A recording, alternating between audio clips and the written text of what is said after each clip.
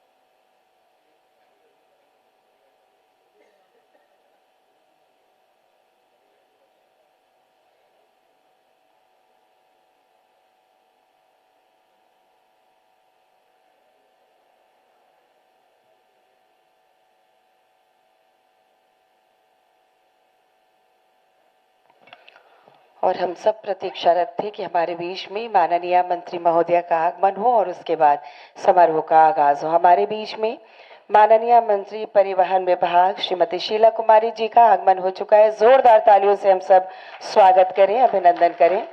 बहुत बहुत स्वागत, बहुत बहुत अभिनंदन। और साथ ही हम मंच पर आमंत्रित करना चाहेंगे मुख्य सचिव बिहार सरकार जनाब आमिर सुबहानी सर को। हम मंच पर बड़े ही सम्मान के साथ आमंत्रित करना चाहेंगे सचिव पर्यावरण वन एवं जलवायु परिवर्तन विभाग श्रीमती वंदना प्रेयसी मैम, कृपया मंच पर पधारें। हम मंच पर आमंत्रित करेंगे उप उच्चायुक्त ब्रिटिश उच्चायुक्त डॉक्टर एंड्रयू फ्लेमिंग सर, आप मंच पर पधारें। सचिव परिवहन विभाग श्री संजय कुमार अग्रवाल जी हमारे बीच में हैं, बहुत बहुत स्वागत, अभिनंदन। राज्य परिवहन आयुक्त बिहार सरकार डॉक्टर आशिमा जैन हमारे बीच में, हम बहुत बहुत स्वागत अभिनंदन करते हैं। हम बहुत स्वागत करना चाहेंगे doctor DK Shukla sir, IFS retired, बहुत बहुत स्वागत अभिनंदन, कृपया मंच पर आप आए। CEO WRI India Shri Madhav Pai sir, मंच पर आपका बहुत बहुत स्वागत अभिनंदन है।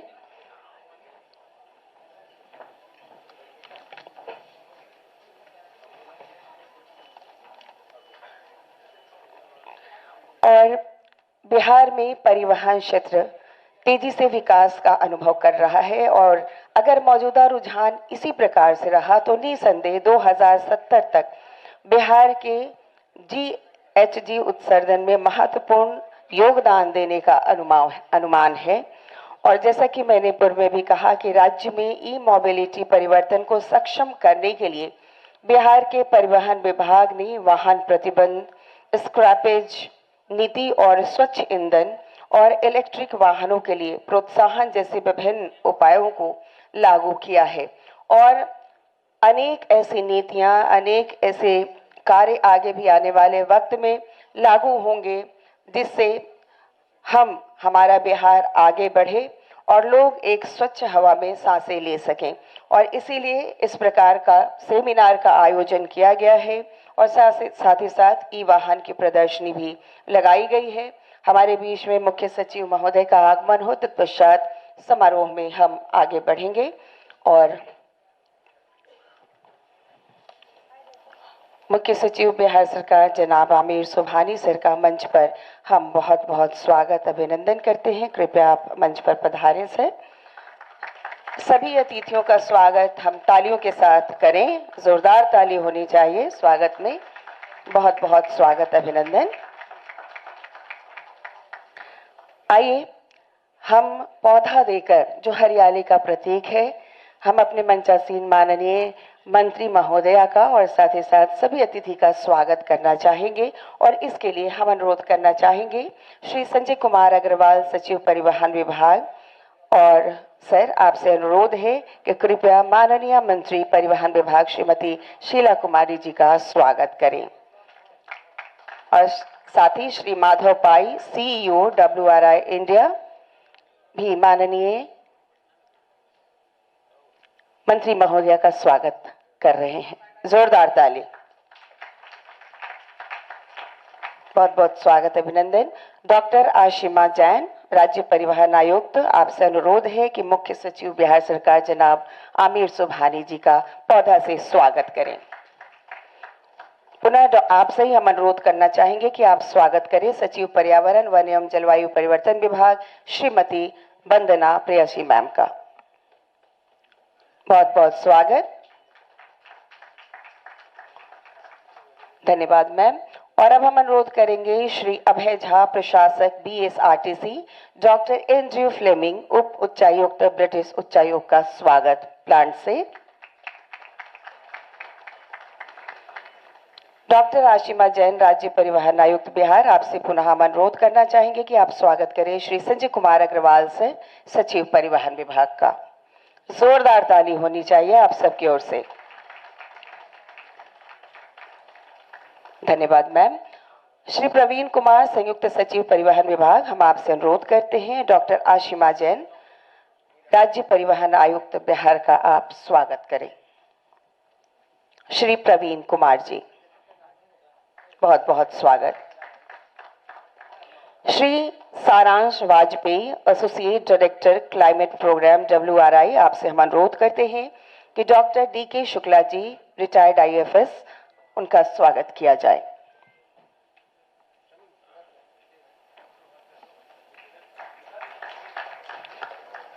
बहुत बहुत स्वागत सर। और अब हम अनुरोध करेंगे श्री प्रवीण कुमार, संयुक्त सचिव, पुनः आपसे अनुरोध करते हैं कि आप स्वागत करें CEO WRI India Shri Madhav Pai ji का।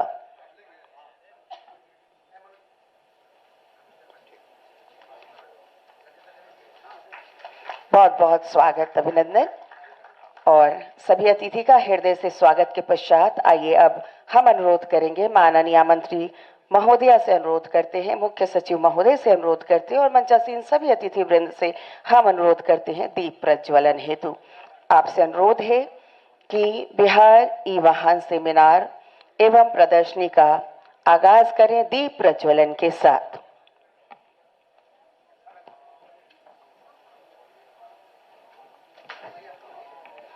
सूचना एवं जनसंपर्क विभाग इस पूरे समारोह का सीधा प्रसारण कर रहा है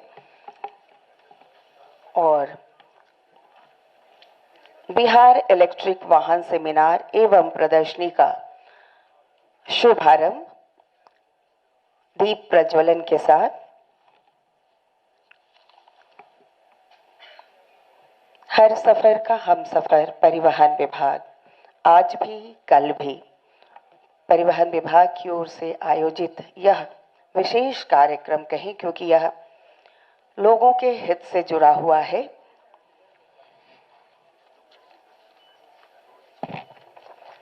नन्हे से दीपक में सजाई बाती रोशनी, चारों तरफ निखरी हुई ज्योति, हर पल तप तप कर तुम हो जाना प्रखर, दीप तुम जलते रहना यूं ही निरंतर, यूं ही निरंतर।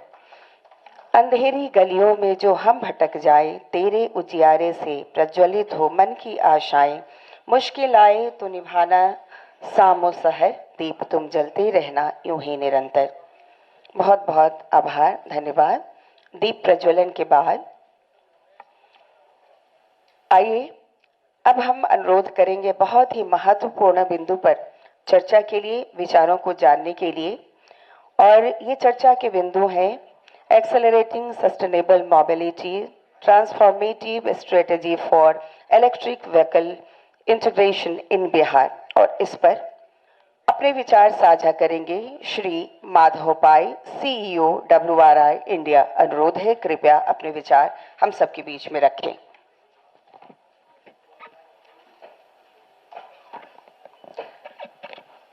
Good morning, everyone. Greetings to all the मंच पे बैठे हुए सारे लोगों को मेरी greetings. Honorable Minister श्री अमीर सुभानी जी, संजय जी, वंदना madam, Shukla ji, also Dr. Fleming, and welcome to all of you delegates. We are very proud to support this Bihar EV Conclave that is being organized by Transport Department, and also we have been working very closely with the Environment Department over the last 2 years to do the climate resilient low carbon development strategies for Bihar. And उसका ये practical निष्कर्ष जो निकल आया है एक EV summit की दौर पे, उसमें इस तरह से एक्टिवली पार्टिसिपेट करने में हमें बहुत अच्छा लग रहा है। इन इंडिया में there were 0.5% penetration of e-vehicle sales in 2018. Today, almost 7% of the vehicles sold are e-vehicles. And this, totally there are about 3.5 million, 35 lakh e-vehicles in India, out of which 15 lakh have been sold in 2023. So, and what is important when we were talking about electric vehicles, 5 years ago, everybody said this is a foreign concept. India does not need electric cars. But in India, we have chosen a uniquely Indian way of electrifying. 95% of the electric vehicles are 2 and 3 wheelers. And I think this is important. We have decided to choose our own path. And why have electric vehicles become affordable? See, 40%, 40% cost battery की होती है. Battery कम battery पर kilowatt hour 5 साल पहले $1,000 की थी. Today it is 1/10 the cost. It is $100 per kilowatt hour. So with residual value, right now we are not even recycling with residual value with other things. The costs will further reduce.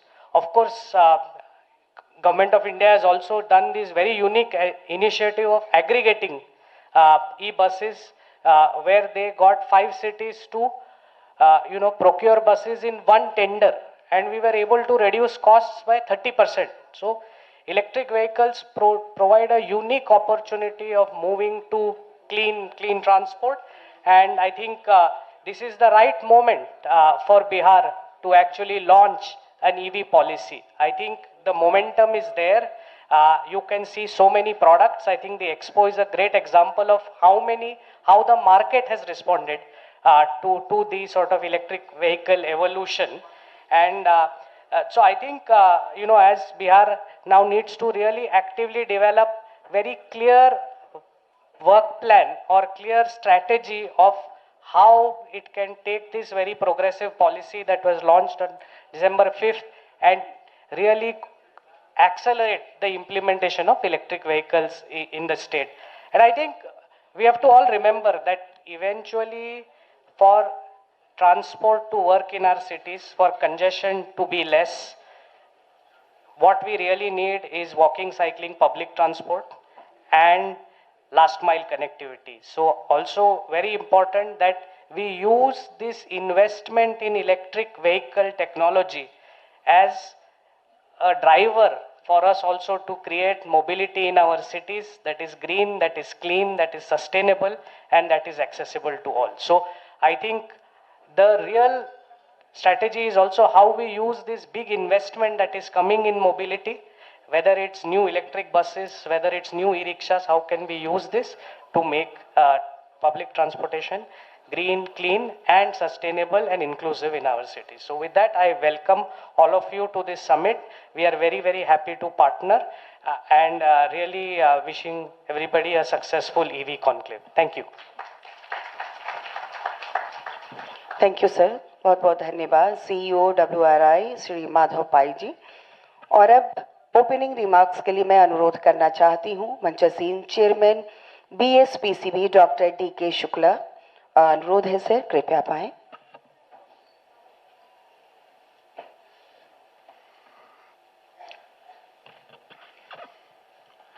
माननीय मंत्री परिवहन विभाग, मुख्य सचिव बिहार सरकार, British high commission के deputy high commissioner doctor Andrew Fleming ji, WRI India के CEO Madhav Pai ji, सचिव पर्यावरण, वन एवं जलवायु परिवर्तन विभाग, सचिव परिवहन विभाग, राज्य परिवहन आयुक्त, WRI की कार्यकारी निदेशक उल्का केलकर जी, हॉल में उपस्थित सभी विशिष्ट अतिथिगण एवं अतिथिगण.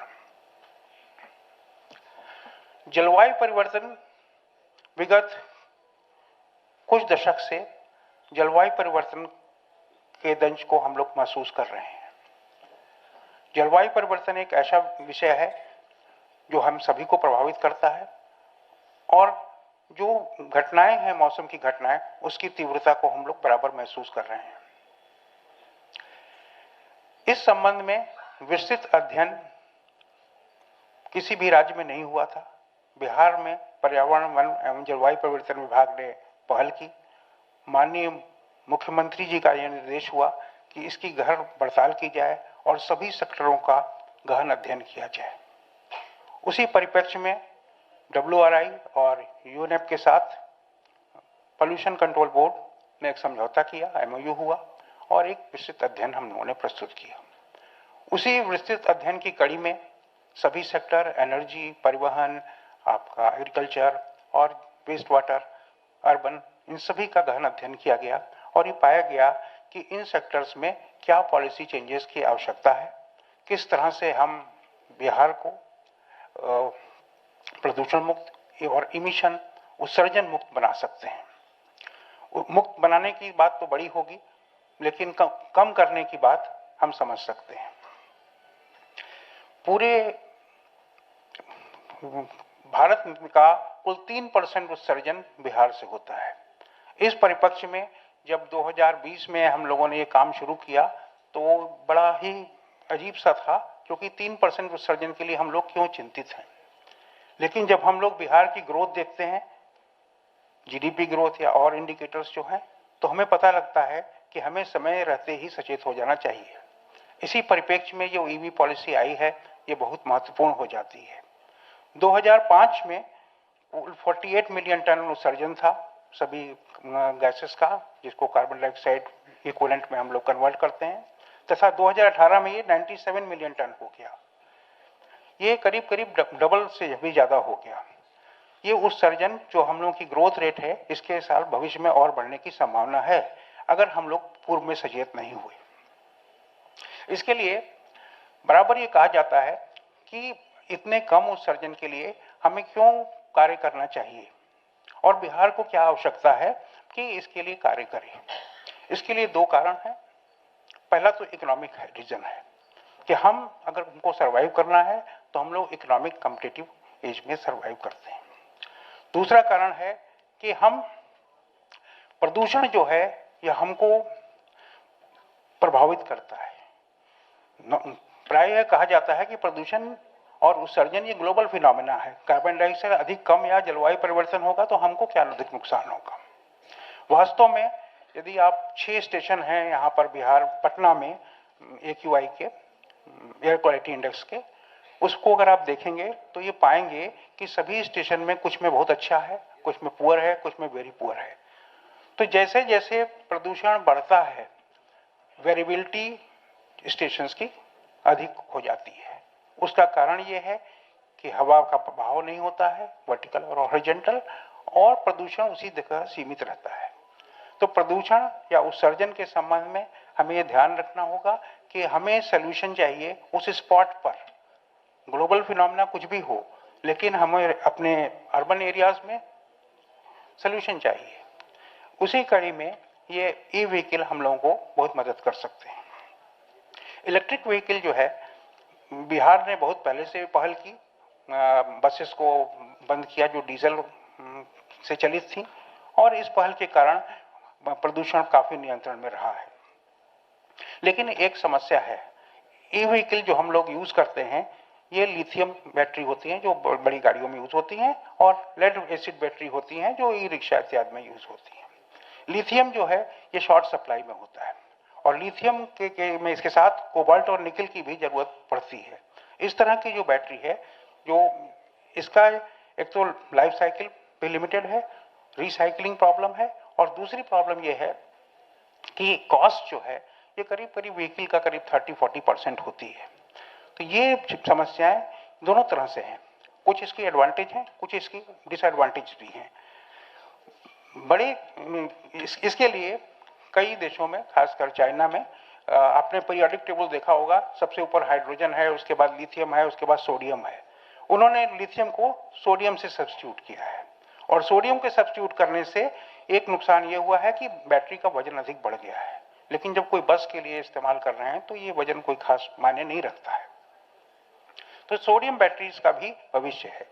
इसलिए जो भी पॉलिसी हमारी जो अभी ईवी पॉलिसी है, ये बहुत सारी चीजों को इंक्लूड करती है, और ये वाइड स्पेक्ट्रम है। जो भविष्य में जो चेंजेस होंगे, बहुत से डेवलपमेंट होंगे, वो भी इसको सम्मिलित हो पाएंगे। दूसरा महत्वपूर्ण चीज है कि रिसाइकलिंग लेड एसिड बैटरी की हम लोगों के यहाँ प्रोविजंस है, और इसके लिए पोल्यूशन कंट्रोल बोर्ड में रूल्स भी हैं।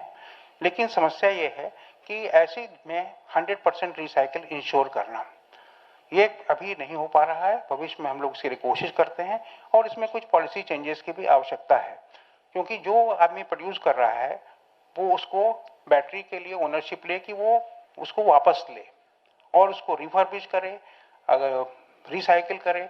क्योंकि अगर हम लोग सर्कुलर इकोनॉमी की तरफ बढ़ना चाहते हैं तो यह हमें करना ही पड़ेगा, हम लोग इस तरह से नहीं कर सकते हैं। BHU ने एक अध्ययन किया जो हम लोगों के द्वारा स्पॉन्सर था, उसमें यहाँ के धूल कणों में भी लेड पाया गया, जब लेड खत्म हो गया है आपके गैसोलीन में और पेट्रोलियम से, तो लेड कहाँ से आ रहा है? ये निश्चय ही ये बैटरीज के जो उत्सर्जन है इससे ही प्राप्त हो पा रहा है। तो इस तरह की ये समस्याएं जो भविष्य की समस्याएं हैं, इसमें हम लोग अभी से सचेत हो गए हैं। ये बहुत ही अच्छी बात है। हमारी ईवी पॉलिसी भी आ चुकी है और इस पॉलिसी से हम लोग बहुत चीजें टैकल कर पाएंगे। सभी समस्याओं का समाधान इससे नहीं हो पाएगा। बैटरी, ईवी व्हीकल, ये एक पूरे जो ट्रांसपोर्ट इकोसिस्टम है उसका एक पार्ट होंगे। हमारे पास मेट्रो डेवलप हो रही है, दूसरी सीएनजी व्हीकल चल रही हैं, तो ये एक पार्ट हो सकता है, लास्ट मिनट कनेक्टिविटी का पार्ट हो सकता है, कुछ छोटी दूरी का पार्ट हो सकता है। इसके साथ ही जो हम लोग ई स्टेशन डेवलप करेंगे, जो चार्जिंग स्पॉट डेवलप करेंगे, उनका भी बड़ा योगदान है ई व्हीकल के प्रसार में। अंत में मैं ये कहना चाहूँगा कि जो भी हम लोग कार्य इस समय ने प्रारंभ किया है, ये एक शुरुआत है, ये एक प्रारंभ है उस चीज़ों का कि हम किस तरह से जलवायु परिवर्तन को अरेस्ट कर पाएंगे और प्रदूषण भी, खासकर जो हमारे अर्बन सेंटर्स हैं, उनको नियंत्रित कर पाएंगे। जय हिंद।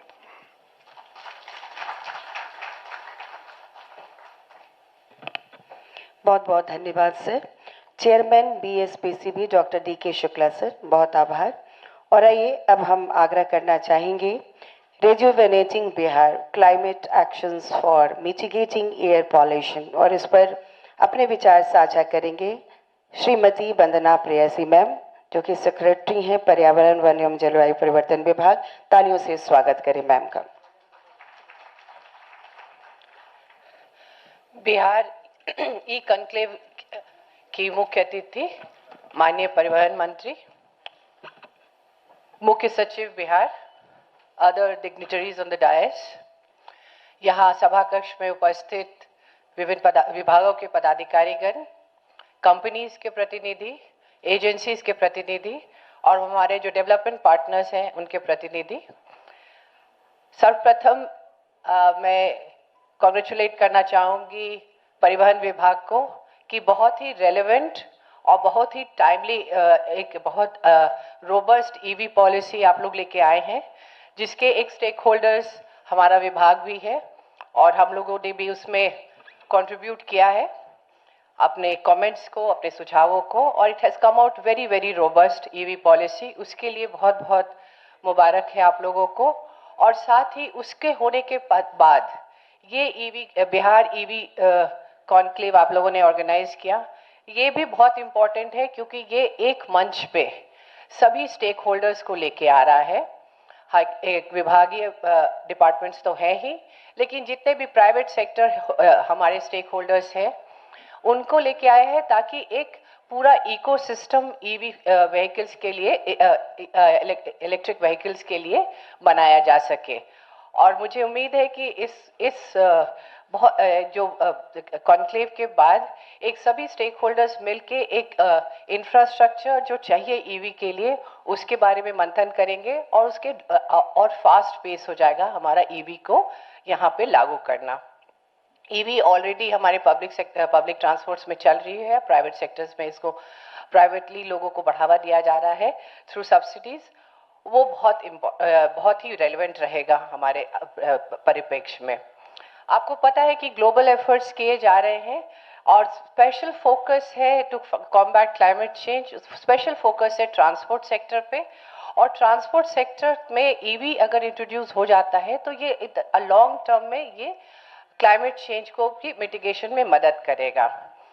और जो ग्लोबल एफर्ट्स है इसमें हमारा बिहार भी शामिल है और वर्ष 2070 तक ग्लोबल एफर्ट्स भी है और हमारे बिहार का और भारत का भी एफर्ट्स है कि हम लोग नेट ज़ीरो एमिशन तक पहुंच जाए। और उस परिप्रेक्ष्य में हमारा जो ईवी जो है, जो हमें डिफाइन करना पड़ेगा कि हमारा ईवी गोल्स क्या है। एक बार हम ये डिफाइन कर लेते हैं तो हमारा जो नेट ज़ीरो एमिशंस का जो टारगेट्स है वो अचीव करने में हम लोग को बहुत सहायता मिलेगी। जैसे आप लोगों को पता होगा कि बिहार का transport sector is one of the fastest growing sector at 20%। और इसके वजह से बहुत सारी रोड्स भी बनी है, बहुत सारा इंफ्रास्ट्रक्चर पे भी दिया गया है। लेकिन क्योंकि ये हाईएस्ट और फास्टेस्ट ग्रोइंग सेक्टर है, यहाँ पे उसका कॉन्कॉमिटेंट प्रॉब्लम्स भी आएंगे, जैसे रोड कंजेशन का प्रॉब्लम है, पोल्यूशन का है, टेल पाइप एमिशंस का है। तो ये सारे प्रॉब्लम्स को, क्योंकि ये इतनी ज़्यादा गति से चल रहा है, तो इसलिए ये आवश्यक है कि हम लोग ईवी पे विशेष फोकस करें। ये ईवी के बहुत फायदे, ईवी के फायदे हैं, और इसलिए हम आप लोग के जो यहाँ के मीडिया के लोग हैं उनको के माध्यम से आम जनता तक भी ये बात पहुँचाना चाहेंगे कि ईवी जो है उसके क्या फायदे हैं। एक तो हमने कोई बात किया कि ग्रीन हाउस एमिशंस को वो रिड्यूस करता है, और इसमें हमारा अगर ईवी का व्यापक यूज होगा तो हमारा एयर क्वालिटी इम्प्रूव करेगा। इसके हेल्थ बेनिफिट्स भी है, जो लंग के प्रॉब्लम्स होते हैं, हार्ट कंडीशंस होते हैं, उसके जो एनवायरनमेंट में पोल्यूशन होता है उसकी वजह से उसमें भी फायदा आएगा। अर्बन हीट पॉकेट्स जो जनरेट होता है फॉसिल फ्यूल्स के डीजल व्हीकल से, उसमें कमी आएगी। नॉइज पोल्यूशन का कम पड़ेगा, क्योंकि it is a quieter vehicle and less disruptive. Resources जो है उसका कंजर्वेशन होगा, और सबसे इम्पॉर्टेंट है कि ये ओवरऑल एक फिजिकल हेल्थ के लिए फायदेमंद है। तो एक ईवी के माध्यम से हम कई सेक्टर्स में हम लोग इसका उपयोग है, इसका फायदा है, और ये हम लोगों को समझना है। हमारा विभाग जो है वो सतत प्रयासरत है कि एयर पोल्यूशन को कम किया जाए, और ई व्हीकल उसमें एक है। और लेकिन इसके अलावा हम लोगों को आपको बताते हुए बहुत खुशी हो रही कि इस पूरे सीजन में, विंटर में, जो हमारा पोल्यूशन का पीक होता है, 400 AQI हम लोगों ने इस बार क्रॉस नहीं किया है। और इसलिए हम धन्यवाद देना चाहेंगे अर्बन डेवलपमेंट डिपार्टमेंट को भी और कंस्ट्रक्शन डिपार्टमेंट्स को कि उन्होंने हमारा सहयोग किया। जो हर साल 400 प्लस रहता था, we have manage to remain below 400 throughout the season, which is first step in the right direction. और हम लोग का प्रयास है कि इसको जितना कम कर सके। हमारा विभाग ने स्वच्छ ईंधन नीति भी लागू किया है, जिससे कि फर्नेस ऑयल और पॉट कोक को टोटली प्रतिबंधित कर दिया गया है। हमारे जो इंडस्ट्रीज है उनको हम लोग ट्रांजिशन करवा रहे हैं, और इसके लिए हम धन्यवाद देना चाहेंगे इंडस्ट्री डिपार्टमेंट को। बहुत सहयोग मिला है कि जिसको हमने CNG और PNG में कन्वर्ट किया है, और कई जो एक्सट्रीमली पोल्यूटिंग इंडस्ट्रीज है उसको हम लोगों ने सिटी लिमिट से बाहर करवाने का भी प्रयास किया है। हमारा जो एयर क्वालिटी मॉनिटरिंग का स्टेशंस बना है वो सबसे पूरे इंडिया में सबसे एक्सटेंसिव बना है। 35 कंटिन्यूअस एम्बिएंट एयर क्वालिटी है हमारा, जो 23 डिस्ट्रिक्ट्स में बना हुआ है। एंड मेरे को लगता है ये इंडिया में बहुत ही रेयर है कि सभी डिस्ट्रिक्ट्स में हमारे पास एयर क्वालिटी का मॉनिटरिंग का स्टेशंस बना है। इसके अलावा हमारा एक बहुत ही intersectoral state action plan for clean air है, जिसमें जो हमारा बन चुका है, जो हम लोग बात कर रहे हैं, और उसमें ट्रांसपोर्ट डिपार्टमेंट और ईवी बहुत इंपॉर्टेंट रोल प्ले कर रहा है। तो हम लोगों ने इंटरसेक्टोरल इंटर डिपार्टमेंटल एक पॉलिसी लिया है, state action plan for clean air. तो हमारा विभाग हम सतत प्रयासरत है कि हमारे बिहार के एयर क्वालिटी इम्प्रूव हो, और इसके लिए ये उसके लिए पॉजिटिव्स ये है कि इस साल हम लोगों ने करीब 4 करोड़ वृक्षारोपण किया है, और अभी वित्तीय वर्ष खत्म नहीं हुआ है, तो मेरा उम्मीद है कि हम we will be able to reach around 5 crore of saplings का प्लांटेशन। तो एक तरफ हम लोग ये पॉलिसीज ला रहे हैं, एक तरफ एक्टिव इंटरवेंशन किया जा रहा है, जैसे कि फॉरेस्ट कवर को भी इंक्रीज किया जाए। तो ये हम धन्यवाद देना चाहेंगे ट्रांसपोर्ट डिपार्टमेंट को कि हमारे विभाग को यहाँ पे महत्वपूर्ण स्थान दिया गया स्टेक होल्डर्स होने के कारण, और मुझे मौका दिया गया कि आप लोगों को विभाग के बारे में और विभाग द्वारा किए गए कार्यों के बारे में बता सके। बहुत बहुत धन्यवाद, and I wish all the best for the conclave. Senior IAS अधिकारी श्रीमती वंदना प्रेसी मैम, बहुत बहुत धन्यवाद। और आइए अब स्वागत संबोधन के लिए और साथ ही साथ empowering Bihar accelerating E mobility for sustainable transportation, इस पर विचार साझा करेंगे और साथ ही साथ स्वागत भी करेंगे Shri Sanjay Kumar Agarwal sir, secretary transport department. Sir तालियों से स्वागत करें।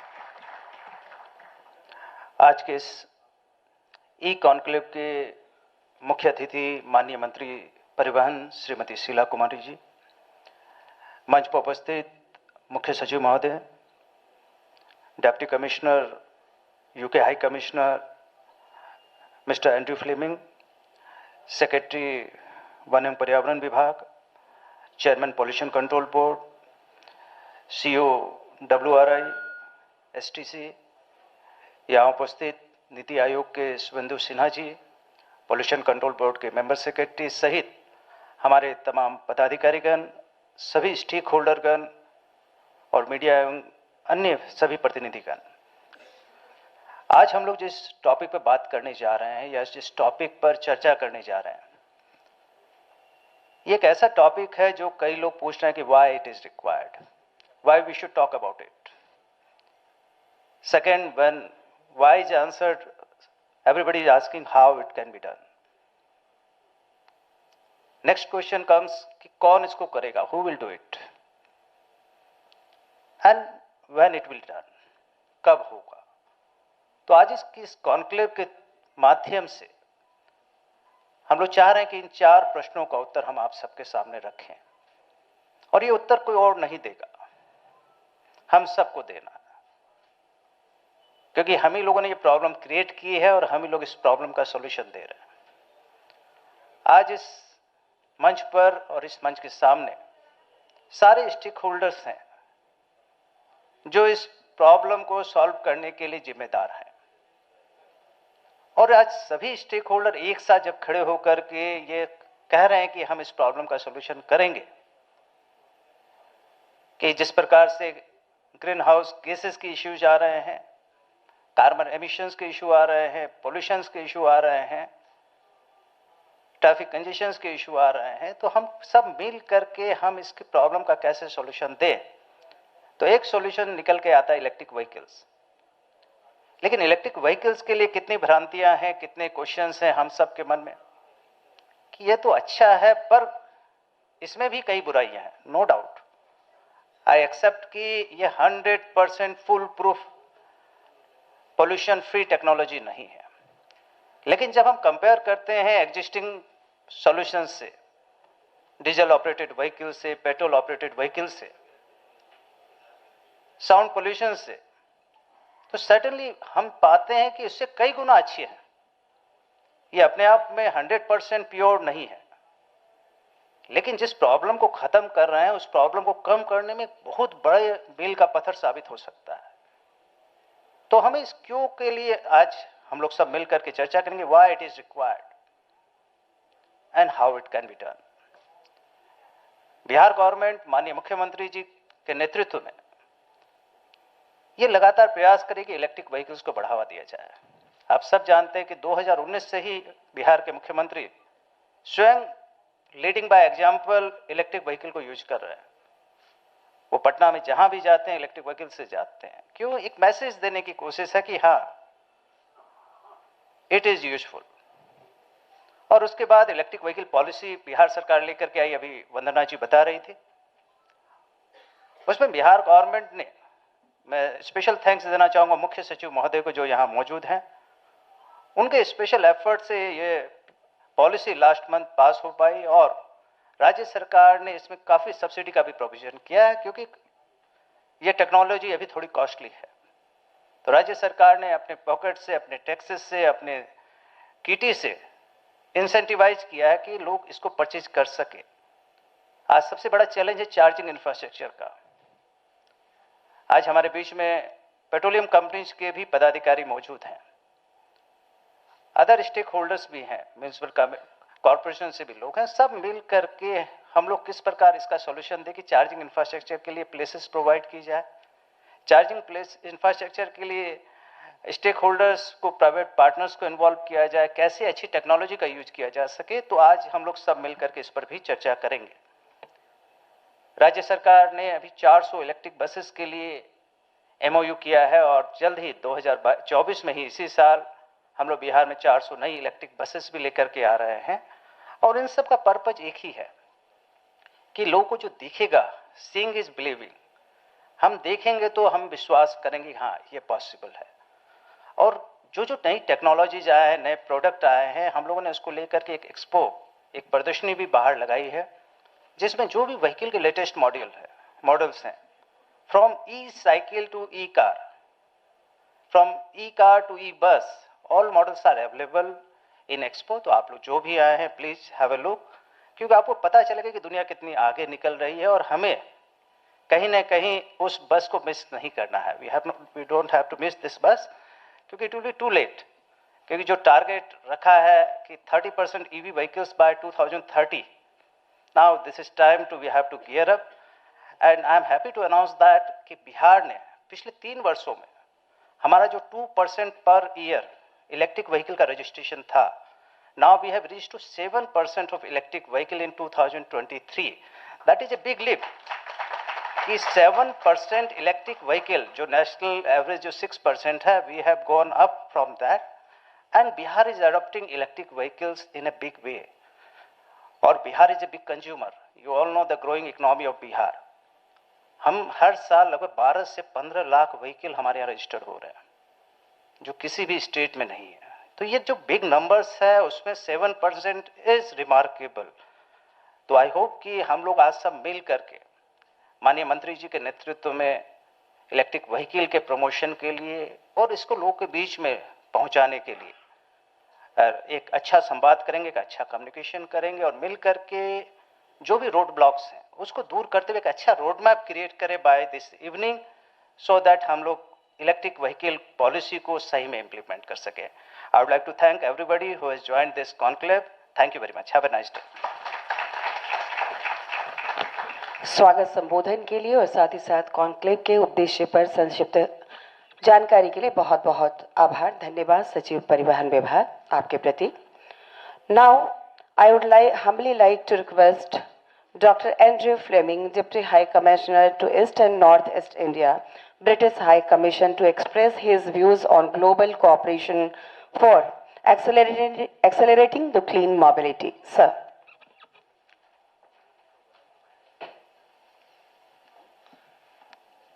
Namaskar.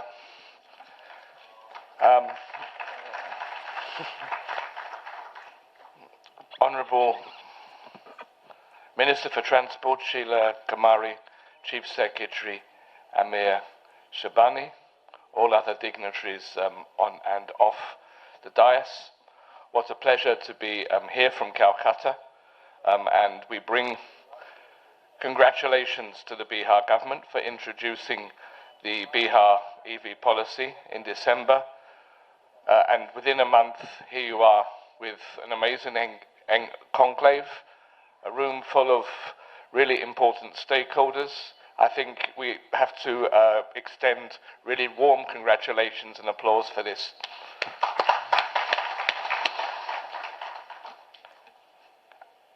It's my first visit to Patna, my first visit to Bihar.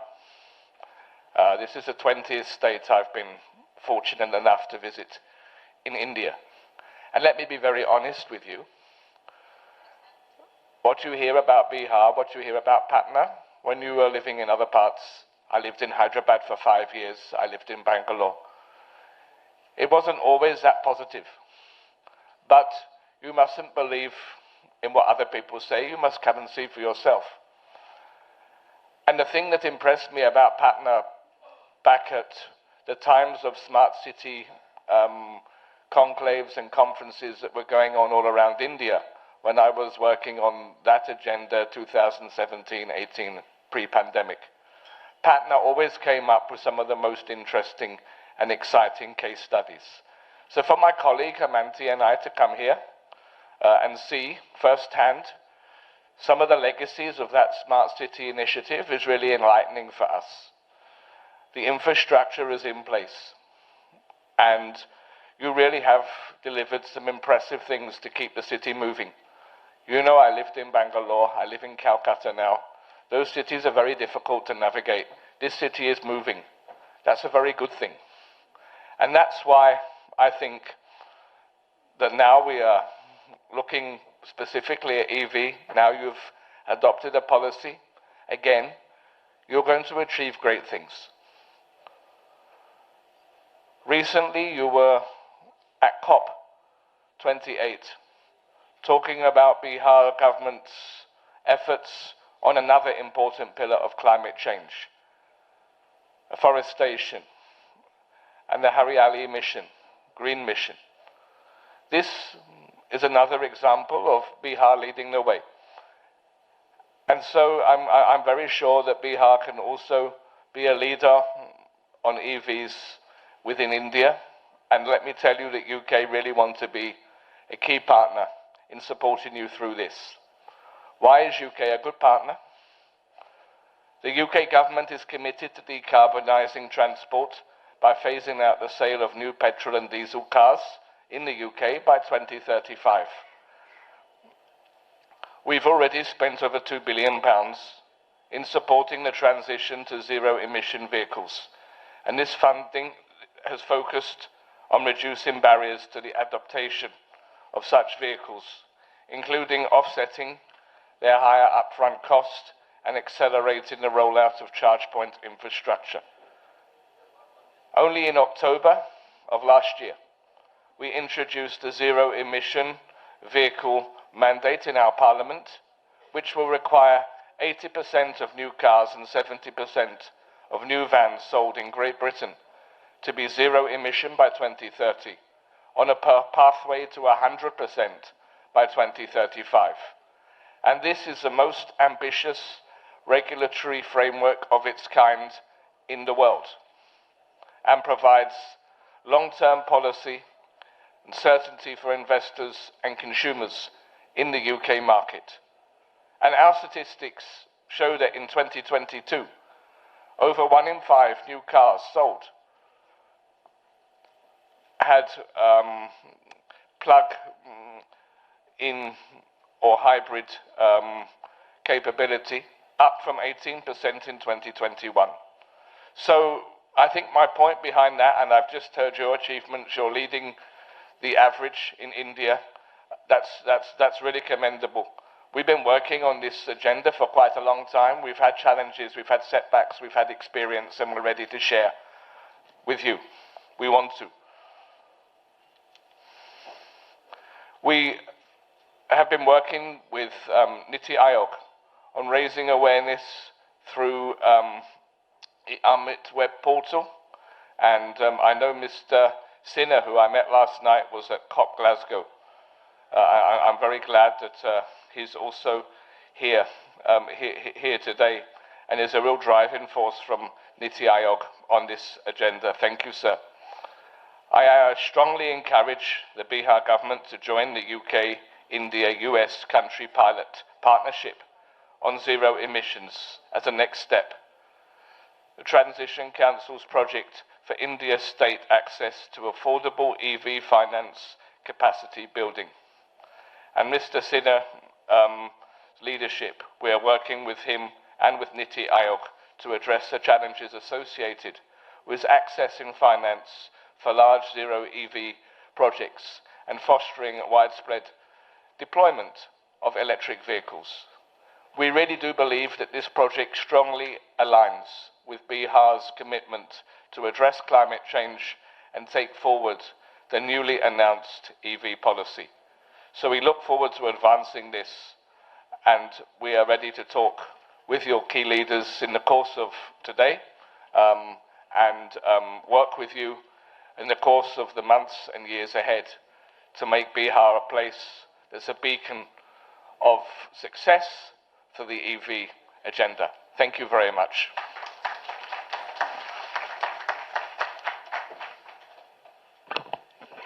I sincerely thank Dr. Andrew Fleming for sharing his thoughts with us. Thank you, sir. Thank you so much.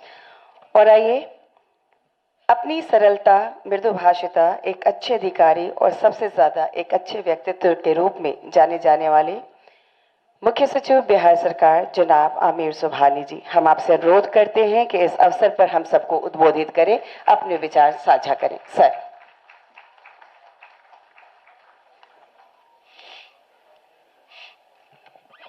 नमस्कार। आज के इस Bihar EV conclave के उद्घाटन समारोह की मुख्य अतिथि परिवहन मंत्री श्रीमती शीला कुमारी जी,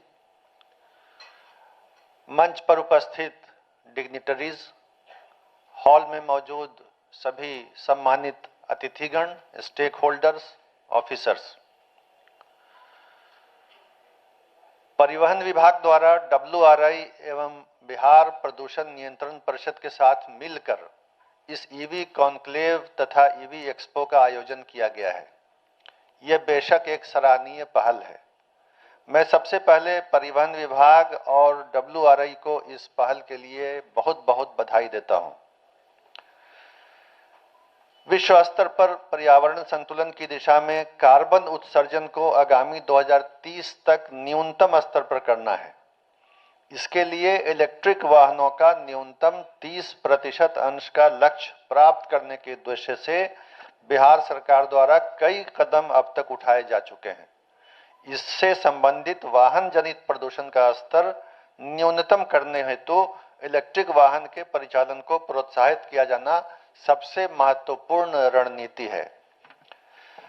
राज्य सरकार ने इलेक्ट्रिक वाहन और उसके संबंधित इंफ्रास्ट्रक्चर को विकसित करने के लिए बहुत गंभीर रूप से सोचा है।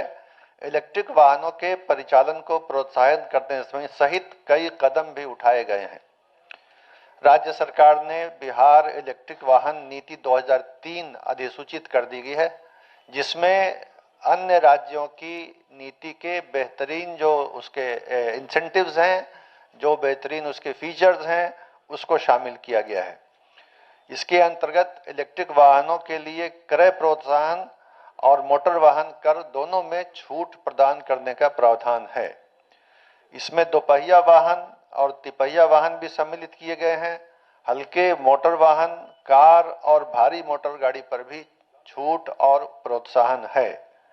मोटर वाहन करों में 75% तक छूट का प्रावधान किया गया है। परचेज इंसेंटिव इसके अलावा है। इलेक्ट्रिक वाहनों के सुगम परिचालन के लिए राज्य के विभिन्न क्षेत्रों में विभिन्न प्रकार के चार्जिंग स्टेशन स्थापित किया जाना काफी महत्वपूर्ण कार्य है। इसके अभाव में नागरिकगण इलेक्ट्रिक वाहन को क्रय एवं उपयोग करने में परहेज करते हैं। इसलिए चार्जिंग स्टेशन स्थापित करने की दिशा में हमें त्वरित कार्रवाई करनी होगी। मैं इस बारे में सभी राज्य सरकार के विभागों को, एजेंसियों को और प्राइवेट स्टेक होल्डर्स को आह्वान करता हूं कि वो चार्जिंग स्टेशन बनाने की दिशा में पहल करें। चार्जिंग स्टेशन के जो प्रावधान नई नीति में है, उसमें कई प्रकार के चार्जिंग स्टेशन का उल्लेख है। AC और DC charger, public charging station, semi public और प्राइवेट चार्जिंग स्टेशन सभी इसमें सम्मिलित हैं। विभिन्न स्तरों पर अधिक उपभोक्ताओं को चार्जिंग स्टेशन उपलब्ध कराने के लिए प्रयास किया जाएगा ताकि लक्ष्य पूरा हो सके। प्रोत्साहन से संबंधित सभी प्रावधान राज्य सरकार की बिहार इलेक्ट्रिक वाहन नीति में ही स्पष्ट रूप से अधिसूचित किए जा चुके हैं। कुछ भी छोड़ा नहीं गया है जिसमें कोई संदेह हो या भविष्य के लिए कोई नया नियम या प्रावधान करने की जरूरत हो। इसलिए मैं आप सबसे अपील करता हूं कि इस दिशा में सोचें, इस कॉन्क्लेव में चर्चा करें और इलेक्ट्रिक वाहनों के प्रोत्साहन के लिए जो रोड मैप बिहार आगे और बनाएगा इस नीति पर आधारित, उसको बनाने में हमारा सहयोग करें। अंत में मैं पुनः आप सबका धन्यवाद देते हुए अपनी बात समाप्त करता हूं। मुख्य सचिव बिहार सरकार जनाब आमिर सुबहानी सर, बहुत बहुत धन्यवाद। महत्वपूर्ण बातों को यहाँ रखने के लिए, अपने विचारों को साझा करने के लिए आभार प्रकट करते हैं सर। और अब हम आमंत्रित करेंगे, एक सशक्त महिला के रूप में आपकी पहचान है। जी हाँ, माननीय मंत्री परिवहन विभाग श्रीमती शीला कुमारी जी, हम आपसे अनुरोध करते हैं कि इस विशेष अवसर पर हम सबको उद्बोधित करें, तालियों से स्वागत करें।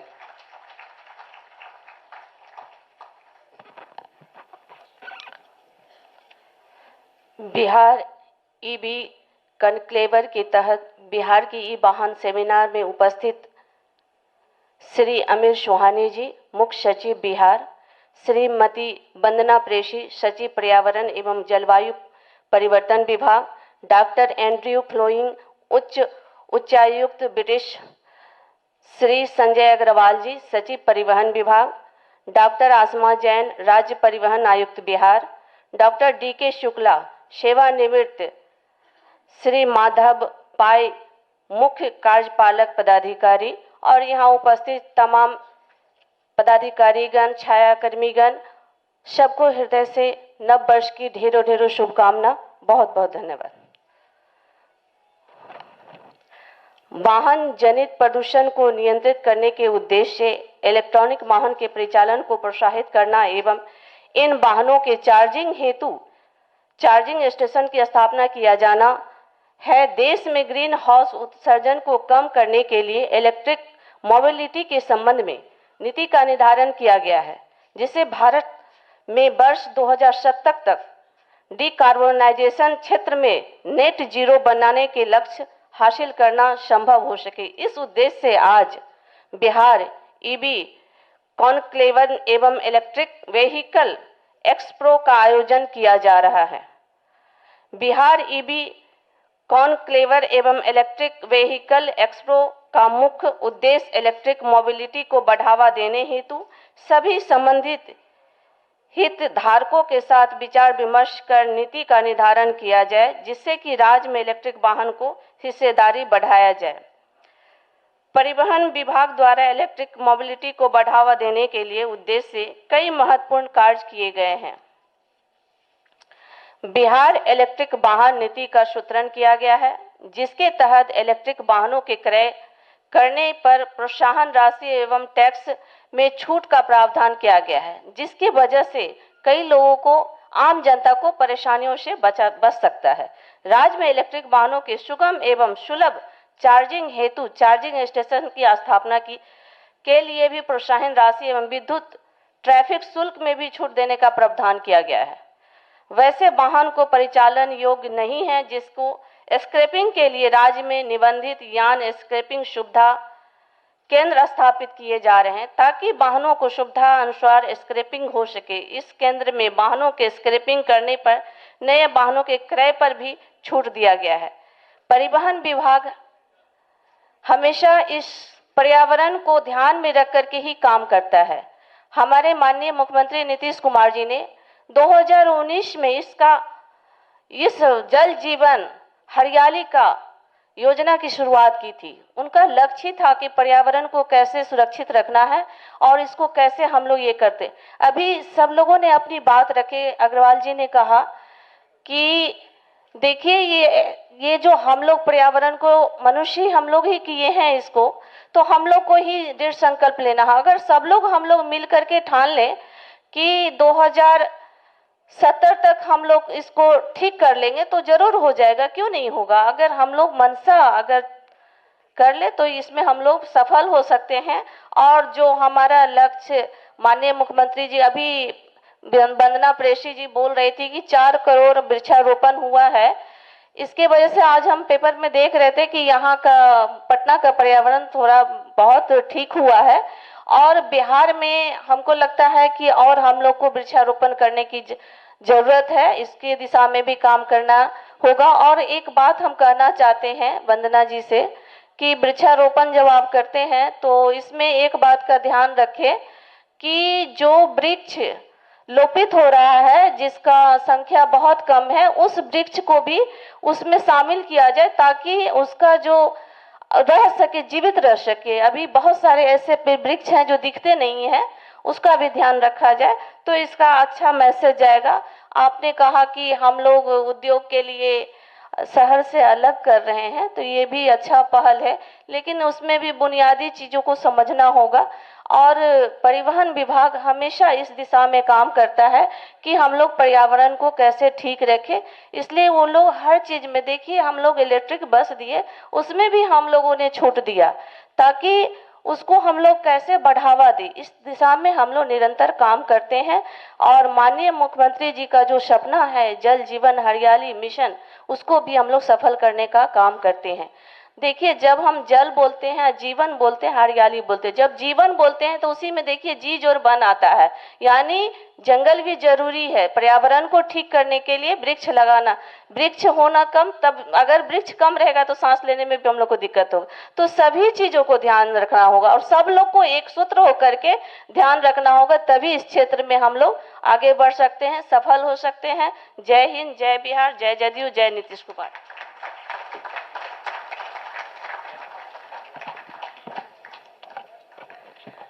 बहुत बहुत आभार। Honourable minister transport department government of Bihar Shrimati Sheela Kumari, बहुत बहुत आभार प्रकट करते हैं। और आइए उद्घाटन सत्र में धन्यवाद ज्ञापन हेतु हम आमंत्रित करना चाहेंगे doctor Ashima Jain, state transport commissioner transport department. Madam.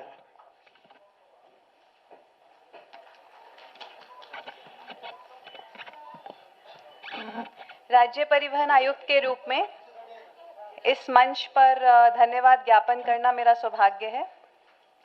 मैं सर्वप्रथम संपूर्ण परिवहन विभाग की ओर से हमारी मुख्य अतिथि माननीय मंत्री महोदया को हार्दिक धन्यवाद देती हूं, जिन्होंने आज इस इलेक्ट्रिक वाहन कॉन्क्लेव एवं एक्सपो के अवसर की शोभा बढ़ाने के लिए अपने व्यस्ततम कार्यक्रम से बहुमूल्य समय निकाला तथा अपने विचारों को हम सभी से साझा किया। मैं हार्दिक आभार व्यक्त करना चाहती हूं हमारे मुख्य सचिव श्री आमिर सुबहानी जी का, जिनके अपार सहयोग से बिहार इलेक्ट्रिक वाहन नीति 2023 अधिसूचित की गई तथा इलेक्ट्रिक वाहनों के प्रोत्साहन की दिशा में कई कदम उठाए गए। हम सभी का निरंतर व सतत मार्गदर्शन करने के लिए तथा आज इस कार्यक्रम में आपकी गरिमामयी उपस्थिति के लिए बहुत बहुत धन्यवाद सर। मैं विशेष धन्यवाद करना चाहती हूँ डॉक्टर एंड्रयू फ्लेमिंग का, जिन्होंने अपना बहुमूल्य समय इस कार्यक्रम के लिए निकाला। आज हमें आपके विचार सुनने का अवसर मिला और यह निश्चित रूप से हमारे भविष्य के कार्यक्रमों व योजनाओं के लिए अत्यंत महत्वपूर्ण सिद्ध होगा। Thank you doctor Andrew Fleming for your esteemed presence in this programme today. इस संपूर्ण आयोजन का एक अहम उद्देश्य है पर्यावरण संतुलन तथा इसी संदर्भ में मैं आभार व्यक्त करूंगी पर्यावरण विभाग की हमारी सचिव श्रीमती वंदना प्रेयसी जी का तथा पोल्यूशन कंट्रोल बोर्ड के अध्यक्ष डॉक्टर डी.के. शुक्ला जी एवं मेंबर सेक्रेटरी चंद्रशेखर जी का, जिनकी उपस्थिति ने इस कार्यक्रम के उद्घाटन सत्र को अति उत्तम रूप से पूर्ण किया। WRI के chief executive officer Shri Madhav पई व उनकी सक्रिय व समर्पित टीम के हर सदस्य के प्रति आभार व्यक्त करना चाहती हूं, जिन्होंने परिवहन विभाग के साथ सतत समन्वय स्थापित कर आज इस कार्यक्रम का सफल आयोजन संभव कराया। और अब विशेष धन्यवाद हमारे सचिव श्री संजय कुमार अग्रवाल जी का, जिन्होंने परिवहन विभाग की पूरी टीम को एक कुशल नेतृत्व दिया है तथा जिनके निरंतर प्रयासों के कारण बिहार इलेक्ट्रिक वाहन नीति 2023 लाई जा सकी। श्री सुदेंदु ज्योति सिन्हा जी एडवाइजर नीति आयोग एवं Shri Vishal Kapoor chief executive officer EESL का हार्दिक अभिनंदन व इस कार्यक्रम में सहभागिता के लिए बहुत बहुत धन्यवाद। मैं उम्मीद करती हूं कि परिवहन विभाग के सभी पदाधिकारियों कर्मियों के सहयोग से तथा यहां उपस्थित विशेषज्ञों व स्टेक होल्डर्स तथा विभिन्न कंपनियों, एजेंसियों, मीडिया के प्रतिनिधियों के सहयोग से आज ये इलेक्ट्रिक वाहन कॉन्क्लेव व एक्सपो अत्यंत सफल रहेगा एवं बिहार राज्य में इलेक्ट्रिक वाहनों के प्रोत्साहन की दिशा में एक कारगर कदम होगा। धन्यवाद। उद्घाटन सत्र के धन्यवाद ज्ञापन हेतु बहुत बहुत आभार मैम, बहुत धन्यवाद। और अब हम स्मृति चिन्ह भेंट करना चाहेंगे मंचासीन अतिथियों को। सबसे पहले हम अनुरोध करेंगे श्री संजय कुमार अग्रवाल सर, सचिव परिवहन विभाग, आप स्मृति चिन्ह भेंट करें माननीय मंत्री परिवहन विभाग श्रीमती शीला कुमारी जी को। जोरदार ताली आप सबकी ओर से। बहुत बहुत धन्यवाद सर। और अब आग्रह करेंगे राज्य परिवहन आयुक्त डॉक्टर आशिमा जैन जी, हम आपसे अनुरोध करते हैं कि आप मुख्य सचिव बिहार सरकार जनाब आमिर सुबहानी जी को स्मृति चिन्ह भेंट करें।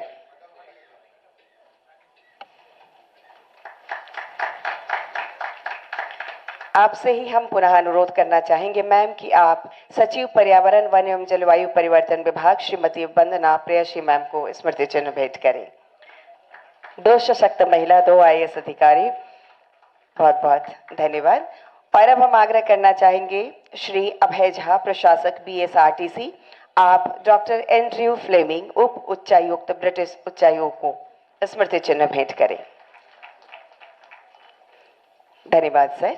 और अब अनुरोध करूंगी Shri Saransh Vajpayee, associate director climate programme WRI, आप doctor DK Shukla, IFS retired, स्मृति चिन्ह भेंट करें। श्री प्रवीण कुमार, संयुक्त सचिव परिवहन विभाग, हम अनुरोध करेंगे कि आप CEO WRI India Shri Madhav Pai ji को स्मृति चिन्ह भेंट करें।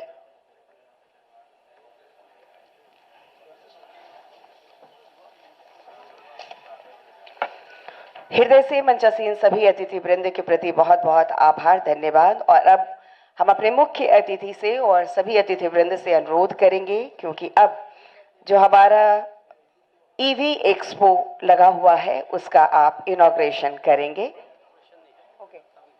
विजिट करेंगे, ओके, तो उसका अवलोकन करेंगे हमारे माननीय मंत्री, मुख्य सचिव और मंच पर उपस्थित सभी अतिथि। जो एक्सपो है EV एक्सपो,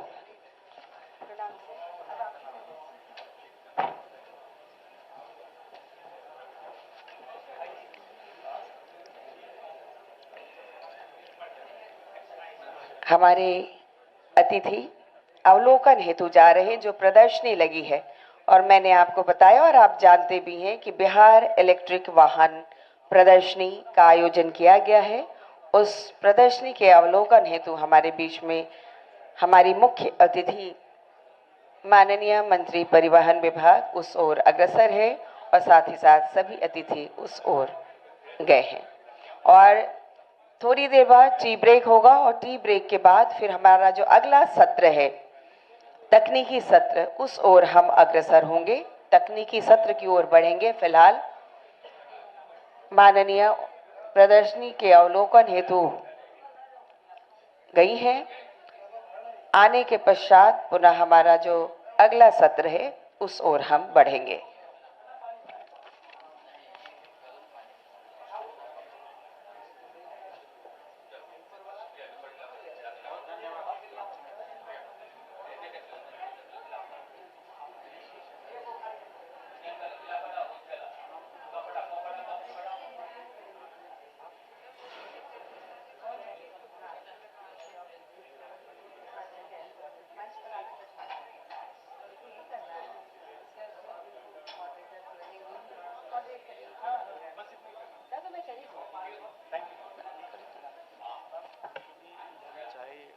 नहीं, गरम चाय पी लो भाई, गरम, मेरी आवाज थोड़ी।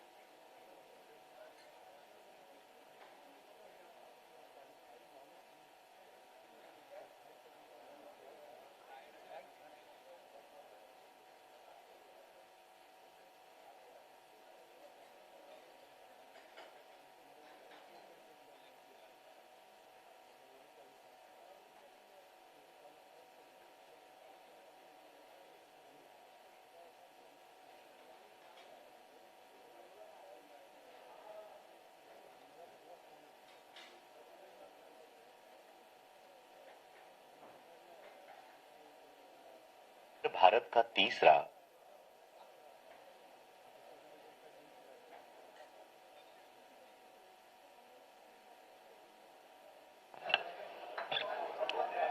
मुझे लगता है कि आप सबकी चाय भी हो गई होगी, नाश्ते भी हो गए होंगे और अपनी जगह पर आप सब बैठ जाएं और एक साथ हम लोग एक वीडियो को देखते हैं। और ये वीडियो है the development of Bihar strategy for climate resilient low carbon development. तो आइए इस पर एक आधारित हम छोटा सा वीडियो देखते हैं और आप सबसे हमारे गुजारिश है कि कृपया अपनी जगह लेकर आप बैठ जाएं, क्योंकि कुछ ही देर में हमारा तकनीकी सत्र जो है उसकी शुरुआत होगी। तो आपसे मैं पुनः अनुरोध करना चाहूंगी कि अपनी जगह लेकर बैठ जाएं। आइए एक वीडियो देखते हैं हम सब। Madam video. भारत के पूर्वी भाग में स्थित बिहार भारत का तीसरा सबसे बड़ा आबादी वाला राज्य है और क्षेत्रफल की दृष्टि से 12वां सबसे बड़ा राज्य है। हाल के दशक में बिहार ने अपने आर्थिक विकास में महत्वपूर्ण प्रगति की है। कोविड-19 के कारण आई मंदी के बावजूद बिहार आय में वृद्धि दर्ज करने वाला एकमात्र राज्य था। दूसरी ओर राज्य अति जलवायु संवेदनशील है। विगत कुछ दशक से राज्य में आपदाओं की तीव्रता और आवृत्ति में काफी बढ़ोतरी हुई है। राज्य बाढ़, सूखा, हीट वेव्स, लाइटनिंग आदि जैसी कई आपदाओं का सामना कर रही है। Department of science and technology द्वारा किए गए अध्ययन में भारत के 50 जलवायु परिवर्तन के प्रति अति संवेदनशील जिलों में बिहार के 14 जिले शामिल हैं। राज्य ने इस पृष्ठभूमि में मिटिगेशन एंड एडेप्टेशन की दिशा में अनेक उत्कृष्ट कार्य किए हैं। उदाहरण जल जीवन हरियाली मिशन ने बिहार को जलवायु परिवर्तन से निपटने में अग्रणी राज्यों की श्रेणी में उल्लेखित किया है।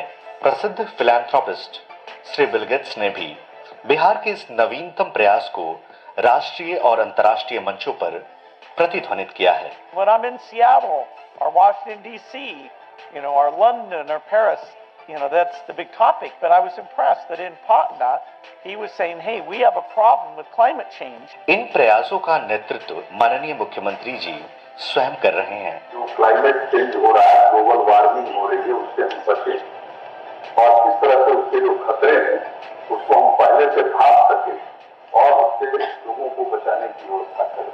देश के लगभग सभी प्रमुख राज्यों और दुनिया के कई हिस्सों से आगे बिहार ने 2070 तक क्लाइमेट रेजिलिएंट और कार्बन न्यूट्रल बनने की पहल की है।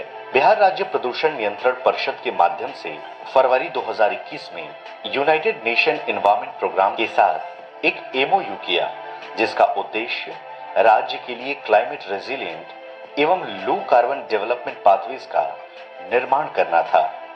रणनीति विकसित करने के लिए अंतर्राष्ट्रीय स्तर पर प्रसिद्ध संगठनों का एक टेक्निकल कंसोर्टियम बनाया गया। रेजिलियंस सेगमेंट में WRI इंडिया ने अल्पकालिक, मध्यम अवधि, दीर्घकालिक सिफारिशों को लक्षित करते हुए बहुआयामी दृष्टिकोण अपनाया है, जिसके बाद climate trends, risks, future projections, vulnerability assessment एवं पॉलिसी एनालिसिस का अध्ययन किया गया है।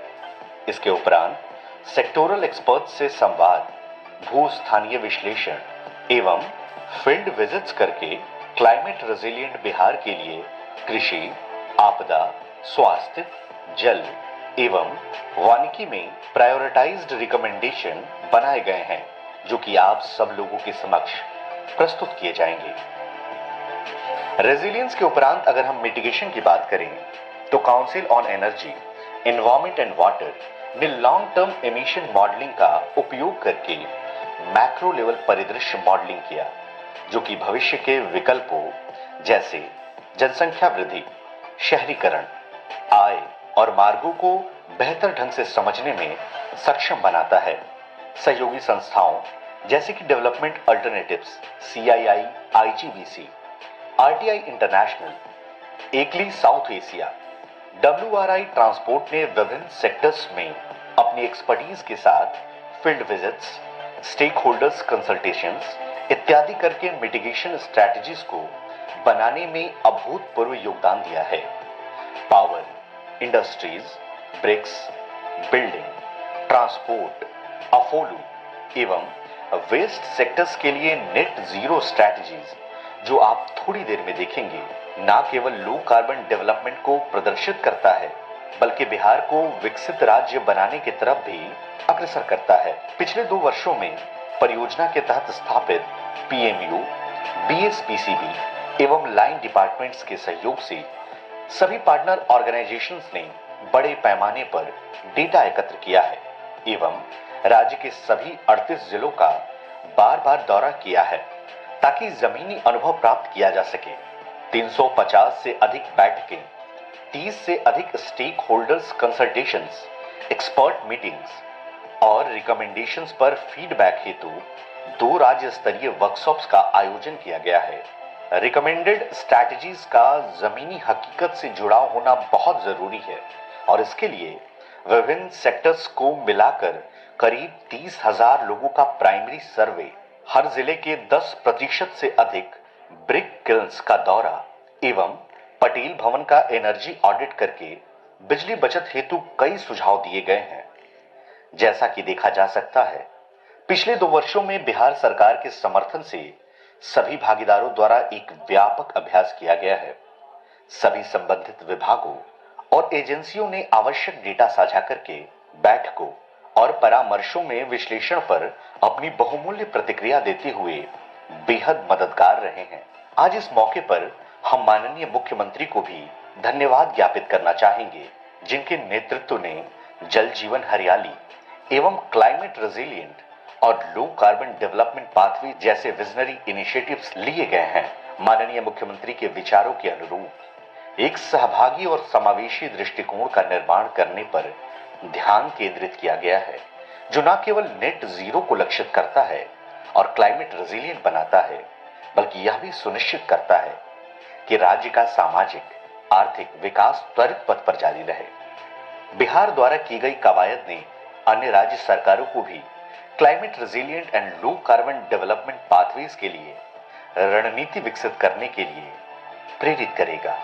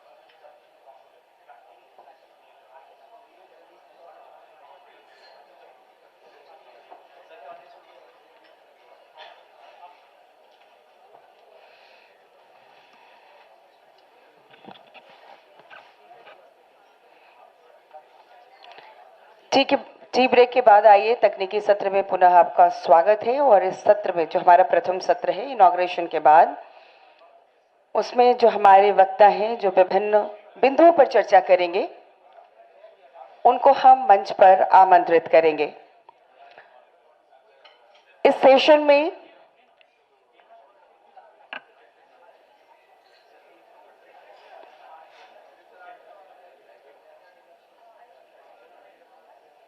हो गया, मैं बुलाऊं?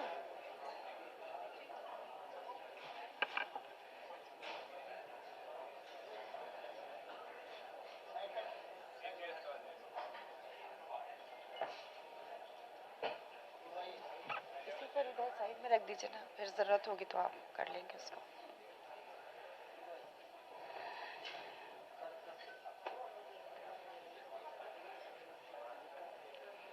मैं आप सभी का इस तकनीकी सत्र में बहुत बहुत स्वागत अभिनंदन करती हूँ। मुझे लगता है आपकी चाय लगभग खत्म हो गई होगी। आप सब अपनी अपनी जगह ले लें ताकि मैं इस सत्र की शुरुआत कर सकूं। इस सेशन में चर्चा होगी importance of state action for E mobility. इससे जुड़े विभिन्न बिंदुओं पर बातें होंगी, विचार रखे जाएंगे।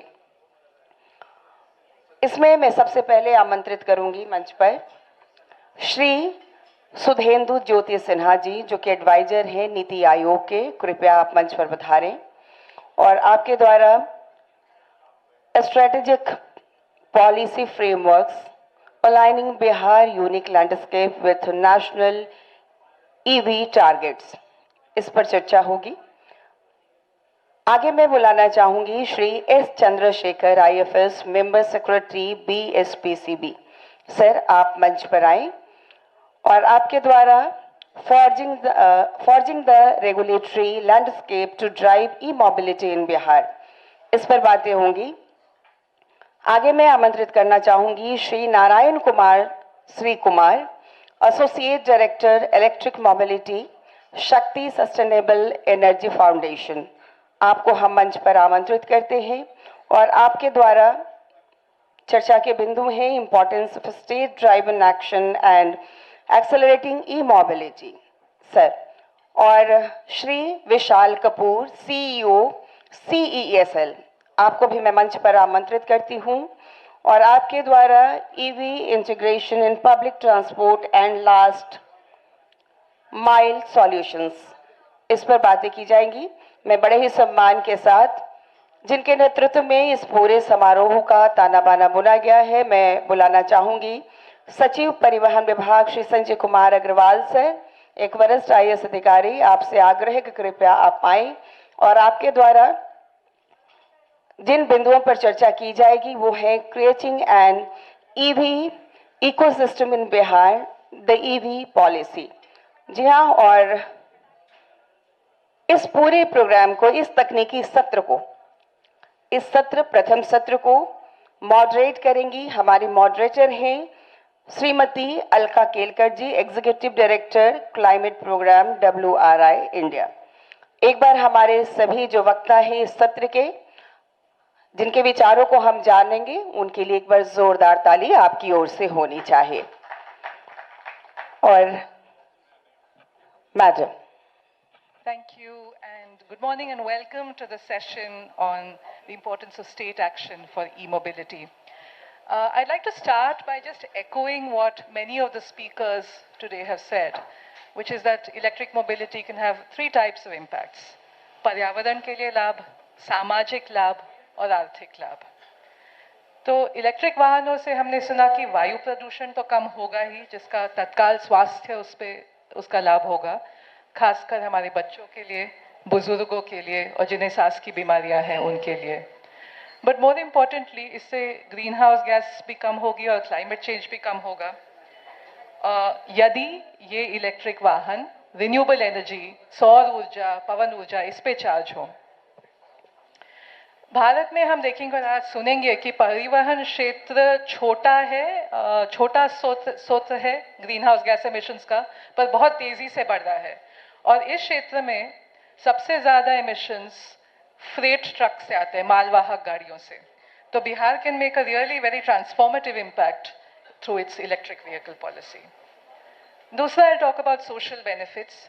जैसे इलेक्ट्रिक वाहन आते हैं तो हम अगर सार्वजनिक परिवहन, पब्लिक ट्रांसपोर्ट, शेयर ट्रांसपोर्ट, इस पे अगर अधिक ध्यान केंद्रित करें तो गतिशीलता का ये जो नया रूप आ रहा है, this can also be affordable to all segments of society, खासकर महिलाएं या ग्रामीण पॉपुलेशन जो है।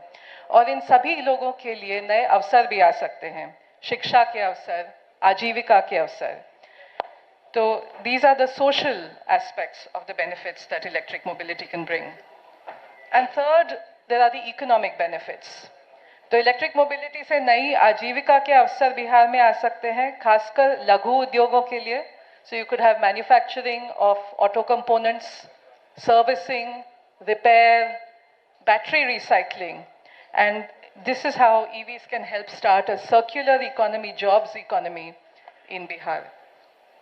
So with this background, today's session will discuss state-level action to support this transition, the role of government, policymakers, the role of regulators, the role of companies, the role of investors, and many other stakeholders in nurturing the EV ecosystem in India. And I'm grateful to all the panelists who have joined us today.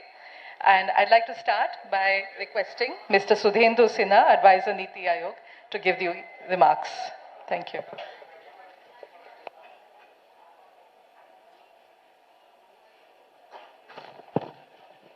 Thank you, उल्का.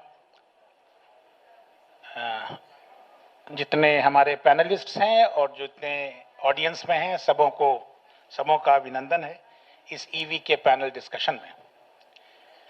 जो बिहार की कहानी है वो करीब 3 वर्षों में 13,000 EV से 134,000 ईवी की कहानी है.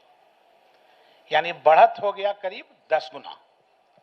ये 3 वर्षों में 10 टाइम्स का अचीवमेंट. और जैसा फीडबैक वाहन पोर्टल जो कि जहां सारी गाड़ियां रजिस्टर्ड होती हैं, पोर्टल में एंट्री की जाती हैं, वहां से देख रहा हूं नेशनल ईवी रजिस्ट्रेशन इस वर्ष करीब, अभी तक इस वर्ष का फिगर है 12.5 लाख हो चुके हैं.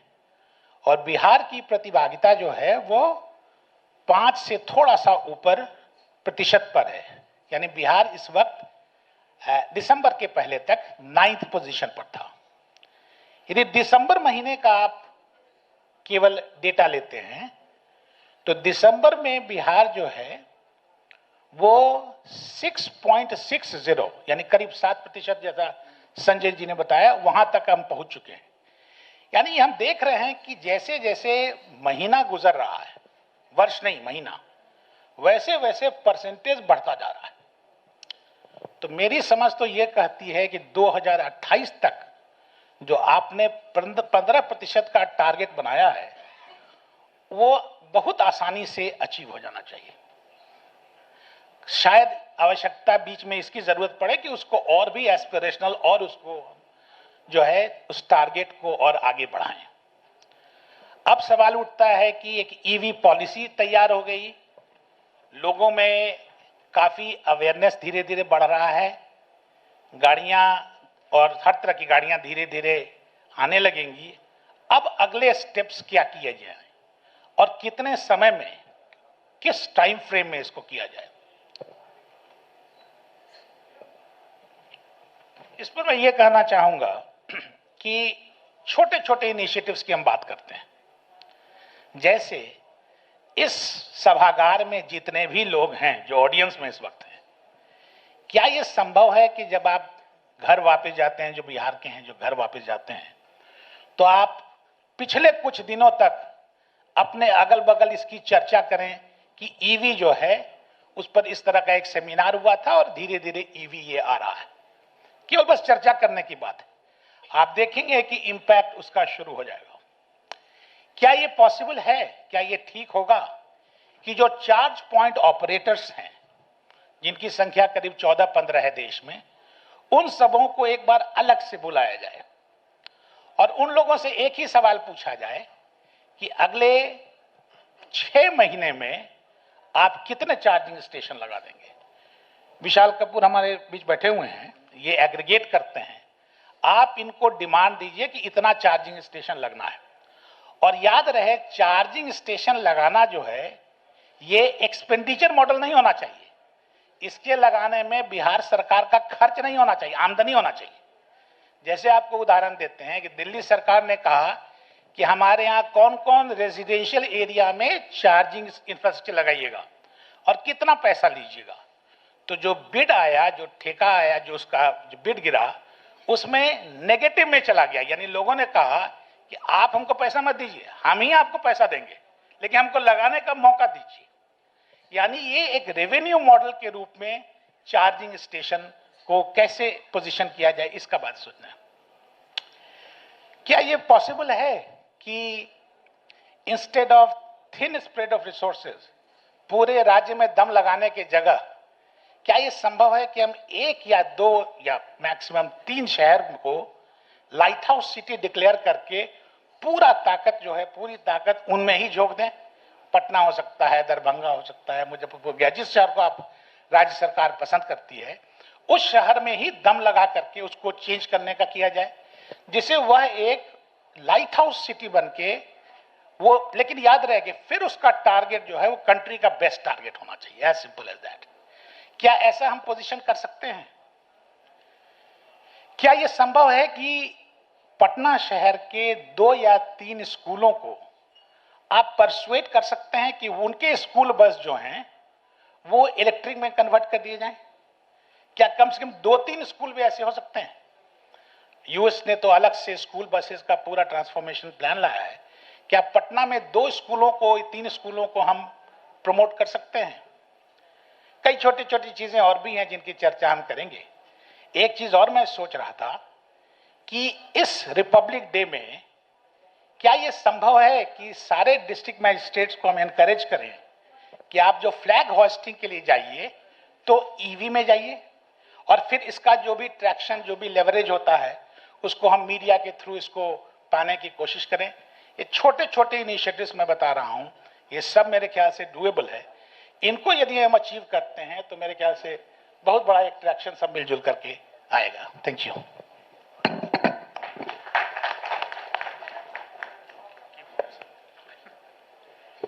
Thank you so much for those very constructive, very inspiring suggestions.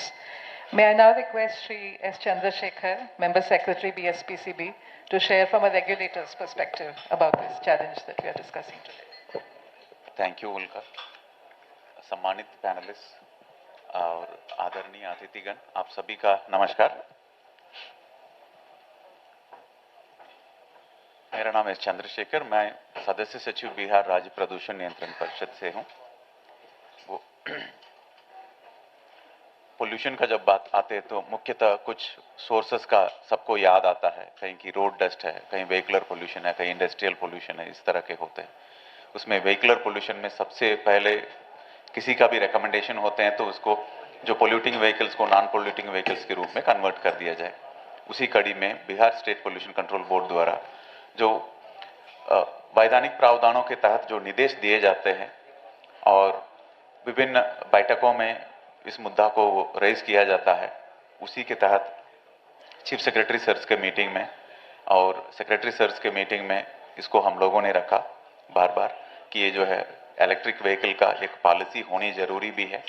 और उसके पहले से ही ट्रांसपोर्ट डिपार्टमेंट ने एक ड्राफ्ट में रेडी कर लिया गया था और 2023 में हम लोगों का ई व्हीकल पॉलिसी बिहार सरकार का वो लॉन्च हो चुका है। इसके लिए सर्वप्रथम मैं सचिव महोदय परिवहन विभाग को मैं बधाई देना चाहता हूं और धन्यवाद भी देना चाहता हूं, क्योंकि ये इसका असर प्रदूषण का स्तर वायु की गुणवत्ता में दिखने लगा है।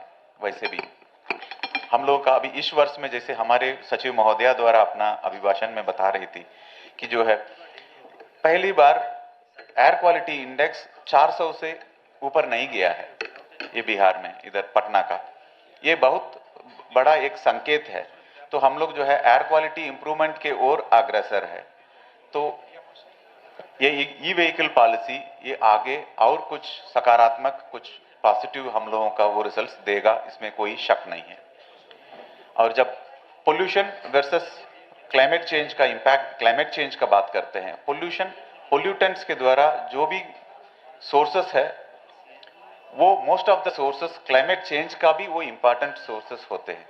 और एज अ पोल्यूटेंट वो इमीडिएटली हम लोगों का हेल्थ, आदमी का हेल्थ को और जानवरों का हेल्थ को इमीडिएट अफेक्ट करता है। लेकिन जो क्लाइमेट चेंज का जो कारक होते हैं उसका इम्पैक्ट थोड़ा धीरे से पता चलता है, लेकिन बहुत लंबा समय तक वो बने रहते हैं। और ट्रांसपोर्ट सेक्टर को डिकार्बनाइज करने के दिशा में Bihar state pollution control board under department of environment, forest, climate change द्वारा सीएनजी और ई व्हीकल्स को प्रोत्साहित करने का वो बराबर जो है इस मुद्दा को रेज करते रहा है। 2 वर्ष के पहले एक भी सीएनजी स्टेशन यहाँ नहीं था, फ्यूल स्टेशन। आज के डेट में 108 स्टेशन से ज़्यादा ही अभी वो बढ़ रहे हैं। इसके लिए मैं सभी ऑयल कंपनीज को भी मैं बहुत बहुत धन्यवाद देना चाहूँगा। और ई व्हीकल्स के मामले में बिहार स्टेट में 30% से ज़्यादा का ग्रोथ है, व्हीकल का जो बढ़ रही है।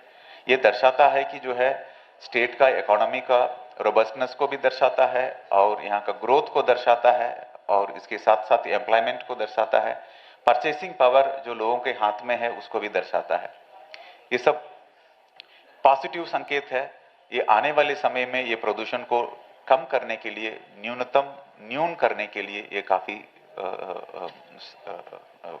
सक्सेसफुल सिद्ध होगा। साथ साथ ट्रांसपोर्ट डिपार्टमेंट द्वारा ई व्हीकल्स को सर्वप्रथम बढ़ावा देने के लिए सबसे पहले एक नीति ऐसा तैयार किया, मतलब ये ई व्हीकल नीति के पहले एक नीति था कि जो है इसको प्रोत्साहित करने के लिए सिर्फ पटना में जो डीजल ड्रिवन ऑटो रिक्शास है वो उसको ई रिक्शास के रूप में हो, और जो डीजल ड्रिवन ऑटो रिक्शास को या अन्यथा वो जो है रेट्रोफिटिंग करके सीएनजी ड्रिवन ऑटो रिक्शास हो। इसमें सब्सिडीज भी दिया गया था। उसका नतीजा इतना है, इसका इम्पैक्ट इतना है कि अब जो है इतना संख्या में हो गया है ई रिक्शास और ऑटो रिक्शास सीएनजी ड्रिवन कि वो अब वो रोड का कंजेशन, ट्रैफिक कंजेशन होने लगा। तो वो ये पॉलिसी को अभी अदर सिटीज में भी उसको लागू करने के लिए ट्रांसपोर्ट डिपार्टमेंट द्वारा बहुत ही सक्रिय काम कर रहे हैं। उसमें मुजफ्फरपुर और गया में भी जो नॉन अटेनमेंट सिटीज में 3 सिटीज में ये भी आती हैं, उसमें भी वो करने का वो पहल कर रहे हैं, उसको लागू कर रहे हैं। जो भी ई व्हीकल्स के स्टेट के अंदर उसको सक्सेसफुली उसको बढ़ाने के लिए जो जरूरतें हैं, इस ई व्हीकल पॉलिसी में ट्रांसपोर्ट डिपार्टमेंट द्वारा उसको शामिल किया गया है। बीट वो व्हीकल का स्क्रैपिंग का हो या बैटरी का रिसाइकलिंग का हो या बैटरी को डिस्पोज करने का हो, हर तरह का चीज इस पॉलिसी में सम्मिलित किया गया है। और इसमें पब्लिक प्राइवेट पार्टनरशिप का भी है या प्राइवेट एजेंसीज का भी है, गवर्नमेंट एजेंसीज का भी है, सभी तरह का हितधारकों का, स्टेक होल्डर्स को इसमें साथ लिया गया है।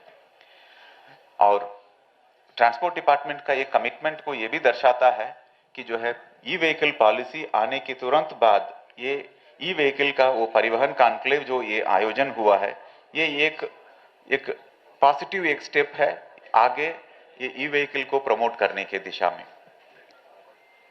और रिसेंटली करीब 4-5 महीना से पर्यावरण, वन एवं जलवायु परिवर्तन विभाग में हमारे सचिव महोदया द्वारा एक यूनिक डिसीजन लिया गया था, जिसके तहत प्रत्येक शुक्रवार को सभी स्टाफ ऑफिसर्स वो नॉन पोल्यूटिंग व्हीकल से ही ऑफिस आए। सो इसी दिशा में पर्यावरण, वन, जलवायु परिवर्तन विभाग और परिवहन विभाग मिलके काम कर रहे हैं। साथ साथ हम लोगों का पार्टनर ऑर्गेनाइजेशंस है, जैसे WRI है, वो भी इसमें साथ में पार्टनर है। ये डिकार्बनाइजिंग द ट्रांसपोर्ट सेक्टर के विषय पर वो उनके लिए भी मैं बहुत बहुत धन्यवाद देना चाहता हूं। और यहाँ ये भी एक मैंने रिकॉर्ड करना चाहता हूं, Bihar state pollution control board द्वारा यूनाइटेड नेशन एनवायरनमेंट प्रोग्राम के साथ climate resilient low carbon development pathway for Bihar का एक स्टडी का आयोजित करके उसको स्टडी की जा रही है, वो अंतिम चरण में है। उसके तहत यह उद्देश्य ये है, ये प्लान एक तैयार किया जाएगा शॉर्ट टर्म, मीडियम टर्म और लॉन्ग टर्म का, जिसके तहत जो है जैसे नेशनल टारगेट है 2070 तक कार्बन न्यूट्रल बनना है, उसकी दिशा में स्टेट के लेवल से सब नेशनल लेवल पे हमको क्या अप्रोच अडॉप्ट करना चाहिए, उसके दिशा में वो काम कर रहे हैं। जल्दी से जल्दी ये रिपोर्ट विमोचन होने वाला है। इसी दिशा में ऑलरेडी हम लोग स्टडी के ही स्टेज में है, तब तक ट्रांसपोर्ट डिपार्टमेंट एक्शन में आ गए हैं। उसके लिए मैं बहुत बहुत धन्यवाद सर, आप सभी को धन्यवाद। Thank you so much. Thank you very much. We're indeed very grateful to be partnering with the Environment Department and the Pollution Control Board.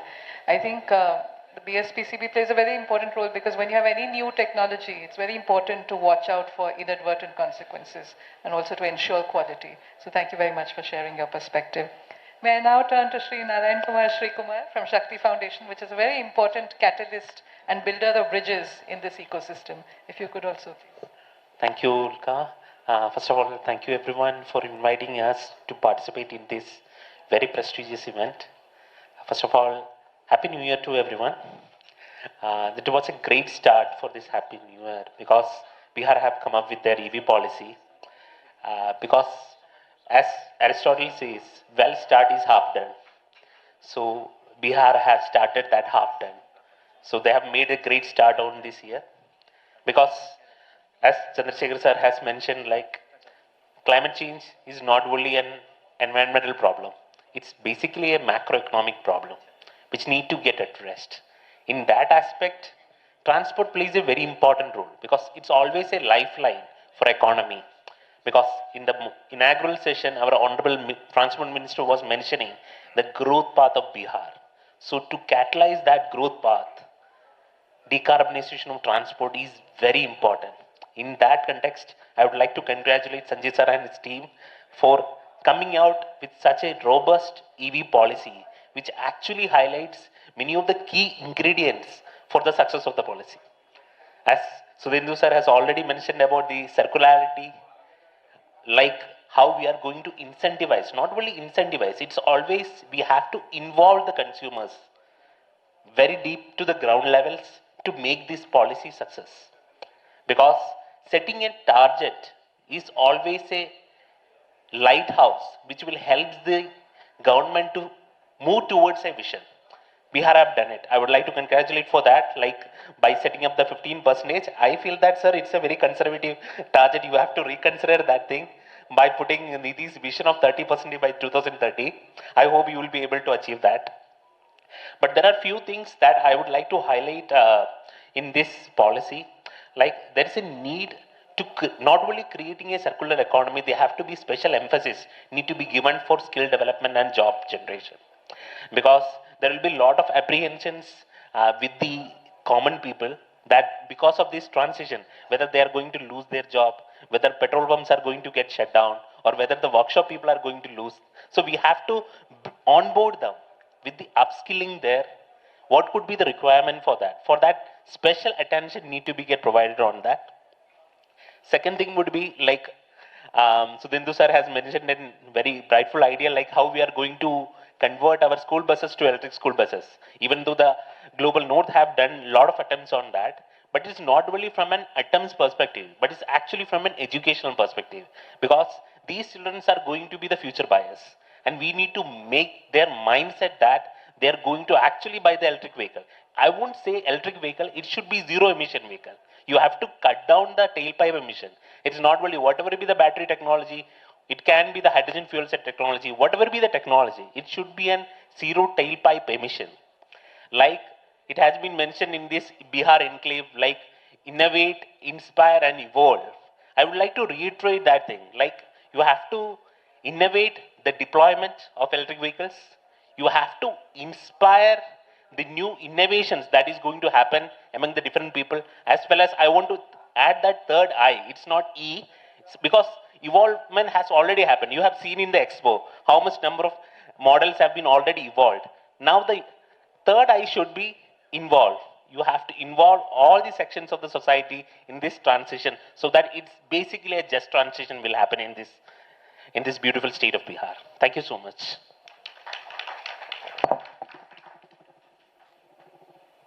Thank you so much for those remarks.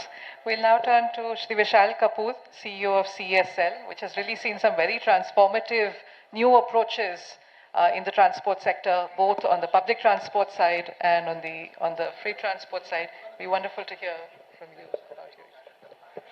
Thank you very much.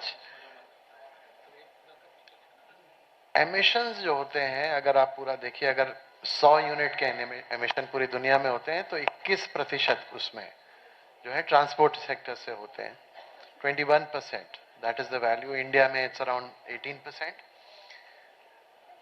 This itself speaks volumes about how important it is from the climate change perspective and the GHG emission perspective to bring down the emissions. तो इसमें अब कोई दो राय रह नहीं गई है कि इलेक्ट्रिक मोबिलिटी की तरफ ट्रांसफॉर्मेशन होना ही चाहिए. बिहार राज्य हर चीज में, बहुत सारी इंपॉर्टेंट चीजों में अग्रणी रहा है. पावर सेक्टर से मैं आता हूं तो मैं बता सकता हूं कि स्मार्ट मीटरिंग करने वाला सबसे पहला प्रदेश बिहार था. हर घर बिजली के लिए सबसे बड़ा और सबसे पहला स्टेट बिहार था. तो इस प्रकार के जो अग्रणी रहा है बिहार, उसी प्रकार से मैं बिहार राज्य सरकार को बहुत कॉम्प्लीमेंट्स करता हूं कि उन्होंने एक पब्लिक ट्रांसपोर्ट ईवी की पॉलिसी अभी निकाली है.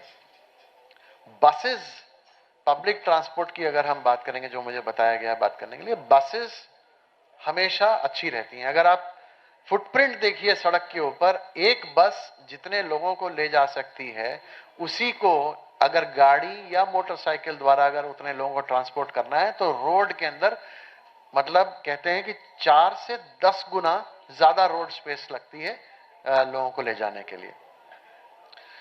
बस इसीलिए ट्रांसपोर्ट सेक्टर के अंदर बहुत एक अच्छा माध्यम है सोशल और इकोनॉमिक एफिशिएंसी के लिए। ट्रैफिक जैम्स कम हो सकते हैं अगर ज्यादा से ज्यादा लोग बस में चलें। अब इसी बस के ऊपर एक इलेक्ट्रिक बस की लेयर लगा दीजिए तो आपको समझ में आएगा कि कॉस्ट इकोनॉमिक्स बहुत अच्छी है, कम से कम एनर्जी एफिशिएंसी उसकी बहुत अच्छी है।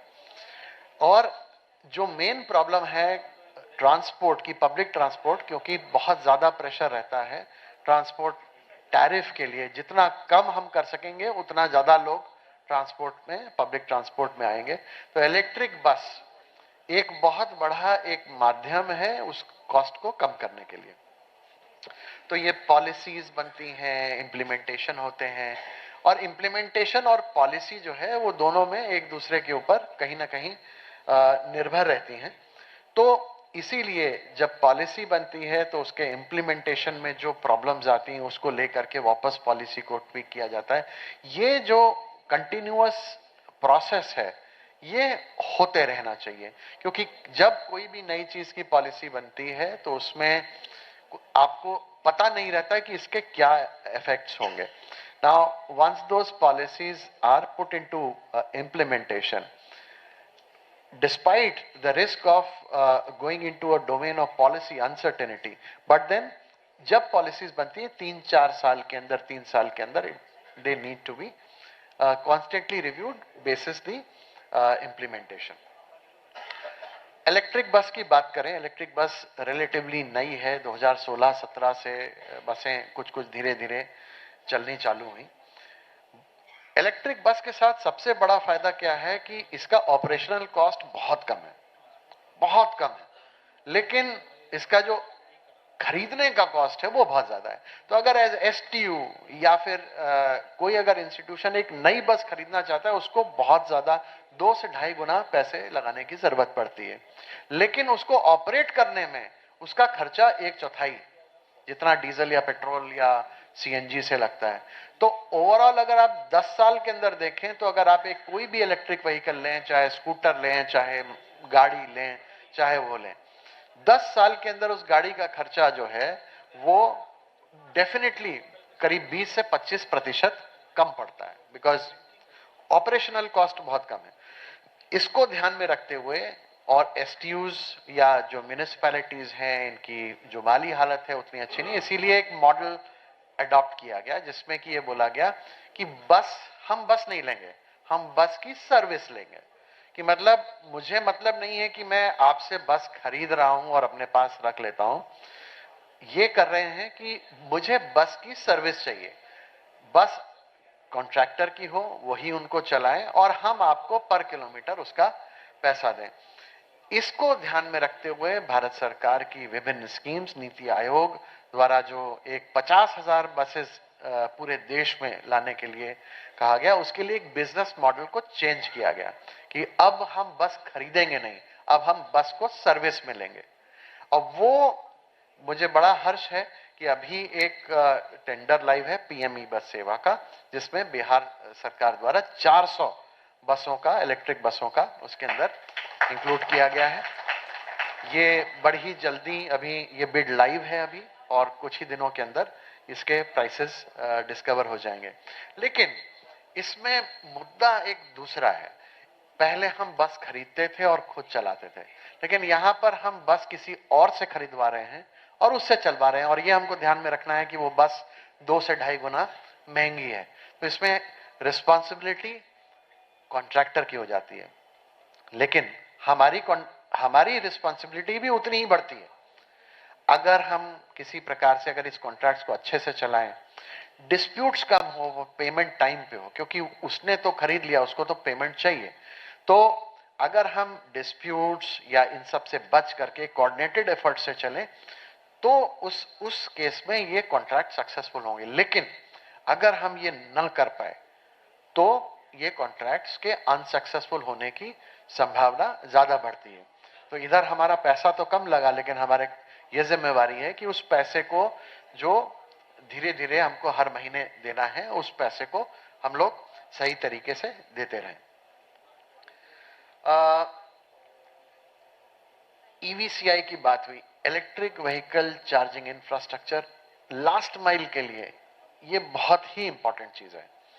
पब्लिक चार्जिंग इंफ्रास्ट्रक्चर जो जैसे पटना शहर में, मुजफ्फरपुर में, कहीं पे भी अगर वो लगता है, उसका मेन लगाने का उद्देश्य ये नहीं होता कि हम उसको उसमें सारी पूरी गाड़ी को पूरा चार्ज करेंगे।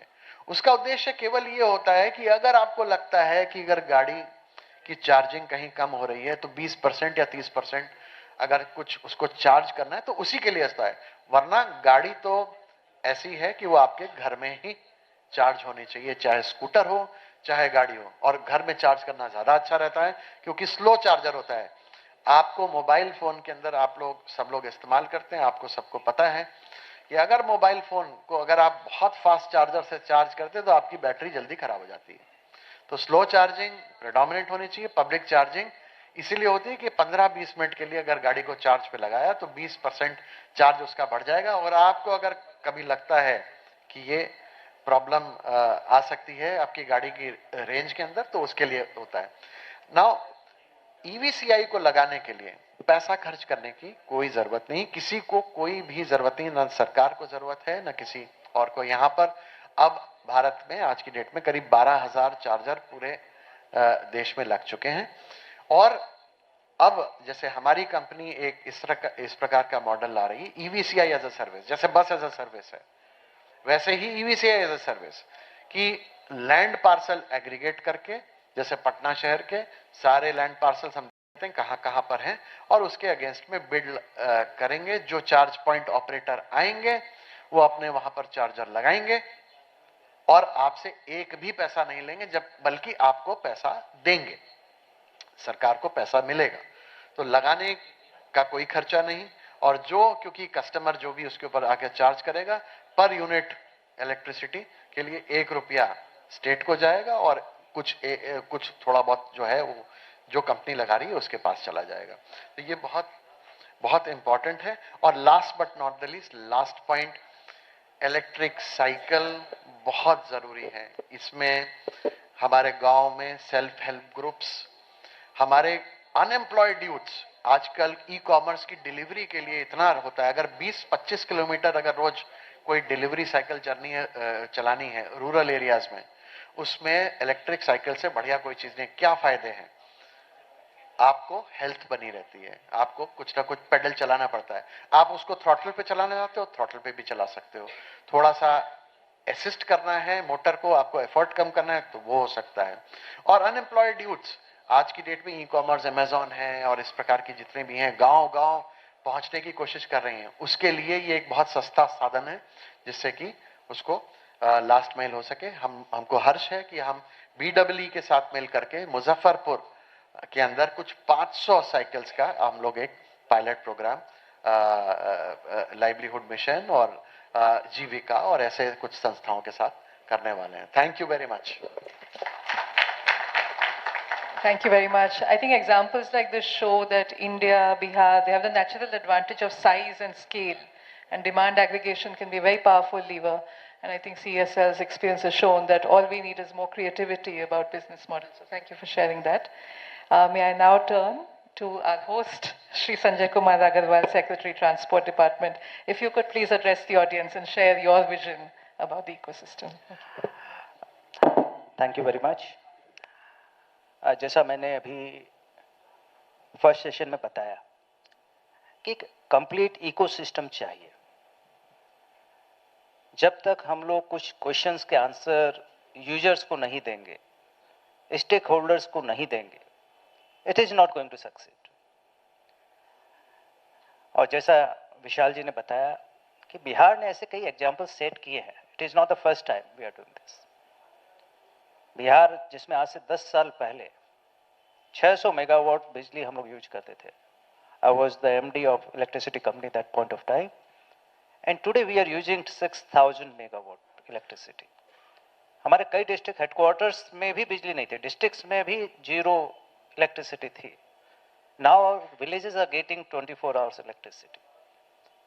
So that transition, Bihar is going through a transition. Patna में 4 साल पहले डीजल ऑटोज ही होते थे, बसेस तो थी ही नहीं, और बसेस थी तो वो डीजल बसेस थी, छोटी वाली. तो डीजल ऑटोज से आज हम इलेक्ट्रिक ऑटोज तक पहुंच गए हैं, एक ट्रांजिशन के थ्रू, एक साइलेंट रिवोल्यूशन के थ्रू, जिसमें स्टेट गवर्नमेंट ने ये डिसाइड किया कि we are going to ban diesel autos. ये किसी एनजीटी के ऑर्डर से, हाई कोर्ट या सुप्रीम कोर्ट के ऑर्डर से नहीं हुआ. And it was decided by the state government and implemented smoothly. That transition went without any major protest. क्योंकि हम लोग ने इकोसिस्टम क्रिएट किया. Then transition from petrol autos to CNG autos. CNG का जैसे अभी चंद्रशेखर जी ने बताया कि किस तरह एक इकोसिस्टम क्रिएट हुआ. लेकिन लाइफ चलती रहती है. Now we are moving to one more transition. And that transition is possible. As a stakeholder, we must admit that it is possible. जब तक हमारे मन में डाउट रहेगा, तब तक क्वेश्चंस रहेंगे.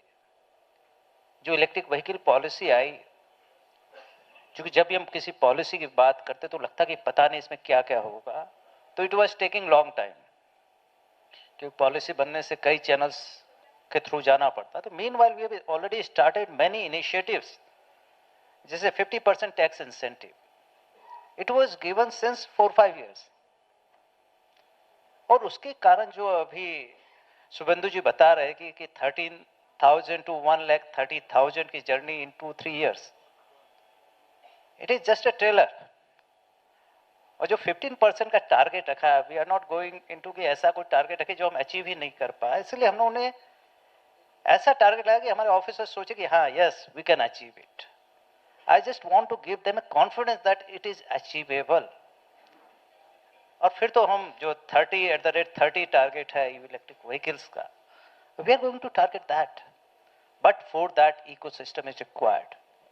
And for that ecosystem, I am happy that all the stakeholders are sitting together.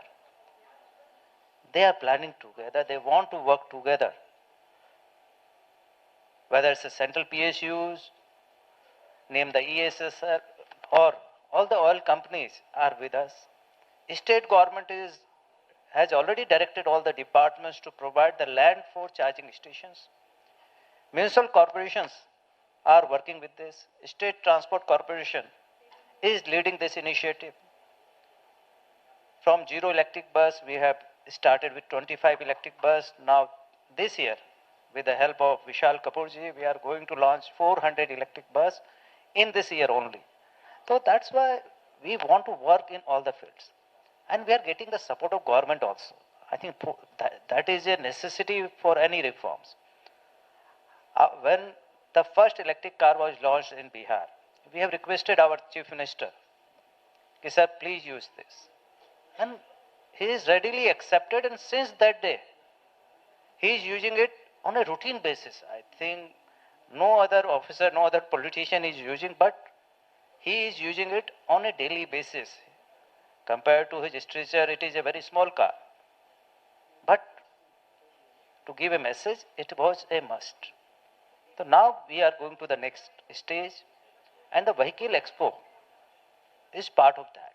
That the common citizen who wants to purchase it, they can see what are the options available, because many options are available. It was not known to our transport officials also. When they have seen, sir, itne models available hain. Now from electric vehicle to hybrid electric vehicle, I think Niti Aayog Subhendu ji is here, but we should provide some space in policy for hybrid electric vehicles also. How we can accommodate this is a major challenge, because whenever we talk that 100% should be electric. But the charging anxiety, the range anxiety it is called, is creating a trouble mind that what will happen if my battery will go down. If I am using a mobile, after 30% battery, suddenly heartbeats goes up. क्या होगा? अगर ऐसे में आपको you have to travel, तब तो भाई आगे क्या होगा? तुरंत बैटरी सेविंग मोड में डाला, फिर ओनली कॉल मोड में डाला, तो that range anxiety is always a problem.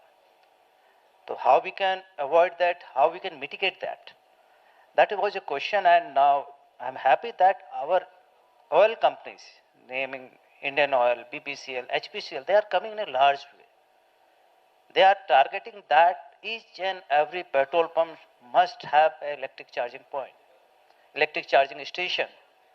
And I am very much thankful to them that around 200 electric charging stations are ready or about to be ready and about to be started within this month by these oil companies. So we have to involve every stakeholders. And Vishal Kapoor is quite kind enough that he is ready to provide us support, that he is telling that there is no need of capital investment by state government. They need support and place and space, so we are ready. And we are also providing capital incentive also. If some electric charging company, charging station company want to establish startup, they want to start work here, there's sufficient subsidy provision is there from 25,000 to 10 lakh rupees per charging station we are providing as per the capacity of charging station. And apart from at the top, we are providing tariff subsidy also, electric tariff subsidy for 2 years. To start that the public charging station should not face a problem, so that the subsidy is also given. Because the commercial rates are a little higher, so we want to compensate that extra cost from the domestic charges. So this is how we are working. And I'll request all the stakeholders who are sitting here, some manufacturers are there, suppliers are there, consumers are there, various government officials are also there. We have to spread the word that it is possible, it is useful, and it is future. इसलिए we have given the tagline that हर सफर का हम सफर आज भी कल भी, because when we talk about sustainable transport, it is a must. And I don't say that the 100% will convert. There's a 15%, 20%, 30%. That is reasonable share of electric vehicles, and our dependency on the fossil fuel will be reduced. I would like to welcome Mr. Vivek Kumar, Development Commissioner, sir, who has graced this occasion. And with these words, I would like to conclude my words here. Thank you very much.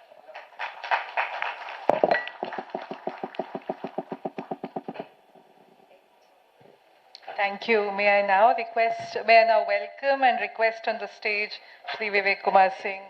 Next session? All right, okay. Well, welcome from the panel, which we are wrapping up very soon. I think what has happened in this panel is that you've heard from a range of different stakeholders, those who are responsible for making policy, setting targets and mandates, those who are responsible for tracking the progress and ensuring that incentives are provided to various actors, and also those who come up with creative ideas for new kinds of business models, new kinds of payment models. So it's very exciting to be in this living lab where we can try out and, most importantly, learn from these demonstrations. So very grateful to all the panelists today for sharing their experience and their wisdom, and please join me in giving them a round of thanks. बहुत बहुत धन्यवाद ma'am. Bihar ने कई example set किए हैं. बिहार एक और transition की ओर मूव कर रहा है.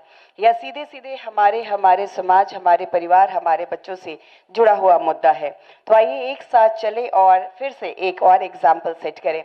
बहुत बहुत शुक्रिया, धन्यवाद. और हम स्मृति चिन्ह भेंट करेंगे. और इस बीच हमारे भी बीच में विकास आयुक्त बिहार सरकार श्री विवेक कुमार सिंह सर का आगमन हो गया. एक बार तालियों से हम सब स्वागत करें सर का. और मैं अनुरोध करना चाहूंगी श्री अभय झा, प्रशासक BSRTC, कृपया आप आएं. और श्री सुधेंदु ज्योति सिन्हा, जो कि सलाहकार है नीति आयोग के, उनका सम्मान करें, स्मृति चिन्ह भेंट करें.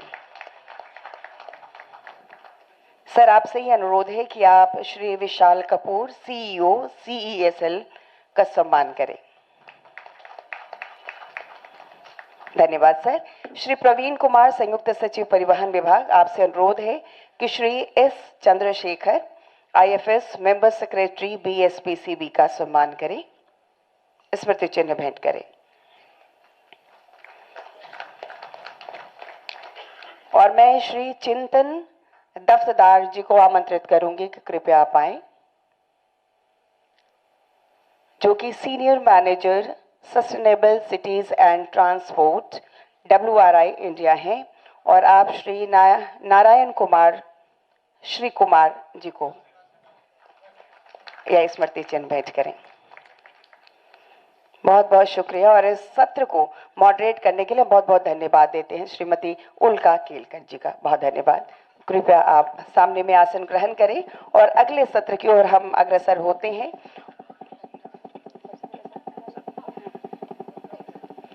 और जो हमारा अगला सत्र है, दूसरा तकनीकी सत्र है, वो है charging ahead driving EV adoption and growth.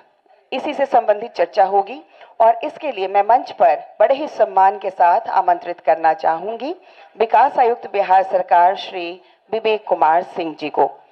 और इस दूसरे तकनीकी सत्र में हमारे बीच में अतिथि के रूप में विकास आयुक्त सर हैं, उनको हम सम्मान के साथ मंच पर मुखातिब होने के लिए आमंत्रित करते हैं।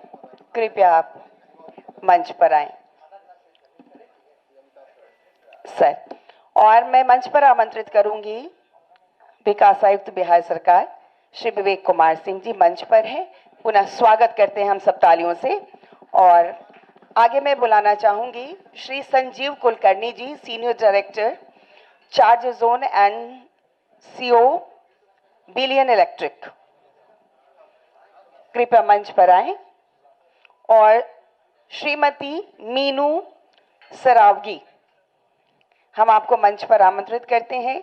आप executive vice president strategy and operations automotive skill development council ASDC हैं। कृपया आप मंच पर आएं। आपको हम आमंत्रित करते हैं Shrimati Ulka Kelkar, executive director climate programme WRI India. मैं मंच पर बुलाती हूं doctor Amitabh Saran, founder and CEO। कृपया आप आए। अल्ट्रीग्रीन। और मैं मंच पर आमंत्रित करूंगी Shri Sanjay Kumar Chaudhary, executive director IOCL। आप मंच पर आएंगे। और मैं आग्रह करना चाहूंगी Shrimati Hemanti Poddar, senior regional advisor climate change and energy, British deputy high commission.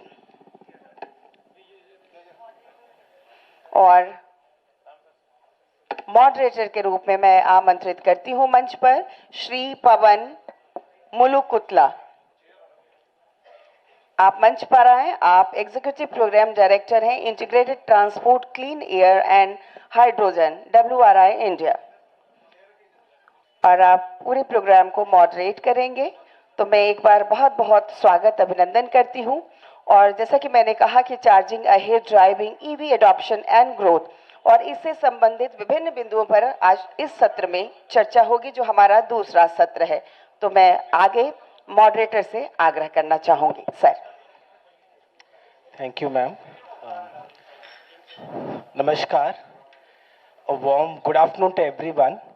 अभी हमने पहले 2 सेशन में सुना कि बिहार EV एडॉप्शन के पथ पे कैसे चल रहा है, और संजय सर भी बोल रहे थे कि इस सेशंस के द्वारा आज कैसे करना है, how to do it, when to do it, what to do it, the 4 questions, and how do we really come together to really identify solutions for this.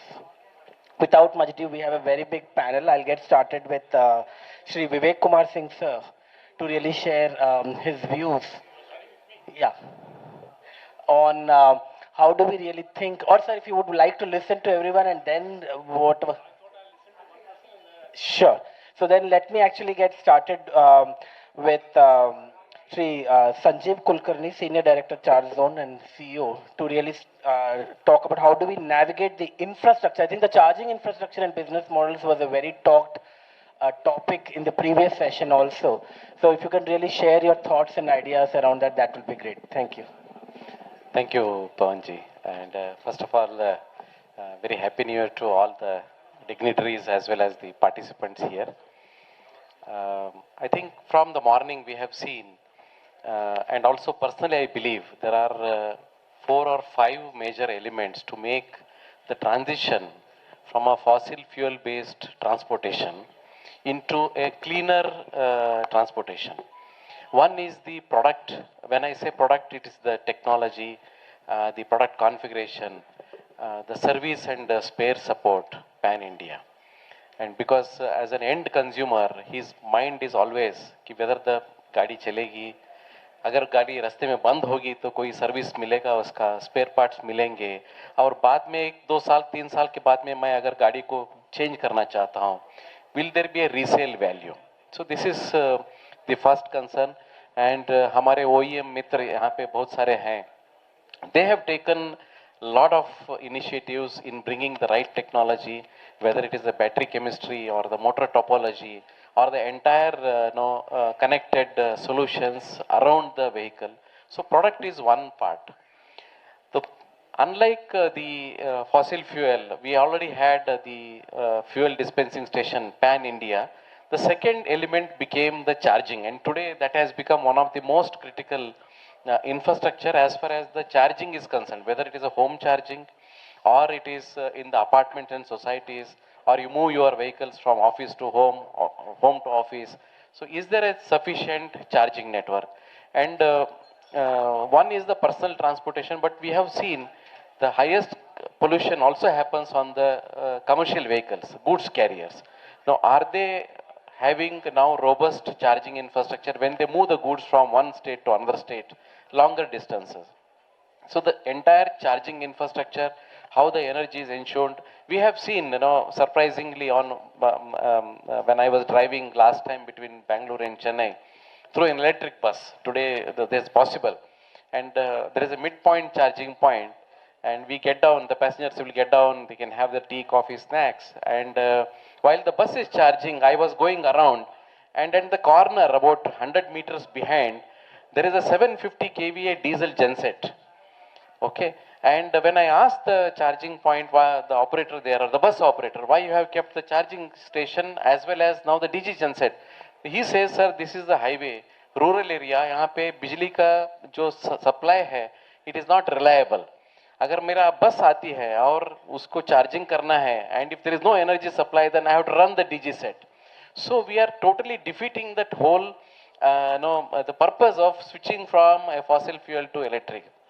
So the infrastructure, not just on the front end, but the back end, how do we see a robust, reliable, clean and renewable energy supply chain for charging? This becomes the second element. Third is the financing. Yeah, because compared to a regular vehicle, the cost of EV is much higher. So whether we do the entire vehicle financing or you split the vehicle and battery as a 2 separate items, you do battery as a service. In case of swappable, it could be the battery is asset owned by somebody else, and the vehicle, the owner, he doesn't pay extra. Or there are finance companies who make attractive pricing. And today, unfortunately, I also make this appeal to the government officials, Niti Aayog, to bring in EV sector into the prime lending sector. Unfortunately, it is still today, it's not there. So if we can push that, I believe the financing for vehicles, when the cost of vehicles are, say, बाहर कुछ गाड़ियाँ खड़े हुए हैं, fantastic technologies, fantastic vehicles, 40, 50, 60 lakh rupees, then if the financing is not easily available, not attractive enough, then there is always a hesitation. So adoption rate अगर हमको बढ़ाना है, so then EV financing should become under the finance in the priority lending sector. The fourth is the insurance part of it. Yeah. So today, when we speak to various insurance companies, there is always a skepticism about the EV. And that's why the premiums, if you compare like to like specification in terms of power and torque, the EV vehicles premium is higher than the regular ICE vehicle. So these are 4, I would say, enablers. And if we are able to address each one of them, not in series. They have to be done together. I like the idea of Mr. Sinha ji that we can take pilot cities or the pilot routes. It could be Patna, then interstate Jamshedpur, Ranchi for the highway and intercity operations, and the local cities which have act as a role model, that all these four elements are cohesively working together. So we at Charge Zone and Billion Mobility, we are trying to address at least two of the solutions or the challenges out of this. One is providing the charging infrastructure. As I can say proudly, in the last year by December, we have now moved to about 3,000 plus charging stations across India. When we started in 2017-18, I think we began with about 5,000 units of energy dispensing per day. And if I look at the December statistics, we clocked about 3 lakh units of energy dispensing per day. Yeah. So this means one is for the charge point operators, not only to Billion Mobility and Charge Zone. For other charging companies, they don't have to worry. Initially, our charging station used to be occupied only for 10% or 15% of the day. Rest of the time, I am waiting. And today, in many of the cities like Bangalore, Pune, there is a queuing up. This is a very good sign for the charging operators that they don't have to worry about the capex and ROI, recovery, etc. I think in the minds of the public, in the minds of the people, adoption of EV has already happened. All we need to do is move that one step forward, install the charging station. We don't have to wait for the demand automatically comes, and we are committed. Already we have identified certain corridors in Bihar, and I think you will see them in the next 3 to 4 months time. You will have 60 kilowatt, 180 kilowatt chargers on the highways. So this is as far as the charging is concerned. For the commercial goods vehicles, we have now taken an objective, a mission, billion clean miles every year, and that's the Billion Mobility, which is the partner of the Charge Zone. We start from next month operating goods transport vehicles, heavy commercial vehicles, 14 ton to 19 ton and 55 tonner, moving from Bangalore, Chennai up to Nellore on that corridor. So from a highway charging point from Delhi till Chennai, you can now comfortably move your buses, your trucks, and your cars, and you can log into the Charge Zone charging network and get charged your vehicles. Yeah, so I think moving into EV adoption and the doubt in the minds of the people as far as the charging is concerned, I think this can be now removed. Charge Zone or many of other charging companies, I think more than 14, 15 companies are all committed to provide. I can tell on behalf of them that we will provide the charging infrastructure for all the end users. Thank you. Thank you, Sanjeev ji. Heartening to hear that we'll also like to see a commitment in Bihar for providing the charging infrastructure. 4 things you emphasize, right? One is related to robust product, which is the role of OEMs dominantly in ensuring better products, better battery performance, and also ensuring reducing the range anxiety. Of course, the charging infrastructure, which you went in detail about, and what are the issues to be addressed there. Third is financing, which is a little bit more at a macro scale. There have been some suggestions now that can there be a leasing company, which really talks about getting EVs rolled out. And then fourth is insurance. So I think there is this thinking coming up, and also your suggestion on moving it to become a priority lending sector, which I think we have been talking for quite some time, is an apt movement. With that, let me now call upon Vivek sir. Sure, sir. Sir, in the morning we also discussed how Bihar's penetration has reached 7%, and the EV policy that has launched has set a target of 15%. So with that, let's give a big round of applause and welcome Shri Vivek Kumar Singh sir to give his special address. Thank you. My colleague on the dais, Sanjay Agarwal ji, and a very distinguished set of panelists, honorable diplomat from the British High Commission, my friend Chandrasekhar from the Pollution Control Board, my colleagues from the Transport Department, Ashima, Abhay, ladies and gentlemen.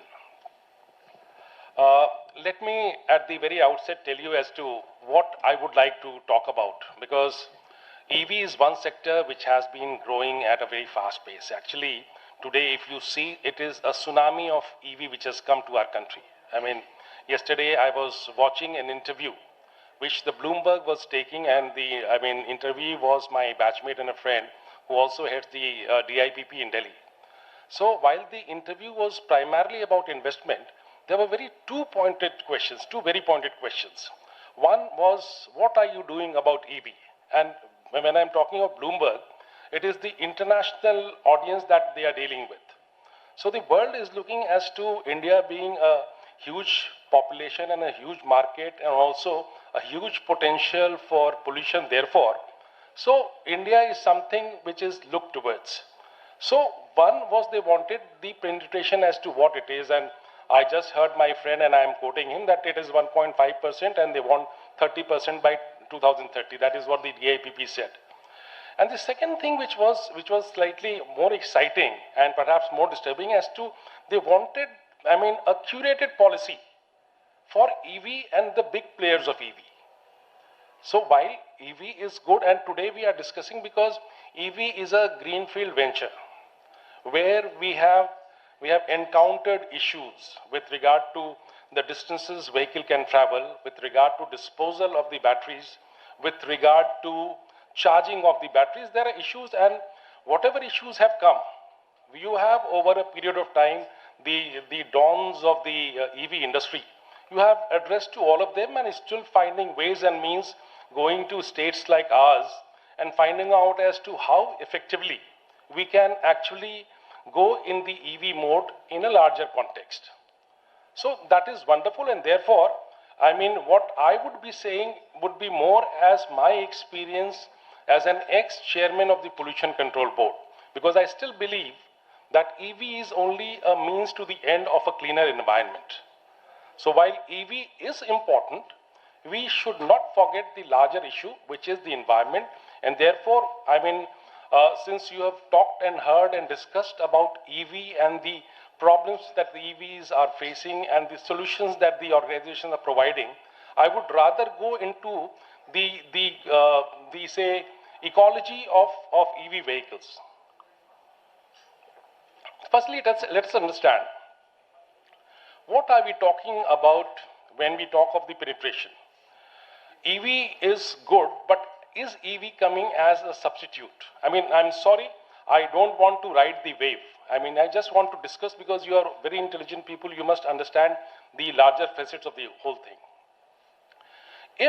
If the conventional vehicles, the growth is still there, and still we are adding EVs to our kitty. So are we supplementing or are we substituting? Our approach should be to substitute and not to supplement, because every vehicle manufactured is a carbon footprint on our society, on our ecology. So if you make one extra vehicle, and suppose I buy an EV thinking that I have two vehicles, let me have a top-up as an EV. EV as a top-up is a challenge that we have to face. EV should not be something for the rich people to flaunt. It should be something which should be in place of a Maruti 800, in place of an Alto, in place of something else. Only then your EV thing is good for ecology. Otherwise, the carbon cost of an EV vehicle, given the battery and where you have literally the lion's LION share of a battery which is consuming more carbon than anything else. So therefore, the first thing that we have to bear in mind, and I'm talking this because I'm standing in front of my transport secretary who deals with the policy with regard to transport. So this is something that you have to bear in mind, and also the Pollution Control Board, that when we talk of any measure, is it a substitute or it is a supplement? If it is a supplement, that is a challenge.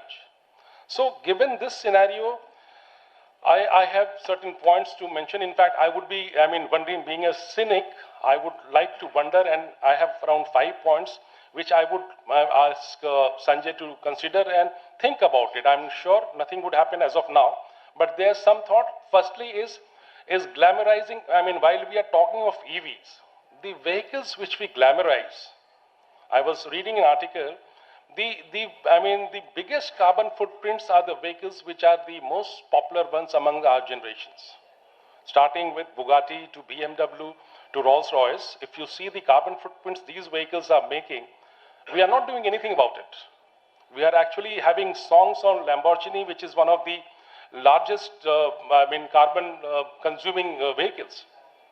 So, one is EV should come, it must come, and it should come in the way you want it. But at the same time, as a policy, you must have ways and means whereby you can actually reduce the carbon footprint by substituting the vehicles instead of supplementing it. So I have 5 points, 5 questions I'll wonder. One is, like Singapore, why can't we have a cap on vehicles in an urban area? Singapore, when you buy a car, the limit is set. 1 lakh cars for the town, that is period.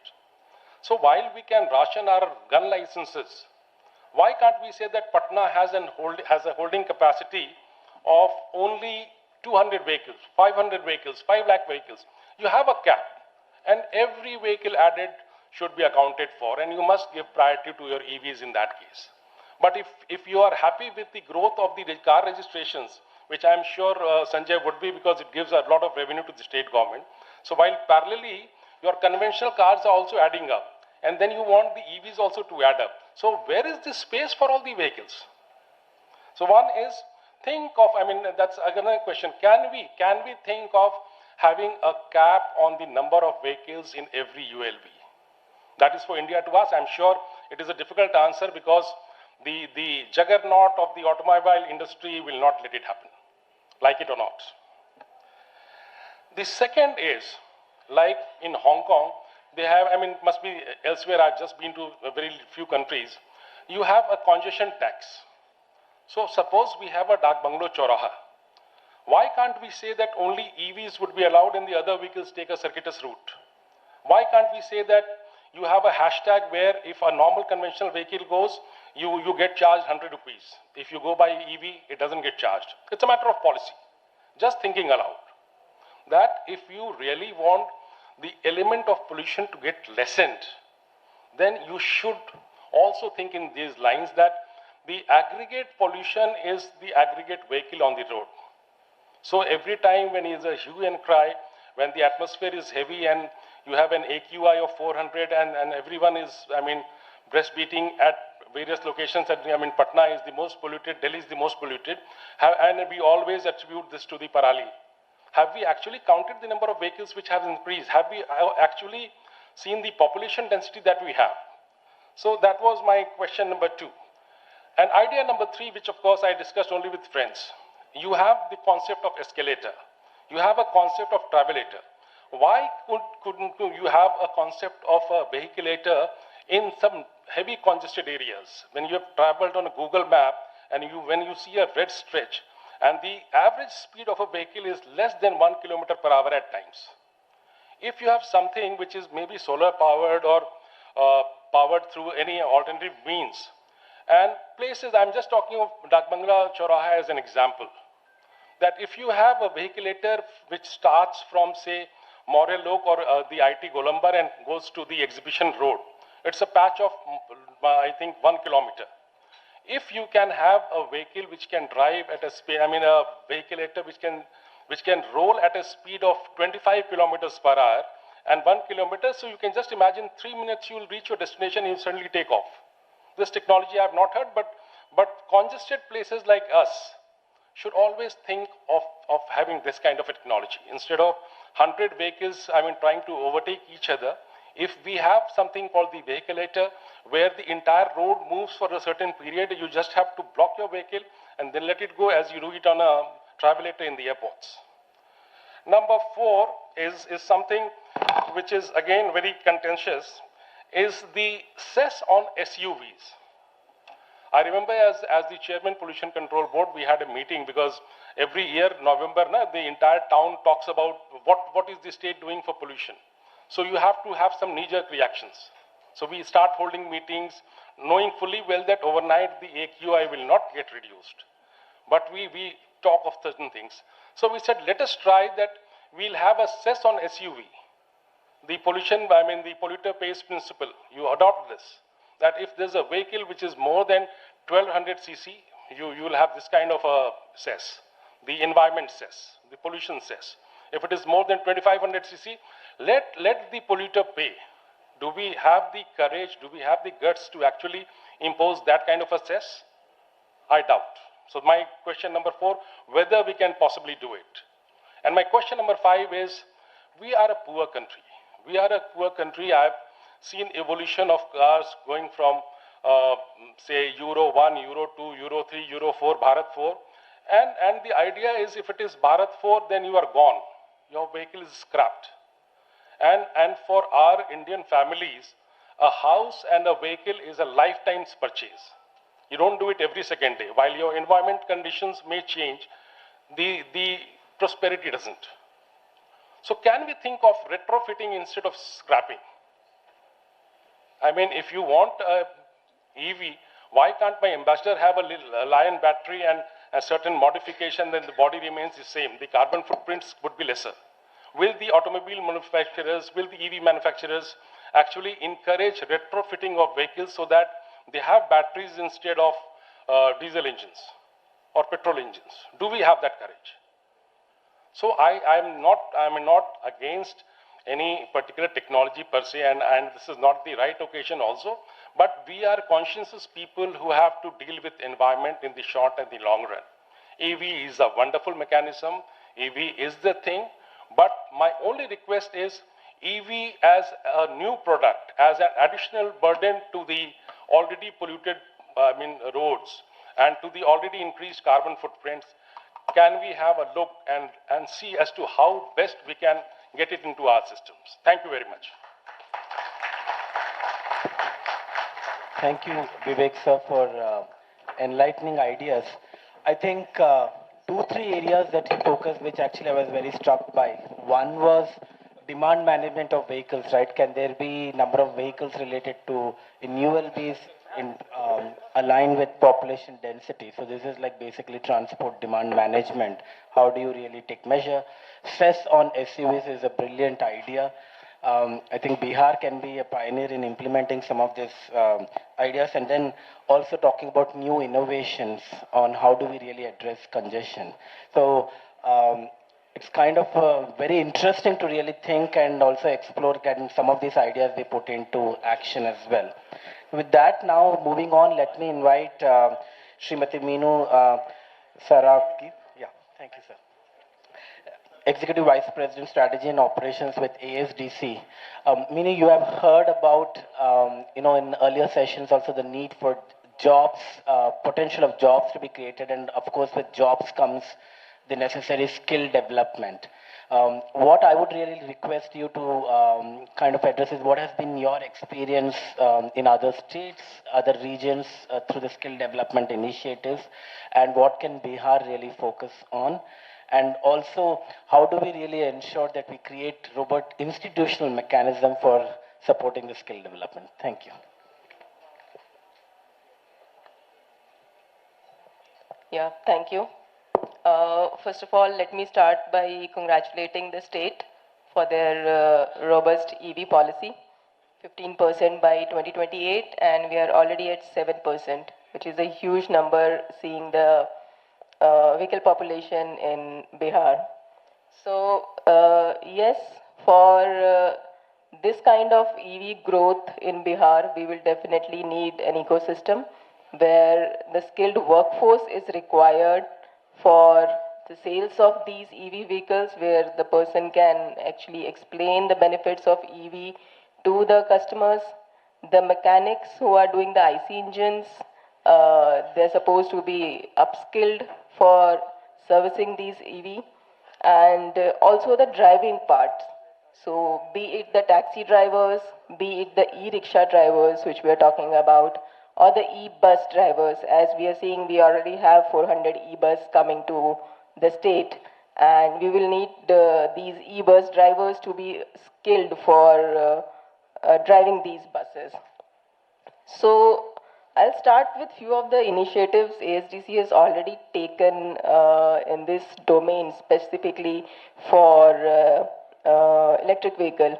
We are actually supported by 3 ministries. I'm just telling you this so that we have collaboration with these ministries to actually promote electric vehicle skilling. So we are supported by Ministry of Skill Development and Entrepreneurship.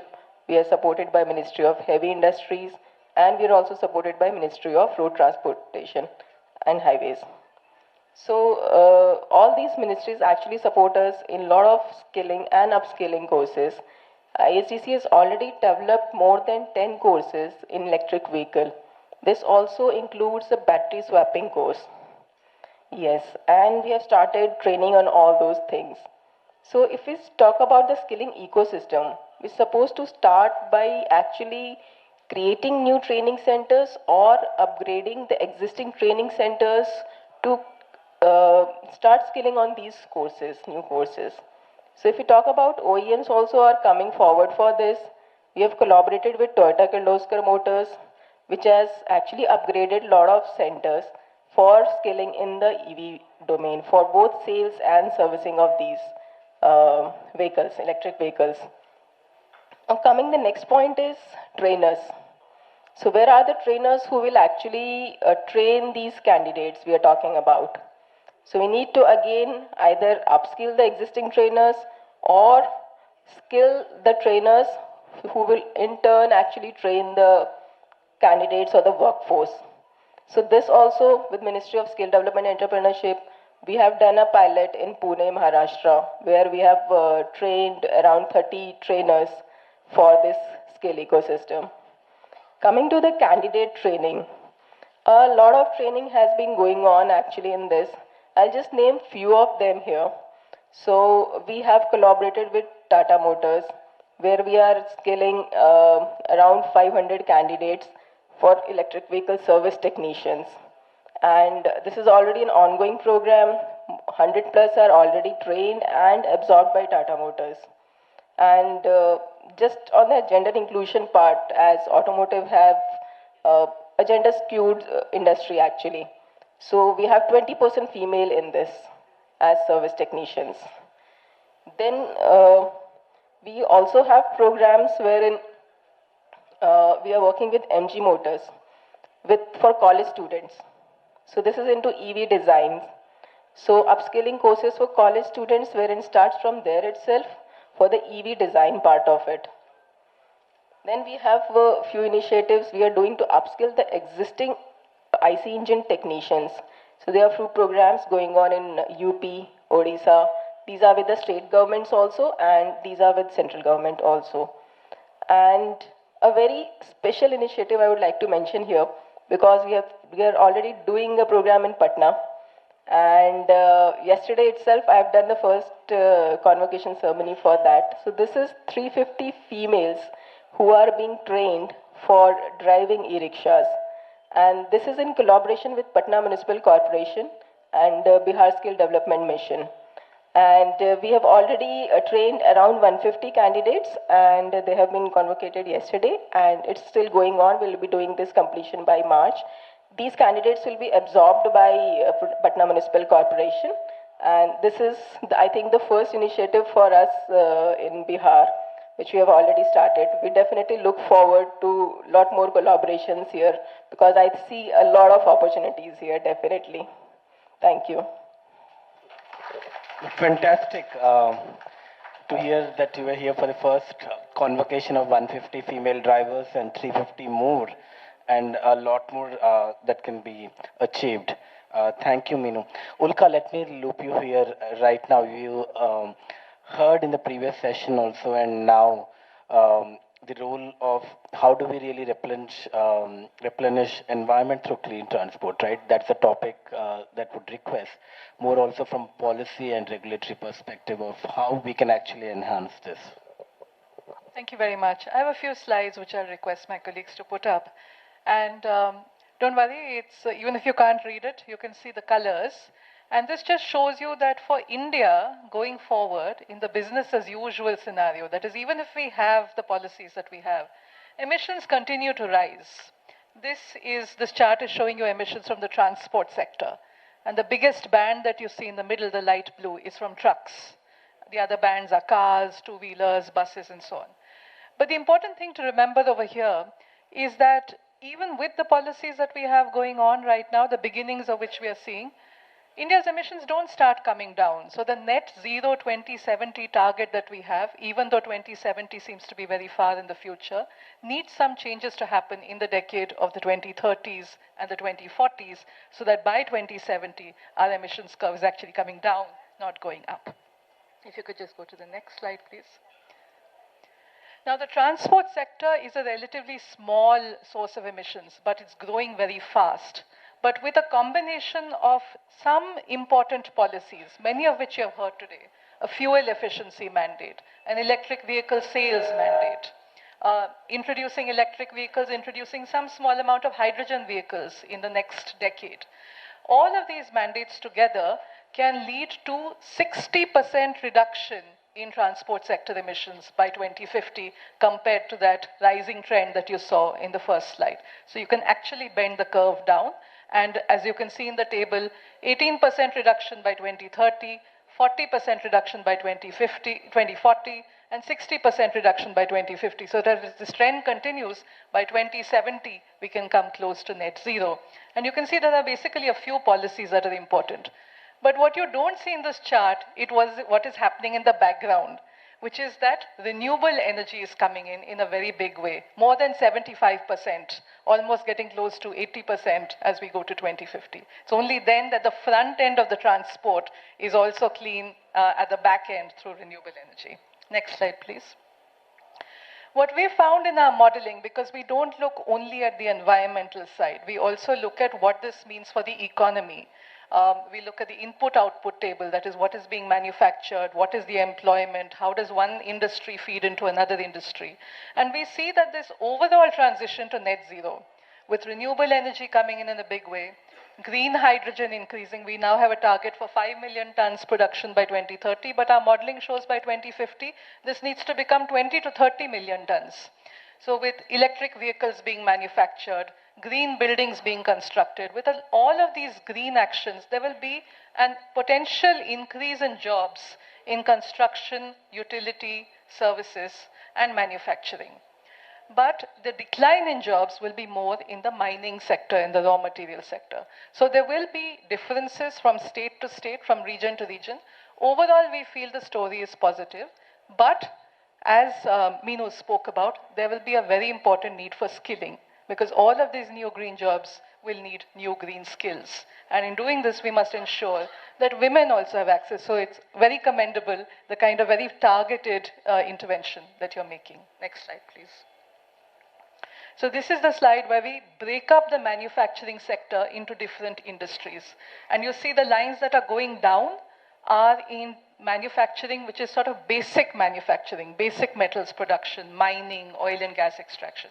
And the lines that are going up are in more specialized manufacturing. So that's why the need to start thinking about skilling, even as we go hand in hand with the environmental actions, the transport actions. Next slide, please. Now, this is getting towards macroeconomics, towards the fiscal side. And again, remember, this is for India. This is not for Bihar specifically. And as we move from the use of petrol and diesel vehicles to the use of electric vehicles, it's important to remember that 25% of the government of India's tax revenue currently comes from taxes on petrol and diesel. So as we have this green transition, there will be a significant implication on the tax revenues, on the fiscal space that the government has. And so that's why you see these lines coming down, and it goes to something like 1% of GDP by 2050.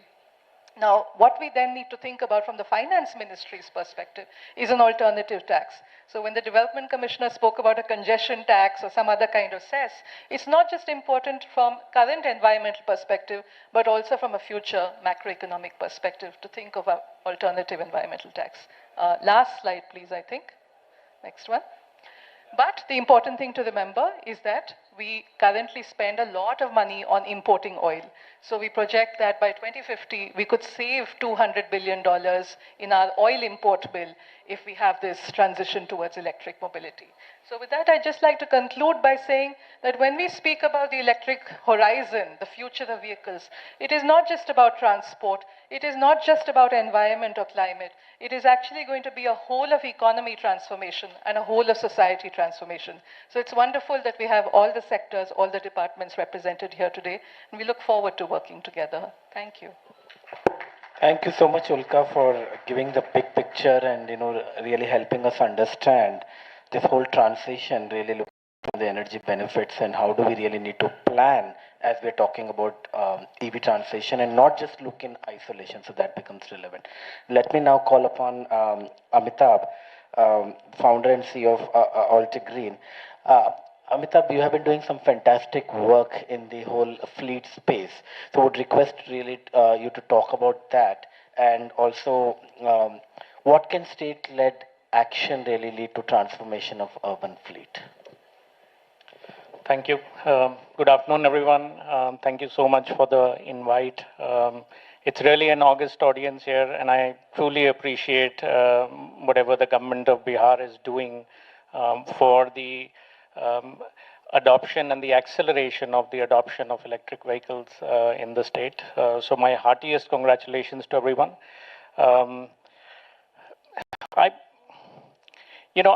Altigreen is a company that I started back in 2013 with the idea of trying to reduce carbon from transportation. Our, in fact, mission was carbon-free transport. I'm actually a PhD in computer science. I have very little knowledge about automobiles.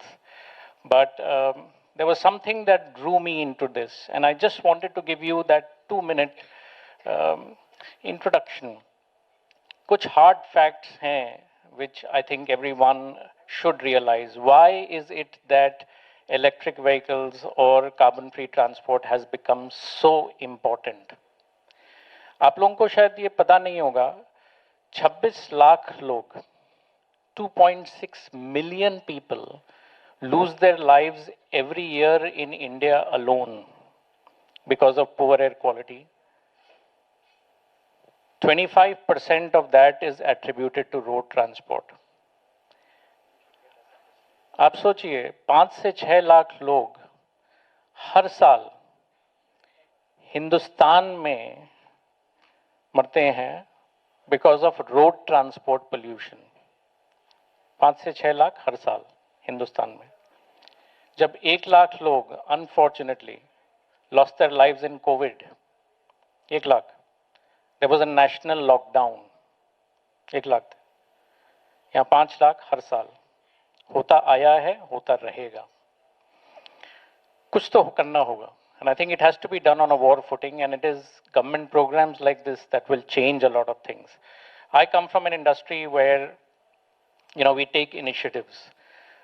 You probably don't realize India was amongst one of the first few countries in the world that had a production-ready electric vehicle back in 1999.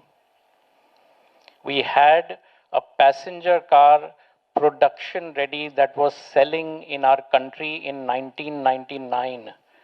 Tesla उस समय तक TV नहीं invent हुआ था. हम लोग क्या वो गाड़ी थी. By 2010, the company had folded after it did a lot of innovation. Challenge क्या हुआ? Challenge ये हुआ कि that we were building vehicles for some other geography and then bringing them into our country. The needs of our country are very different. यहाँ पे dust है, potholes है, pebbles है, overloading है, water logging होती है. These are realities. In realities के through petrol, diesel, LPG, CNG सब चले हैं. And they've done a very, very, very good job. इसीलिए vehicles इतनी बढ़ रही हैं. Right? But EVs have to be able to do at least that much, if not better, for them to get center stage. ये facts आपको बता रहा हूँ. हम लोगों को अच्छा नहीं लगता होगा, लेकिन हिंदुस्तान में 20 लाख ई रिक्शा हैं. 20 लाख. Every day चार्ज होते हैं, एक नहीं 2-2 बार, हर रोज. और ये गलत बात है कि सब कांटा डाल के बिजली चुरा के चार्ज कर रहे हैं. नहीं है ऐसा. मैंने देखा है मोहल्ला लेवल पे पार्क एंड चार्ज, जिसको कि हम लोग कॉन्फ्रेंसेस में डिस्कस करते हैं, पार्क एंड चार्ज फैसिलिटी, वो मोहल्ला लेवल पे हैं। वहाँ एक आदमी सोता है, वो जगता है और चेंज करता रहता है चार्जर। फैक्ट्स हैं ये, राइट? किसी ने आज तक नहीं पूछा ये 20 लाख कैसे चार्ज होते हैं, कौन सा चार्जिंग इंफ्रास्ट्रक्चर है, कौन से हाईवे पे कितने किलोवाट के चार्जर लगाए गए हैं, किसी ने नहीं पूछा। 20 लाख हैं, 20 lakh, but we don't consider them as interesting enough to discuss. But the fact of the matter is EV transition happened in this country 2 decades back. It's just that it has not been relevant and the government did not do the right things to promote it. और मेरी यही गुजारिश रहेगी, मैं एक industry से आता हूँ जहाँ पे हम लोग वी बिल्ड टेक्नोलॉजी। हम लोग जैसे मैंने कहा 2013 में शुरू किए थे, आज हमारे पास 32 ग्लोबल पेटेंट्स ग्रांटेड हैं on EV technologies that we have made in India. We are a Bangalore-based company, but we have presence now in 32 cities of India, including Patna. We could have made 2-wheelers, 3-wheelers, or 4-wheelers. We chose to make 3-wheelers. Why? Because 40 crore people access a 3-wheeler every day in our country, whether passenger or cargo. Facts बता रहा हूँ आपको। 40 करोड़ लोग हर दिन। It is very, very important that if we want to change things, it has to be done at the bottom end of the pyramid, where a vehicle is being driven for 100 to 200 kilometers every day. हर एक auto से 4 ton equivalent CO2 निकलता है every year. Fact है। Today our vehicles are available in 120 cities of this country. They are being used in 120 cities, both cargo and we've recently launched passenger also.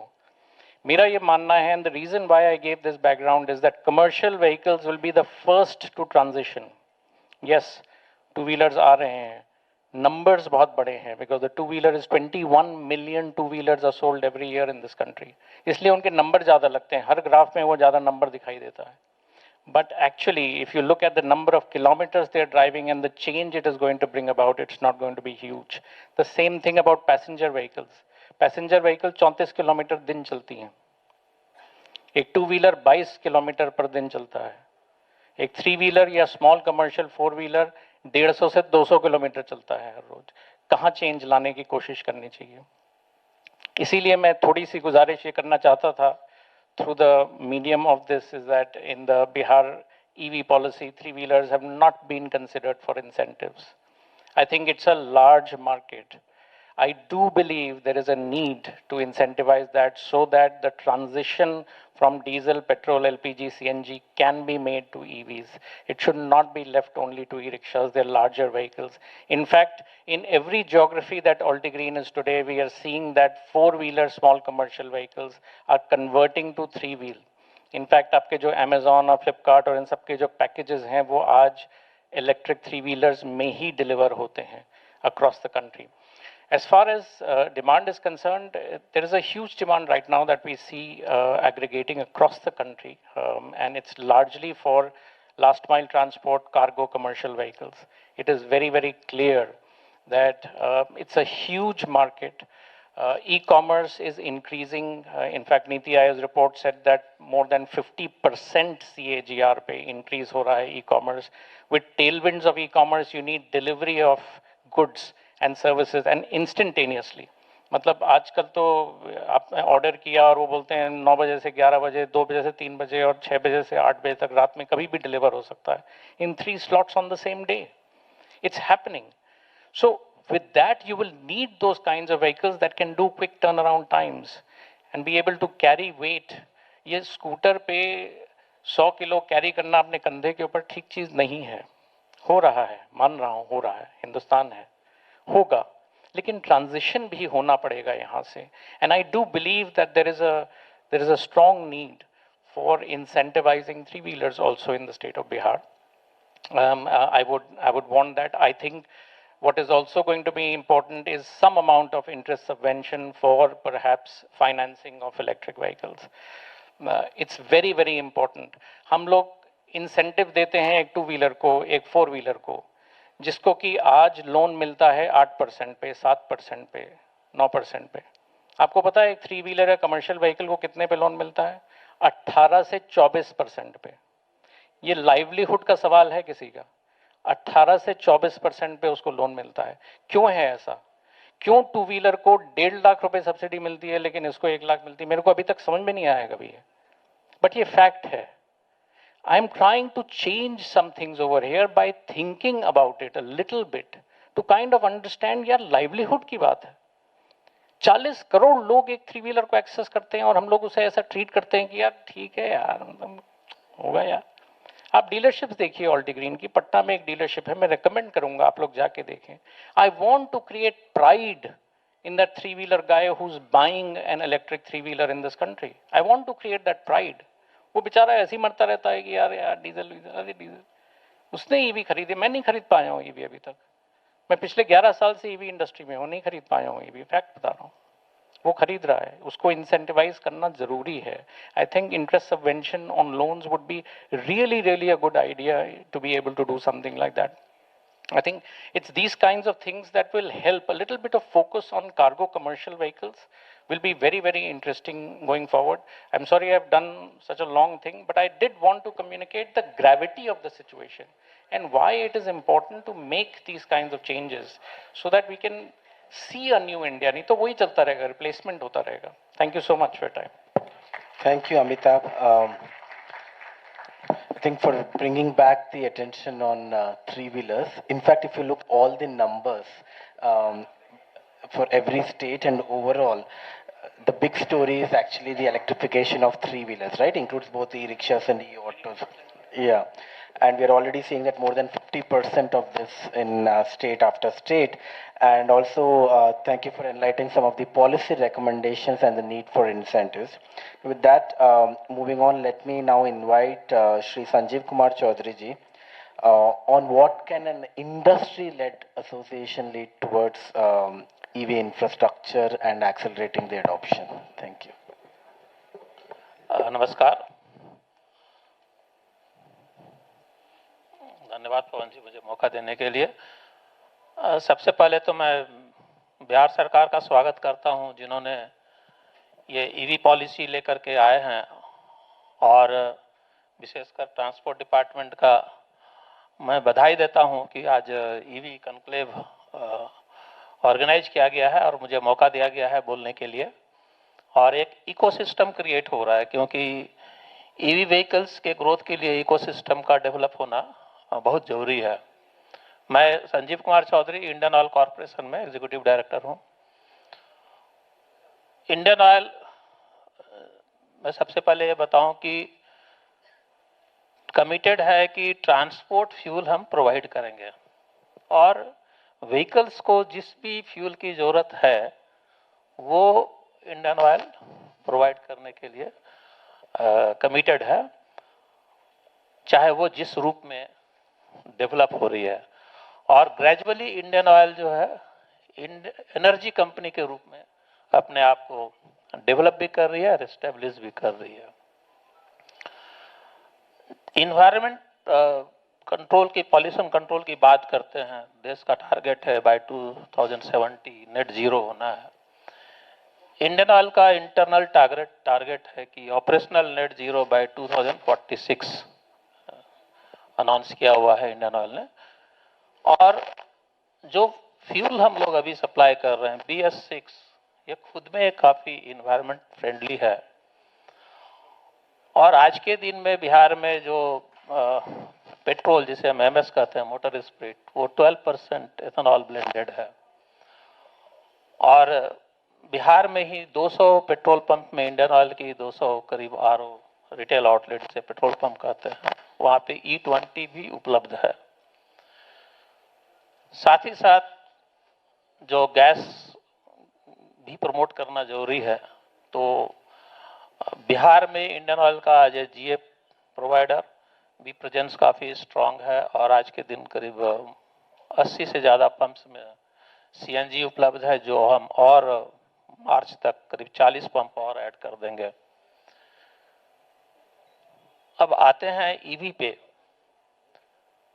तो Indian oil 2024 तक committed है कि 10,000 पूरे देश भर में पेट्रोल पंप्स पे ईवी चार्जिंग लगाएगी।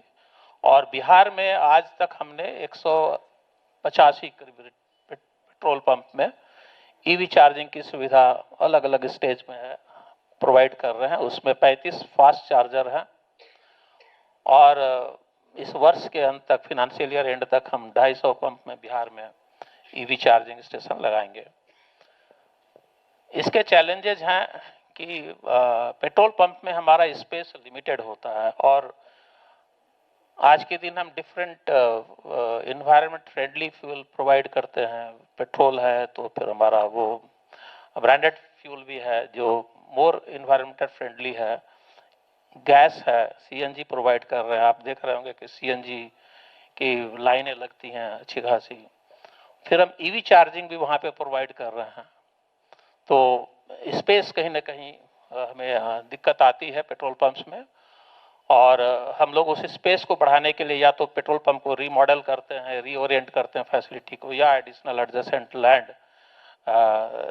लेने की कोशिश करते हैं।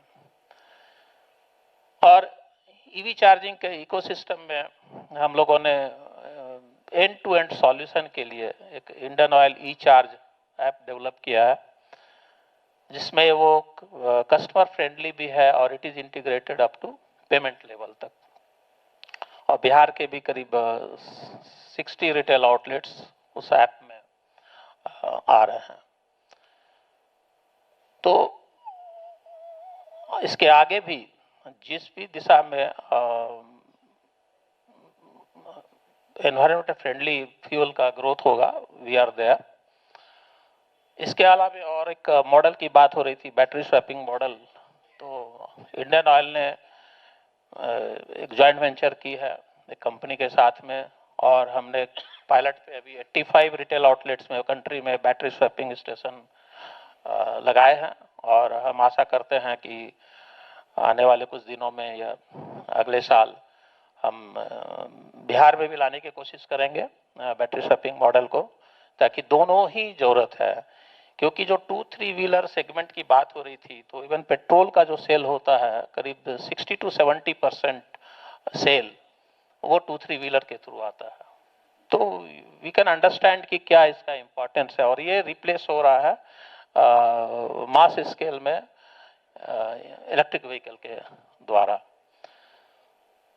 दूसरी बात हम ये समझते हैं कि जो एज ए ऑयल कंपनी हमें प्रोवाइड करनी है, एक तो चार्जिंग, होम चार्जिंग होती है, उसे बाहर सिटी में टॉप अप करने की जरूरत पड़ेगी।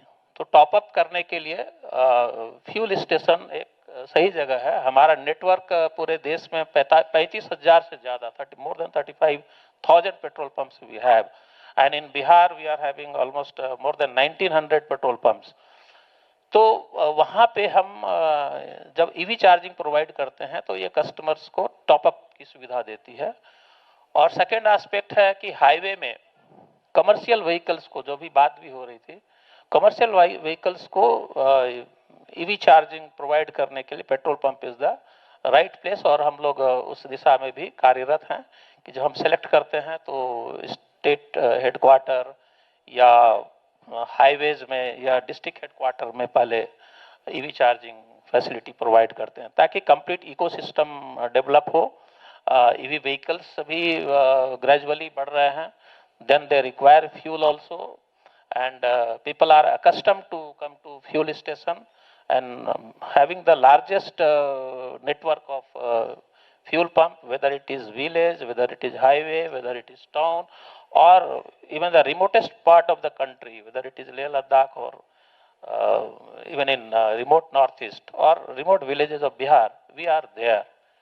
तो हम ये ईवी चार्जिंग का अच्छा नेटवर्क प्रोवाइड कर सकते हैं, और हम लोग इस दिशा में हमेशा लगातार कार्य कर रहे हैं। और हम आशान्वित हैं कि बिहार में भी सर हमारा अच्छा ग्रोथ रहेगा, और हम लोग बिहार सरकार के साथ भी कदम से कदम मिला करके ईवी फैसिलिटी भी प्रोवाइड करेंगे। धन्यवाद। Thank you Sanjeev ji. तो 4 चीज़ें सुनने में आया। One is how you're moving towards net zero by 2046, right? One is that, or you're moving, being an energy company, which was interesting also how we are really realigning in the market. तीसरा था about the charging infrastructure itself, and of course जो बिहार में कर रहे हैं, पटना में कर रहे हैं, how we are using our existing infrastructure to provide charging infrastructure, but also the fourth one which was कि battery swapping option को कैसे बिहार में लेके आ सकते हैं, two wheeler three wheeler. For me that was kind of the takeaway कि how IOCL is really transforming into this. एक बात और ऐड करना चाहूँगा, शेयर करना चाहूँगा. इंडियन ऑयल ने एक जॉइंट वेंचर बनाया है, इंडियन ऑयल फिनर्जी लिमिटेड. ये Finergy, Indian oil Finergy limited, Finergy Israel की कंपनी है और अल्मुनियम एयर बैटरी पे काम कर रही है. तो this joint venture is created to work upon how to commercialize that aluminum air battery option, because aluminum is available in abundance in our country. So that also I want to share. So good, you are getting into alternative battery chemistries also. Excellent. With that, Hemanti, let me come to you.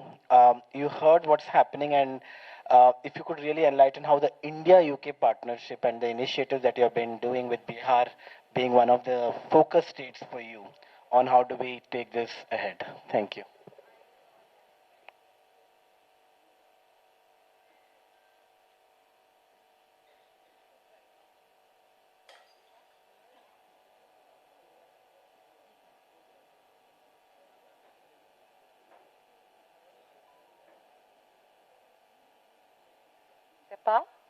Yeah, okay, great. Esteemed panelists, dignitaries on the dais of the dais, good afternoon from the UK government. The most important word that we have heard today from most of the panelists, it's partnership. And I would like to focus on that. Firstly, a huge thanks to the Bihar government for spearheading this fantastic forum, I would say. Rarely do we go to full house, with such wonderful set of stakeholders for EV conclaves, and this is really, really a great response. Many thanks to WRI for putting this all together. Time is short, so I will try to quickly go through a few slides. Could we go to the first slide, please? What I'm going to talk about is UK-India collaboration on electric mobility, particularly on sustainable mobility. And in that context, talk about the best practices from the UK. What the state could potentially explore as it sets out a roadmap to take forward its recently announced EV policy. And as part of a wider, if I might say, the integrated transport planning, which Development Commissioner also mentioned about. So that's something that I would like to highlight as well. And all this flows as, from our global commitment, which India is also part of. One is the Zero Emission Vehicles Transition Council. The second is Accelerating to Zero Coalition. And the third is Road Transport Breakthrough. And these are global partnerships on knowledge exchange to make the transition accessible, more affordable for all, so that all regions are covered and nobody is left behind. Next slide, please. Yeah. I just want to very quickly elaborate on this. This is a ministerial dialogue, and Mr. Sinha from Niti Aayog is there in the front row. He represents India at the ZEV Transition Council, and the purpose is to accelerate the transition to ZEV in line with Paris Agreement. The priorities for this particular, Transition Council is everything that has been highlighted this morning by most of the speakers. From battery circularity to charging infrastructure to fleet conversion to enhanced access to EVs to infrastructure creation. So truly supporting a global transition. Next slide, please. I would like to turn your attention to this particular slide because it's really important and very close to our heart.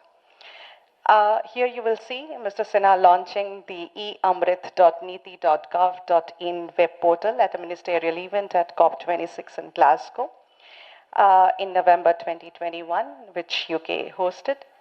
This portal was developed under a UK-India Knowledge Exchange Partnership, and this was based on the lessons learned from UK's Go Ultra Low campaign.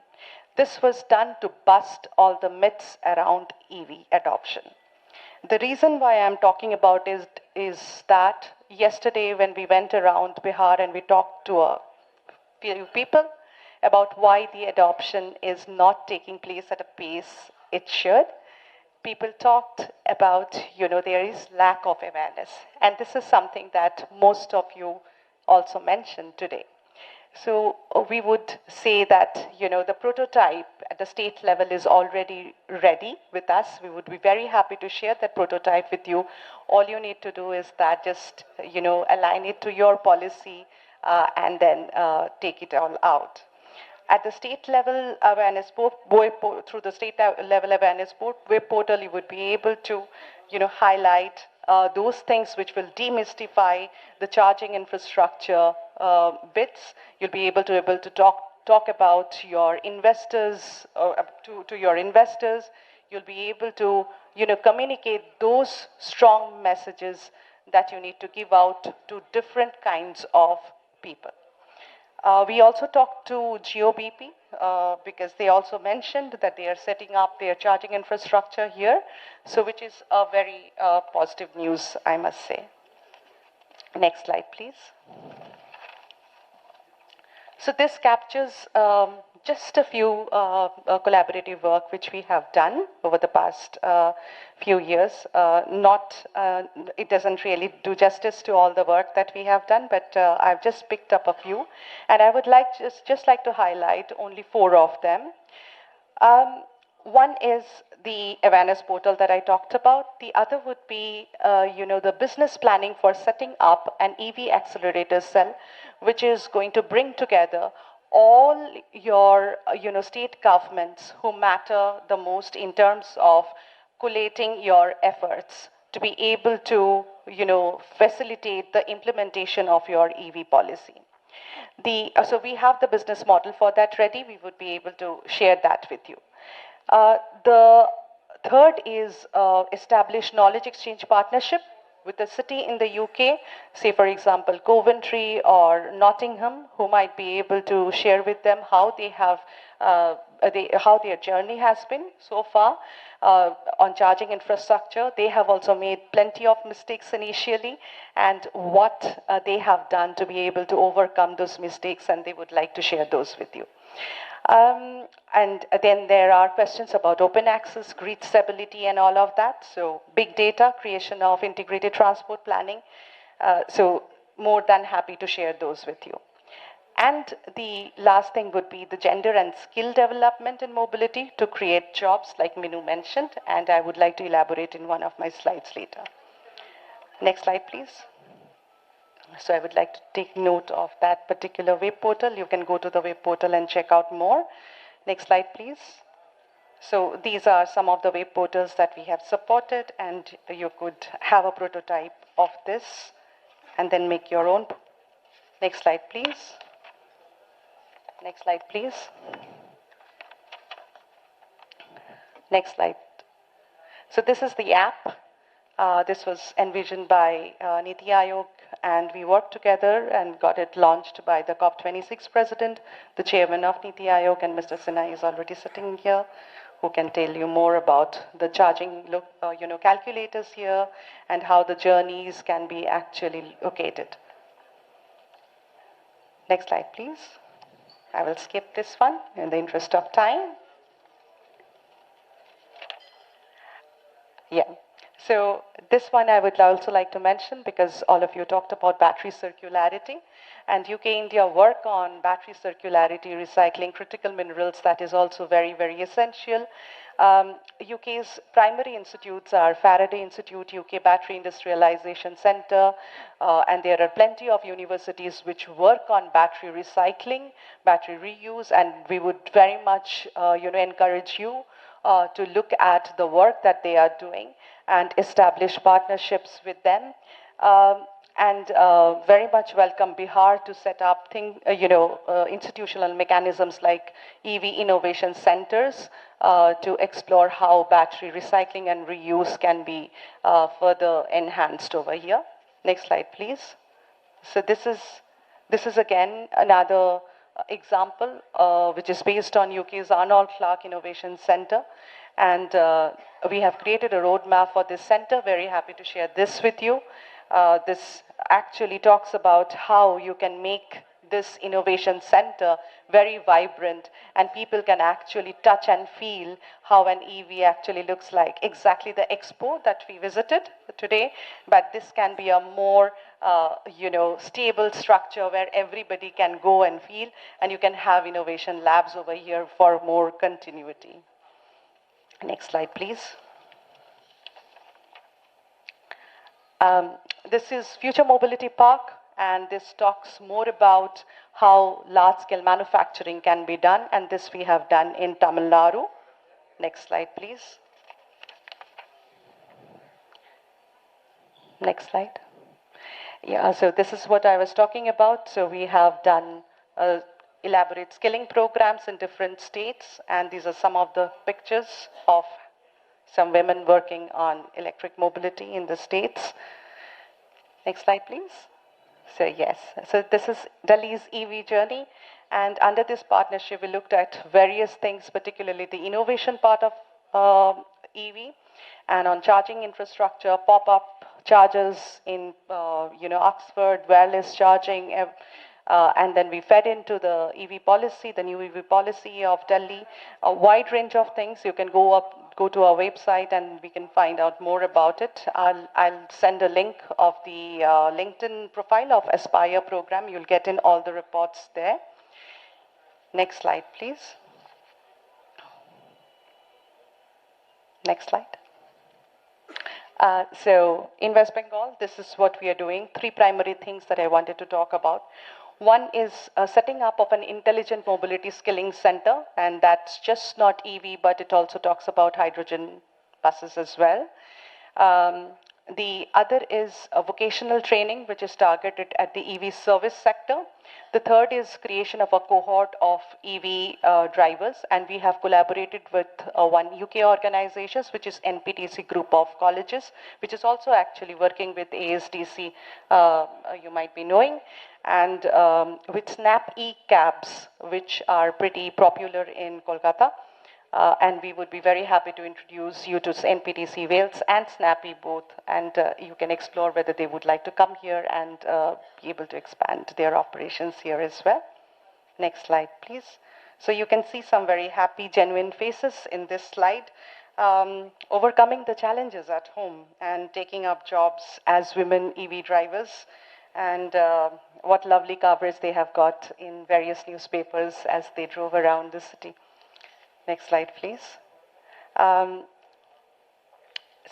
These are some of the UK's domestic action on charging. I'm not really going to elaborate on this because of the paucity of time. Can we skip some of these slides? Next slide.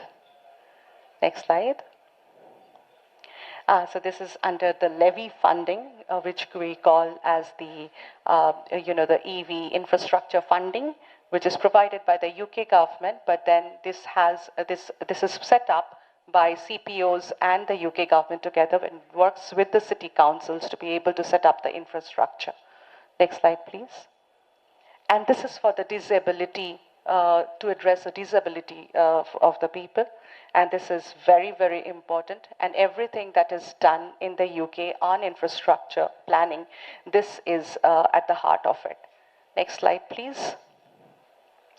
So this is what I was talking about. I can leave these slides with you so that you can refer to it later on. Yeah, next slide. So this was the Nottingham example that I was trying to give you. And this is the renewable energy enabled charging infrastructure. Next slide, please. Yeah, this one. Next one. So these are some of the ideas which you could perhaps look at. City-based execution roadmaps, low emission zones, congestion charges that we have been working on through Transport for London, state EV awareness web portals and apps, charge point registry like ZAP Maps in the UK, govern instructors for implementation like the EV coordination cells and the accelerator cells, EV innovation centers would be some of those. Next slide, please. And this is the last slide actually, so I thought I'll end with this particular picture. And if, I don't know whether you can see it or not. This is the picture of a girl, 24-year-old. This is under one of our programs, UK-India programs in UP, actually. So, you know, she lives in a village. She is Maria, she lives in a village in UP, 20 kilometers from Ahmedabad. So she used to earn 4,000 rupees a day. After this program, she now earns around 20,000 rupees. She is an electric EV driver. She owns an electric vehicle as well. And she is also a law student. So she studies law in the evening because she has time for it. She supports a family of 6. She looks after an ailing father, and she has also, you know, looked after the education of her siblings. Her income, after the increase of her income, she has been able to, you know, inspire the others in the community. And not just that, we encouraged her to come all the way to Delhi to drive around King Charles, if you can see, in Delhi, in a very highly polluted day. It crossed 900 AQI on that day. It was historic, but you had to see the smile on her face. So let's collaborate to transform lives. And on that note, thank you very much. Next slide, please. Thank you so much. Thanks. Bye. Wonderful to hear the support that UK government has been providing, the e-Amrit, the lot of knowledge exchange information that you have created and live demonstration in different states. And I'm sure Bihar will take a cue from that and implement some of the solutions that you are really talking about. Sanjeev Agarwal sir, I just wanted to take a minute to, I know we are waiting between lunch and now, but you heard all the eminent speakers from jobs to skill development to charging to collaboration to macroeconomics. Any quick reflections in a minute or two? I think what a wonderful panel. We have heard everything and from different angle. That was required. I think that was the major purpose for this conclave, that we should listen to others, what are their issues and how we can do better. The three-wheelers issue was taken up. I think they are contributing like anything. And EV is because of them, because we have seen the live example of EV. So three-wheelers are contributing like anything, but we have to think how we can help them, support them, and how we can create a good ecosystem to them. Because they are working with some stigma that they are doing one thing, another thing, and there are many other blames which we are placing on a daily basis. So that how we can help them, because they are the major partner in this EV journey. We can't avoid it. Now it is reaching to every village. Don't talk about cities. The EV is each and every village is having electric vehicle because of that three-wheeler scenario. I think he has brought out the right thing. And the person sitting with me, he was sitting there, I brought him here. You know who is he? He is an oil company head. Oil and electricity, what is the combination? They are the enemy of each other. Means if we promote electric vehicle, the oil cell will go down. Their marketing will go down. But they are supporting. This is transition. And now they are telling that we are not oil company, we are energy company. I think that is a very good benchmark. And now they are putting electric vehicle chargers in each and every petrol pump. I think that announcement is a big announcement for this summit, that they are going to start 200 electric vehicle chargers in this month, and another 250 they are going to add. And in this journey, not only IOCL, but the BPCL, HPCL are also here with us. And they are together, they are going to bring more than 500 EV charging stations on highways wherever there is need is there. So that's why the great contribution, and the skill is must. I think skill is not only for the driving, but also for repairing and everything what the panel has brought down. And ultimately the partnership with UK, what the UK Deputy Commissioner, High Commissioner has also announced, and Madam Podar is also talking about, we are willing. And rather we will welcome such type of partnership with the UK High Commission and UK government so that we can go ahead. We want support from each and every stakeholder. And thankfully we are getting. So I would like to thank everyone for such valuable suggestion. And now this is time for some recharge, top up. Everybody is waiting for some top up because the range anxiety is coming and lunch is waiting. So I don't want to come between you and lunch. Thank you very much. So let's give a big round of applause to Sanjeev Kulkarni ji, Meenu ji, Ulka ji, Amitabh ji, Sanjeev Kumar ji and Hemanti for a wonderful session, and Sanjay sir for this amazing session, very enlightening. Big round of applause, please. The sound of clap also is reducing, so we need more energy now. बहुत बहुत शुक्रिया, बहुत धन्यवाद moderator Shri Pavan मुलुकुतला, और साथ ही हम इस सत्र में सभी जो हमारे स्पीकर्स रहे, वक्ता रहे, सभी का बहुत शुक्रिया। और अब स्मृति चिन्ह हम भेंट करेंगे और इसके लिए हम सबसे पहले अनुरोध करेंगे श्री सुधीर कुमार जी, विशेष कार्य पदाधिकारी, कृपया आप आएं, और श्री संजीव कुलकर्णी जी जो कि सीनियर डायरेक्टर हैं charge zone and CEO billion electric, तो कृपया उन्हें स्मृति चिन्ह भेंट करें।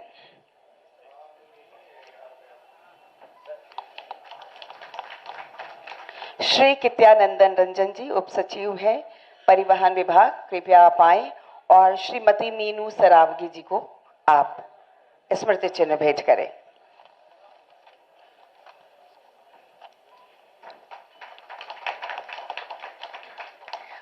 Shri Shashidhar manager climate programme WRI, आप कृपया आप आएं, और श्रीमती उल्का केलकर, इनका सम्मान करें, executive director climate programme WRI India. Shri Om Prakash, कार्यपालक पदाधिकारी रोड सेफ्टी, कृपया आप आएंगे, और डॉक्टर अमिताभ शरण, founder and CEO Alto green, आप इनका भी सम्मान करें।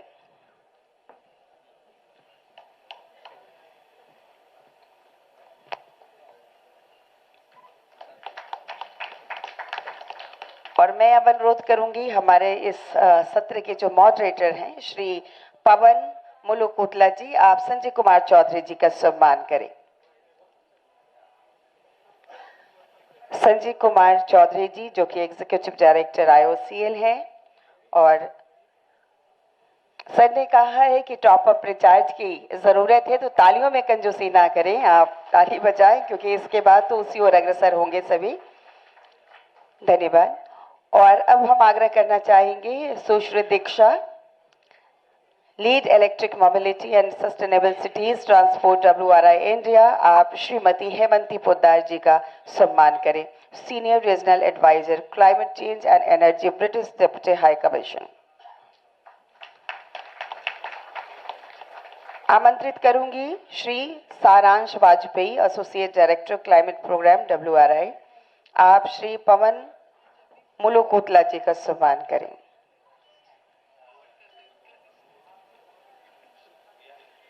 Shri Pavan Mulukutla, executive programme director integrated transport clean air and hydrogen WRI। और उसके बाद सभी को शुक्रिया अदा करते हुए उसी ओर आप अग्रसर हों जिस तरफ सर ने कहा है, लेकिन 2:40 में हमारे अगले सत्र की शुरुआत होगी। थोड़ा सा समय को काटते हुए और जल्दबाजी करते हुए पुनः आप 2:40 में यहाँ पे पहुंच जाएंगे ताकि हम अगले सत्र की शुरुआत कर सकें। धन्यवाद आपका।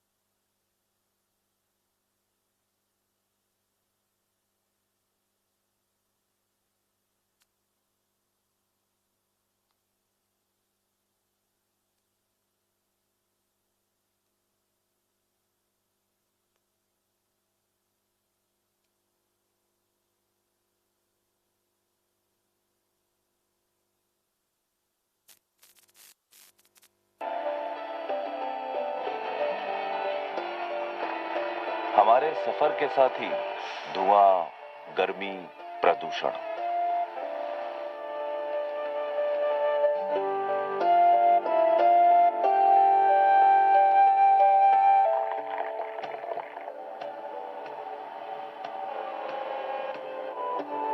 हम चलें तो देश चले।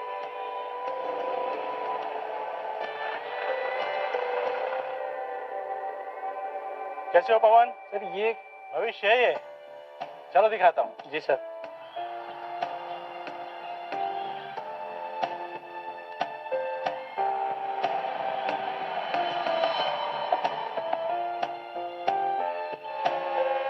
कैसा लगा भाई? बढ़िया तो है पर महंगा शौक है। शौक नहीं भाई, जरूरत है ये हमारे बेहतर भविष्य के लिए। हमारे आज के बदलाव से ही तो हमारा कल बेहतर होगा।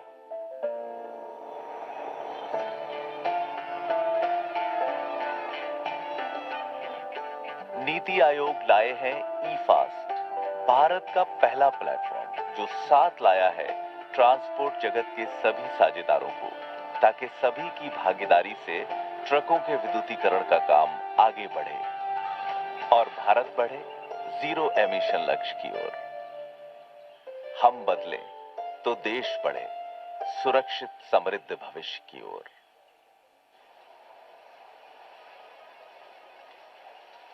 बढ़ते तापमान और प्रदूषण का असर अब सिर्फ बड़े शहरों में ही नहीं बल्कि दूर दराज के गांव में भी देखा जा रहा है।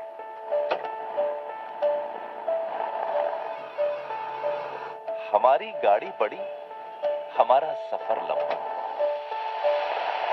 दूर दूर तक जाना, कभी पहाड़ों के रास्ते, कभी जंगल के, कभी सीमेंट की बोरियां पहुंचाना तो कभी पानी के बोतल, और कभी सब्जी, फल, राशन, गैस सिलेंडर। हमारे सफर के साथी धुआं, गर्मी, प्रदूषण।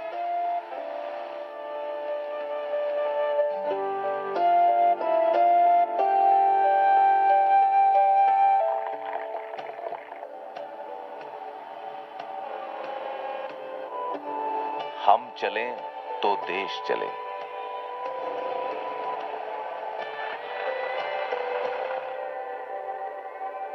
कैसे हो पवन? सर ये भविष्य है ये। चलो दिखाता हूँ। जी सर।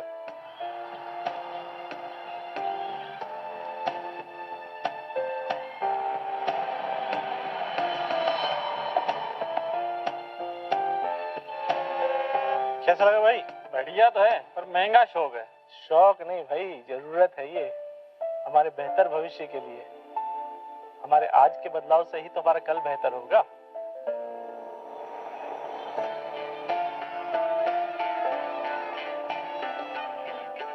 नीति आयोग लाए हैं ई फास्ट, भारत का पहला प्लेटफॉर्म जो साथ लाया है ट्रांसपोर्ट जगत के सभी साझेदारों को, ताकि सभी की भागीदारी से ट्रकों के विद्युतीकरण का काम आगे बढ़े और भारत बढ़े जीरो एमिशन लक्ष्य की ओर। हम बदले तो देश बढ़े सुरक्षित समृद्ध भविष्य की ओर।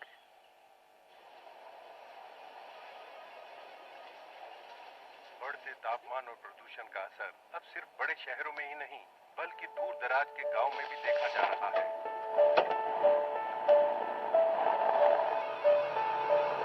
हमारी गाड़ी बड़ी, हमारा सफर लंबा, दूर दूर तक जाना, कभी पहाड़ों के रास्ते, कभी जंगल के, कभी सीमेंट की बोरियां पहुंचाना तो कभी पानी के बोतल, और कभी सब्जी, फल, राशन, गैस सिलेंडर। हमारे सफर के साथी धुआं, गर्मी, प्रदूषण।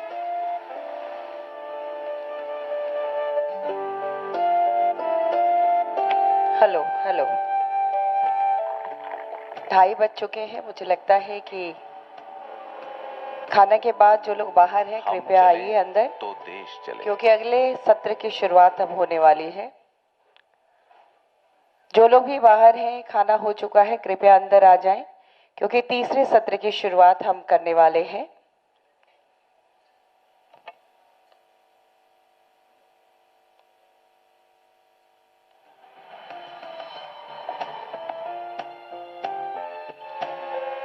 कैसा लगा भाई? बढ़िया तो है पर महंगा शौक है। शौक नहीं भाई, जरूरत है ये हमारे बेहतर भविष्य के लिए। हमारे आज के बदलाव से ही तो हमारा कल बेहतर होगा।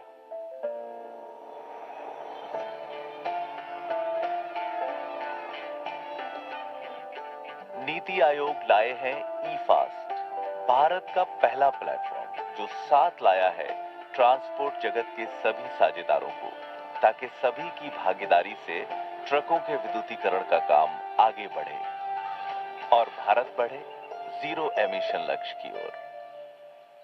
हम बदले तो देश बढ़े सुरक्षित समृद्ध भविष्य की ओर।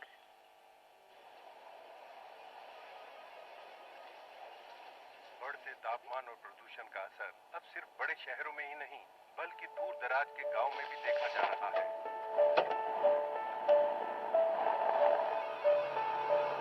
हमारी गाड़ी बड़ी, हमारा सफर लंबा, दूर दूर तक जाना, कभी पहाड़ों के रास्ते, कभी जंगल के, कभी सीमेंट की बोरियां पहुंचाना तो कभी पानी के बोतल और कभी सब्जी, फल, राशन, गैस सिलेंडर। हमारे सफर के साथ ही धुआं, गर्मी, प्रदूषण।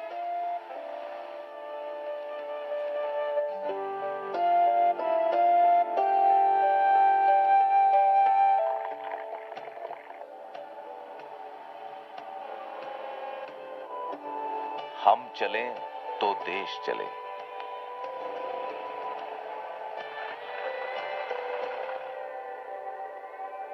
कैसे हो पवन? सर ये भविष्य है ये। चलो दिखाता हूँ। जी सर।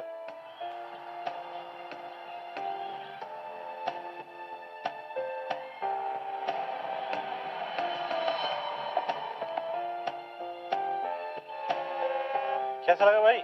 बढ़िया तो है पर महंगा शौक है। शौक नहीं भाई, जरूरत है ये हमारे बेहतर भविष्य के लिए। हमारे आज के बदलाव से ही तो हमारा कल बेहतर होगा।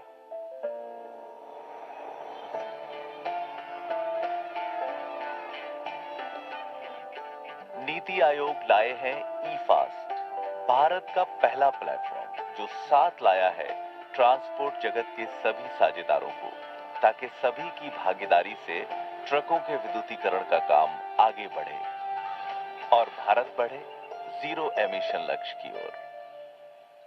हम बदले तो देश बढ़े सुरक्षित समृद्ध भविष्य की ओर।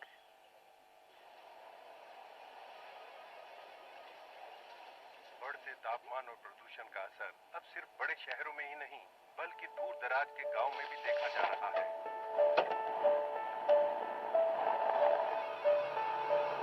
हमारी गाड़ी बड़ी, हमारा सफर लंबा, दूर दूर तक जाना, कभी पहाड़ों के रास्ते, कभी जंगल के, कभी सीमेंट की बोरियां पहुंचाना तो कभी पानी के बोतल और कभी सब्जी, फल, राशन, गैस सिलेंडर। हमारे सफर के साथ ही धुआं, गर्मी, प्रदूषण।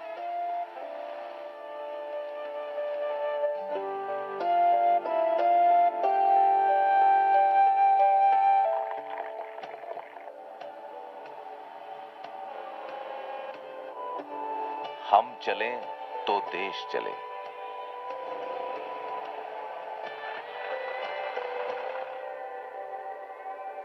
कैसे हो पवन? सर ये भविष्य है ये। चलो दिखाता हूँ। जी सर।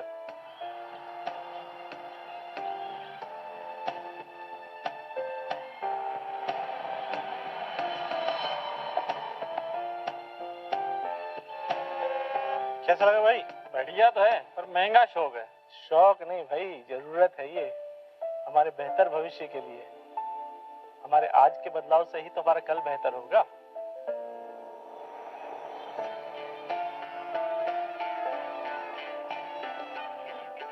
नीति आयोग लाए हैं ई फास्ट, भारत का पहला प्लेटफॉर्म जो साथ लाया है ट्रांसपोर्ट जगत के सभी साझेदारों को, ताकि सभी की भागीदारी से ट्रकों के विद्युतीकरण का काम आगे बढ़े और भारत बढ़े जीरो एमिशन लक्ष्य की ओर।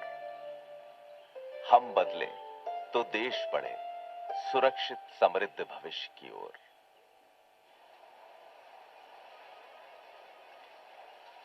बढ़ते तापमान और प्रदूषण का असर अब सिर्फ बड़े शहरों में ही नहीं बल्कि दूर दराज के गांव में भी देखा जा रहा है।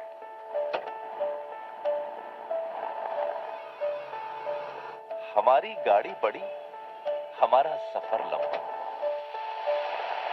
दूर दूर तक जाना, कभी पहाड़ों के रास्ते, कभी जंगल के, कभी सीमेंट की बोरियां पहुंचाना तो कभी पानी के बोतल, और कभी सब्जी, फल, राशन, गैस सिलेंडर। हमारे सफर के साथ ही धुआं, गर्मी, प्रदूषण।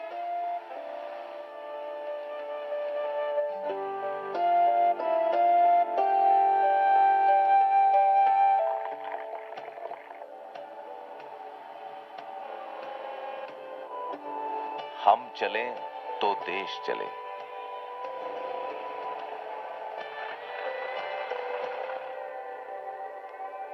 कैसे हो पवन? सर ये भविष्य है, ये चलो दिखाता हूँ। जी सर।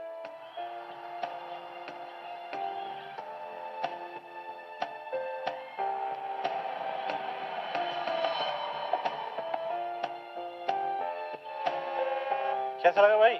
बढ़िया तो है पर महंगा शौक है। शौक नहीं भाई, जरूरत है ये हमारे बेहतर भविष्य के लिए। हमारे आज के बदलाव से ही तो हमारा कल बेहतर होगा।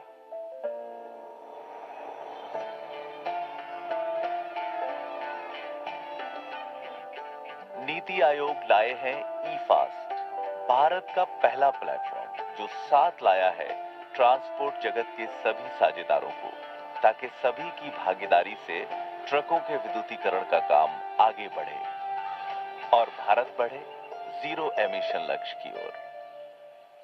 हम बदले तो देश बढ़े सुरक्षित समृद्ध भविष्य की ओर।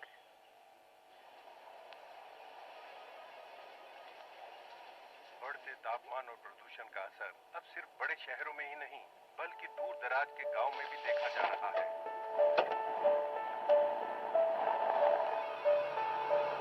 हमारी गाड़ी बड़ी, हमारा सफर लंबा, दूर दूर तक जाना, कभी पहाड़ों के रास्ते, कभी जंगल के, कभी सीमेंट की बोरियां पहुंचाना तो कभी पानी के बोतल, और कभी सब्जी, फल, राशन, गैस सिलेंडर। हेलो। हमारे सफर के साथ ही धुआं, गर्मी, प्रदूषण। 2:40 होने वाला है और हम लोगों ने आपस में ये बात की थी कि 2:30 में सभी आ जाएंगे। 2:40 से हमारा जो अगला सत्र है उसकी शुरुआत होगी। हम चलें तो देश चले। पुनः अनुरोध करना चाहूंगी कि कृपया आप सभी अब चले आए और संभवतः सभी का भोजन हो गया होगा। कैसे हो पवन? सर ये भविष्य है, ये सभी सभागार में आ जाएं जहां पर हमारा कार्यक्रम चल रहा है। Bihar EV conclave and e vehicle expo, कैसा लगा भाई? बढ़िया तो है, जिसके महंगा शौक है। शौक नहीं भाई, 2 तकनीकी सत्र हो चुके हैं और तीसरा तकनीकी सत्र हमारा शुरू होने वाला है। और इस तकनीकी सत्र में आप सभी की उपस्थिति अनिवार्य है, इसलिए आप सभी से हम अनुरोध करते हैं कि कृपया जल्द से जल्द सभागार में आ जाएं। भारत का पहला प्लेटफॉर्म जो साथ लाया है ट्रांसपोर्ट जगत के सभी साझेदारों को, ताकि सभी की भागीदारी से ट्रकों के विद्युतीकरण का काम आगे बढ़े और भारत बढ़े जीरो एमिशन लक्ष्य की ओर। हम बदले तो देश बढ़े सुरक्षित समृद्ध भविष्य की ओर।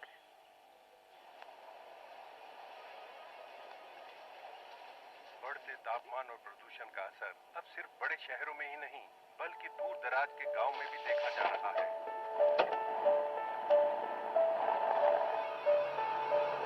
हमारी गाड़ी बड़ी, हमारा सफर लंबा, दूर दूर तक जाना, कभी पहाड़ों के रास्ते, कभी जंगल के, कभी सीमेंट की बोरियां पहुंचाना तो कभी पानी के बोतल, और कभी सब्जी, फल, राशन, गैस सिलेंडर। हमारे सफर के साथ ही धुआं, गर्मी, प्रदूषण।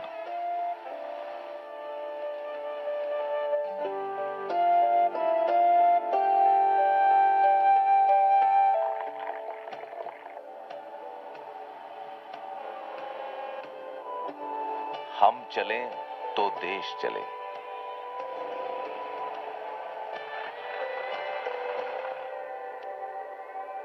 कैसे हो पवन? सर ये भविष्य है ये।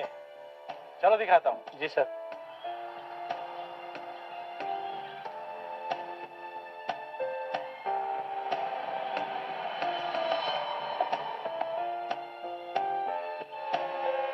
कैसा लगा भाई?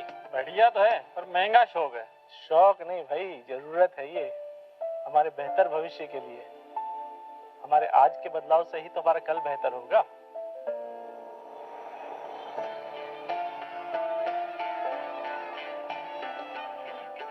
नीति आयोग लाए हैं ई फास्ट, भारत का पहला प्लेटफॉर्म जो साथ लाया है ट्रांसपोर्ट जगत के सभी साझेदारों को, ताकि सभी की भागीदारी से ट्रकों के विद्युतीकरण का काम आगे बढ़े और भारत बढ़े जीरो एमिशन लक्ष्य की ओर। हम बदले तो देश बढ़े सुरक्षित समृद्ध भविष्य की ओर।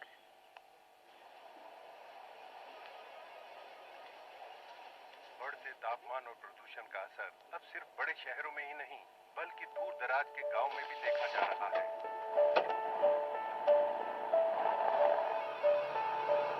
हमारी गाड़ी बड़ी, हमारा सफर लंबा, दूर दूर तक जाना, कभी पहाड़ों के रास्ते, कभी जंगल के, कभी सीमेंट की बोरियां पहुंचाना तो कभी पानी के बोतल।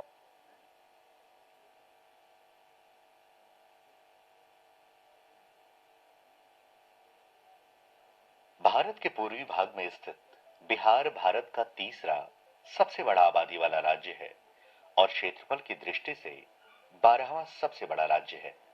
हाल के दशक में बिहार ने अपने आर्थिक विकास में महत्वपूर्ण प्रगति की है। कोविड-19 के कारण आई मंदी के बावजूद बिहार आय में वृद्धि दर्ज करने वाला एकमात्र राज्य था। दूसरी ओर राज्य अति जलवायु संवेदनशील है। विगत कुछ दशक से राज्य में आपदाओं की तीव्रता और आवृत्ति में काफी बढ़ोतरी हुई है। राज्य बाढ़, सूखा, हीट वेव्स, लाइटनिंग आदि जैसी कई आपदाओं का सामना कर रही है। Department of science and technology द्वारा किए गए अध्ययन में भारत के 50 जलवायु परिवर्तन के प्रति अति संवेदनशील जिलों में बिहार के 14 जिले शामिल हैं। राज्य ने इस पृष्ठभूमि में मिटिगेशन एंड एडेप्टेशन की दिशा में अनेकों अनेक उत्कृष्ट कार्य किए हैं। उदाहरण जल जीवन हरियाली मिशन ने बिहार को जलवायु परिवर्तन से निपटने में अग्रणी राज्यों की श्रेणी में उल्लेखित किया है। प्रसिद्ध फिलैंथ्रोपिस्ट श्री बिल गेट्स ने भी बिहार के इस नवीनतम प्रयास को राष्ट्रीय और अंतर्राष्ट्रीय मंचों पर प्रतिध्वनित किया है। When I'm in Seattle or Washington D.C., or London or Paris, that's the big topic. But I was impressed that in Patna, he was saying, hey, we have a problem with climate change. इन प्रयासों का नेतृत्व माननीय मुख्यमंत्री जी स्वयं कर रहे हैं। जो क्लाइमेट चेंज हो रहा है, ग्लोबल वार्मिंग हो रही है, उससे हम बचें और किस तरह से उसके जो खतरे हैं उसको हम पहले से भाप सकें और उससे लोगों को बचाने की व्यवस्था करें। देश के लगभग सभी प्रमुख राज्यों और दुनिया के कई हिस्सों से आगे बिहार ने 2070 तक क्लाइमेट रेजिलिएंट और कार्बन न्यूट्रल बनने की पहल की है। बिहार राज्य प्रदूषण नियंत्रण परिषद के माध्यम से फरवरी 2021 में यूनाइटेड नेशन एनवायरनमेंट प्रोग्राम के साथ एक एमओयू किया, जिसका उद्देश्य राज्य के लिए क्लाइमेट रेजिलिएंट एवं लो कार्बन डेवलपमेंट पाथवेज का निर्माण करना था। रणनीति विकसित करने के लिए अंतर्राष्ट्रीय स्तर पर प्रसिद्ध संगठनों का एक टेक्निकल कंसोर्टियम बनाया गया। रेजिलियंस सेगमेंट में WRI इंडिया ने अल्पकालिक, मध्यम अवधि, दीर्घकालिक सिफारिशों को लक्षित करते हुए बहुआयामी दृष्टिकोण अपनाया है, जिसके बाद climate trends, risks, future projections, vulnerability assessment एवं पॉलिसी एनालिसिस का अध्ययन किया गया है।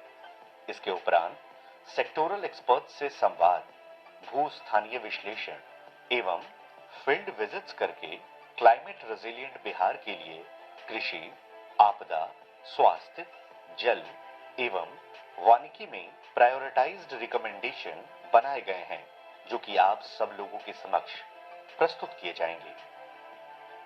रेजिलियंस के उपरांत अगर हम मिटिगेशन की बात करें तो council on energy, environment and water ने लॉन्ग टर्म एमिशन मॉडलिंग का उपयोग करके मैक्रो लेवल परिदृश्य मॉडलिंग किया, जो कि भविष्य के विकल्पों जैसे जनसंख्या वृद्धि, शहरीकरण, बाहर जो लोग भी हैं पुनः अनुरोध करती हूँ ढंग से समझने में सक्षम बनाता है। कृपया सहयोगी संस्थाओं हमारा तीसरा सत्र शुरू होने वाला है, आप सभागार में आ जाएं।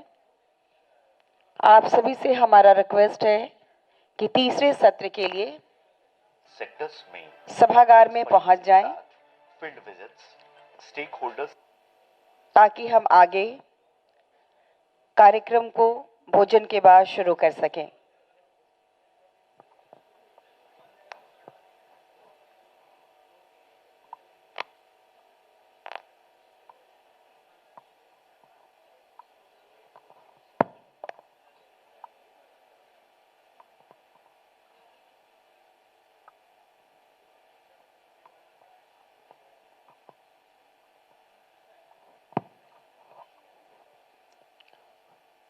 फिल्म लगा दें जो वीडियो चल रहा था। सदियों पहले भारत ने इस विश्व को एक अनोखा उपहार दिया, वो था शून्य। महान भारतीय गणितज्ञ आर्यभट्ट की इस खोज से पूरे ज्ञान विज्ञान को एक नई दिशा मिली और तकनीकी खोजों से हमारी दुनिया बदली। शून्य, एक ऐसा उपहार जो कुछ भी नहीं और सब कुछ है। जो भी है उसका आधार है शून्य। इसने हमें दी हैं अनगिनत सुविधाएं, जिनसे हमारी जिंदगी आसान हुई है।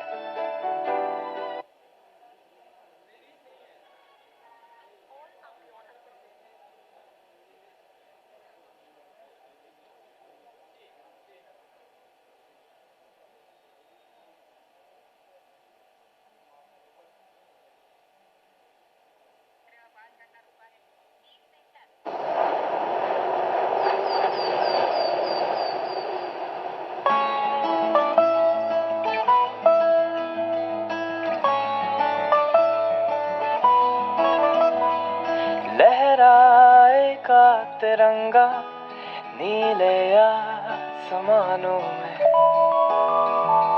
बढ़ेगा भारत आगे नील गगन की छाँव में। मुस्कुराहटे होंगी लबों पर लबों पर लबों पर, सफलता के गीत होंगे जुबां पर जुबां पर जुबां पर। एक बात तो है पक्की कि शून्य में है शक्ति, एक बात तो है पक्की कि शून्य से तरक्की, एक बात तो है पक्की कि शून्य में है शक्ति, एक बात तो है पक्की कि शून्य से तरक्की। सांसों में चलती अब साफ हवा होगी, नए जमाने की नई रफ्तार होगी। प्रश्नों के हल होंगे, सपने सफल होंगे। एक बात तो है पक्की कि शून्य में है शक्ति, एक बात तो है पक्की कि शून्य से तरक्की, एक बात तो है पक्की कि शून्य में है शक्ति, एक बात तो है पक्की कि शून्य से तरक्की। छूटेंगी पीछे बातें पुरानी, नया भारत लिखेगा नई कहानी। इरादे अटल होंगे, मेहनत के मीठे फल होंगे। एक बात तो है पक्की कि शून्य में है शक्ति। देश की जानी मानी कंपनियों ने पहचानी है इलेक्ट्रिक वाहनों की शक्ति। आइए नीति आयोग के शून्य अभियान के साथ देश को स्वच्छ हवा की ओर ले चले। इस बदलाव में भागीदार बने। अब मिशन शून्य पोल्यूशन।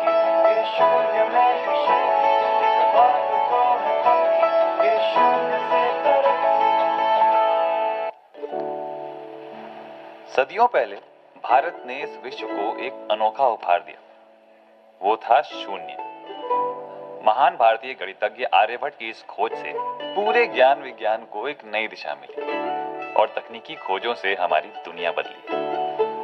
शून्य, एक ऐसा उपहार जो कुछ भी नहीं और सब कुछ है। जो भी है उसका आधार है शून्य। इसने हमें दी हैं अनगिनत सुविधाएं जिनसे हमारी जिंदगी आसान हुई है। हमारी ख्वाहिशों से लेकर जरूरतें सब पूरी हो जाती हैं, मुश्किलें दूर हो जाती हैं और हमारा कीमती समय बचता है। अपनों में दूरियां मिटती हैं और खुशियां फैल जाती हैं।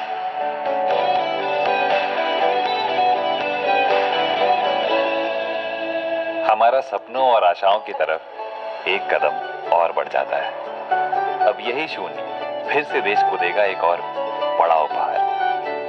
देश की जानी मानी कंपनीज नीति आयोग के सहयोग से लेकर आई है शून्य, जीरो पॉल्यूशन मोबिलिटी, एक ऐसा कदम जो इलेक्ट्रिक व्हीकल्स को बढ़ावा देगा। जल्द ही आपकी डिलीवरीज और राइड्स होंगी शून्य ब्रांडेड। तो चलें स्वच्छ हवा की ओर। अब मिशन जीरो पॉल्यूशन। मुबारक हो इंडिया, वो शून्य जो हमें देगा प्रदूषण मुक्त भारत।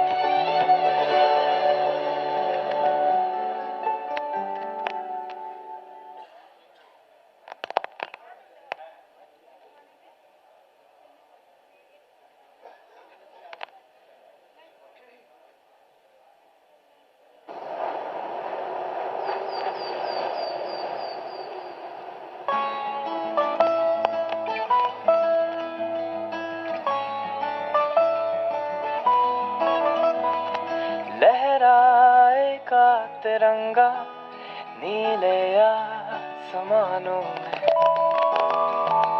बढ़ेगा भारत आगे नील गगन की छाँव में। मुस्कुराहटें होंगी लबों पर लबों पर लबों पर, सफलता के गीत होंगे जुबां पर जुबां पर जुबां पर।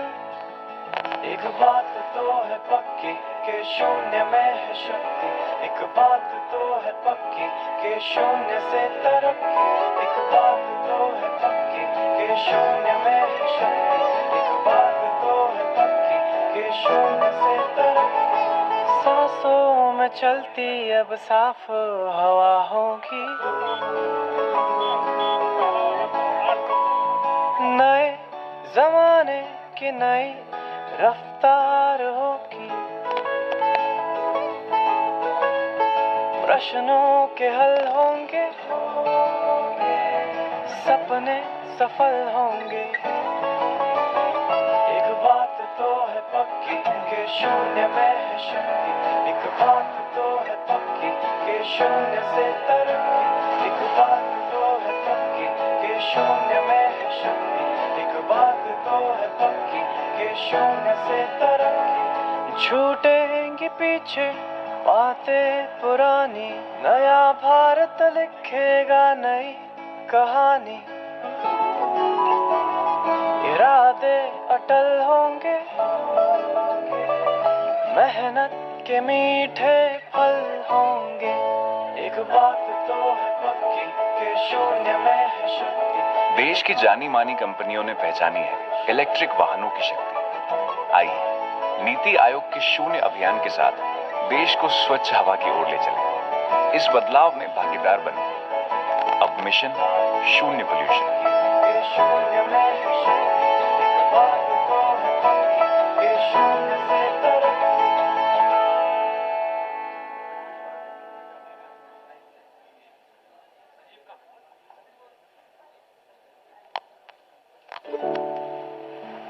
सदियों पहले भारत ने इस विश्व को एक अनोखा उपहार दिया, वो था शून्य। महान भारतीय गणितज्ञ आर्यभट्ट की इस खोज से पूरे ज्ञान विज्ञान को एक नई दिशा मिली और तकनीकी खोजों से हमारी दुनिया बदली। शून्य, एक ऐसा उपहार जो कुछ भी नहीं और सब कुछ है। जो भी है उसका आधार है शून्य। इसने हमें दी हैं अनगिनत सुविधाएं जिनसे हमारी जिंदगी आसान हुई है।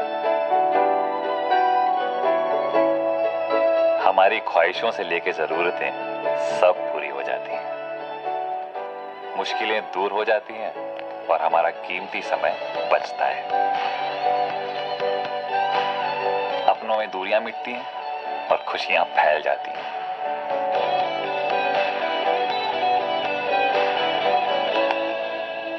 हमारा सपनों और आशाओं की तरफ एक कदम और बढ़ जाता है। अब यही शून्य फिर से देश को देगा एक और।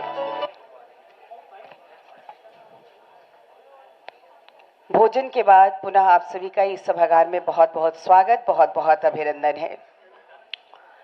बिहार इलेक्ट्रिक वाहन सेमिनार एवं प्रदर्शनी, जिसका उद्घाटन के पश्चात 2 सत्रों का संचालन हो चुका है, जिसमें कई महत्वपूर्ण बिंदुओं पर हम लोगों ने चर्चा की।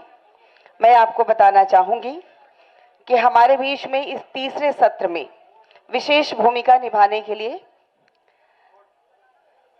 Shri Pratyay Amrit sir, additional chief secretary RCD, हमारे बीच में पहुंच गए हैं। हम बहुत बहुत उनका स्वागत अभिनंदन करते हैं और आपसे गुजारिश करते हैं कि जोरदार तालियों से आप सब सर का स्वागत करें। मैं आपको बताना चाहूंगी कि हमारे बीच में principal secretary energy department Shri Sanjeev Hans sir हैं। बहुत बहुत स्वागत अभिनंदन सर। सर का भी जोरदार तालियों से हम सब स्वागत करें। और इसके साथ ही हमारे बीच में सामने बैठे हैं एग्रीकल्चर के डायरेक्टर आलोक रंजन सर। बहुत बहुत स्वागत अभिनंदन है आपका इस समारोह में। मैं मंच पर बड़े ही सम्मान के साथ आमंत्रित करना चाहूंगी। तीसरे सत्र की मैं बात कर रही हूँ और तीसरे सत्र की शुरुआत अब होने वाली है हमारे अतिथि के आगमन के साथ ही, जिनको हम सब इस सत्र में सुनेंगे। जो हमारा तीसरा सत्र है उसमें हम जिन महत्वपूर्ण बिंदुओं को हमने शामिल किया है, मैं आपको बताना चाहूंगी कि navigating tomorrow's cities, public transport for a cleaner greener future, इस पर चर्चा होगी। आइए मंच पर बड़े ही सम्मान के साथ हम आमंत्रित करना चाहेंगे additional chief secretary RCD Shri Pratyay Amrit sir को। कृपया आप मंच पर पधारें। मैं बड़े ही सम्मान के साथ आमंत्रित करती हूँ Shri Sanjeev Hans sir, principal secretary energy department. कृपया आप भी मंच पर आएं। और Shrimati Priyadarshini Alok, assistant programme manager electric mobility Shakti sustainable energy foundation, कृपया आप भी मंच पर आएं। Shrimati Anchal Jain, CEO PMI electro, कृपया आपको भी हम मंच पर आमंत्रित करते हैं। Shri Prabhakar Kumar, divisional head north and east India Switch mobility, आपको भी हम मंच पर आमंत्रित करते हैं। श्री माधव पाई, सीईओ डब्ल्यूआरआई, आप भी मंच पर पधारें। और मैं मंच पर बड़े ही सम्मान के साथ अनुरोध करना चाहूंगी श्री संजय कुमार अग्रवाल सर, जो कि सचिव हैं परिवहन विभाग के। आपका भी पुनः हम बहुत बहुत स्वागत अभिनंदन करते हैं। हम मंच पर आमंत्रित करना चाहेंगे श्रीमती चैतन्य कनौरी, जो कि एसोसिएट डायरेक्टर हैं इलेक्ट्रिक मोबिलिटी डब्ल्यूआरआई इंडिया, जो आज इस सत्र में मॉडरेटर की भूमिका में हमारे बीच में है। तो मैडम आए और इस सत्र को शुरू करने के लिए हम आपसे अनुरोध करते हैं कि कृपया इस सत्र का संचालन आप करें।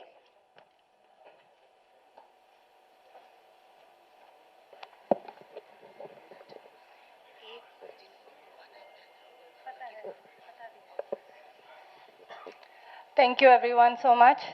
It is the last session for today, and it is also on one of the most important topics of within the electric mobility domain, the topic of public transport and electric buses.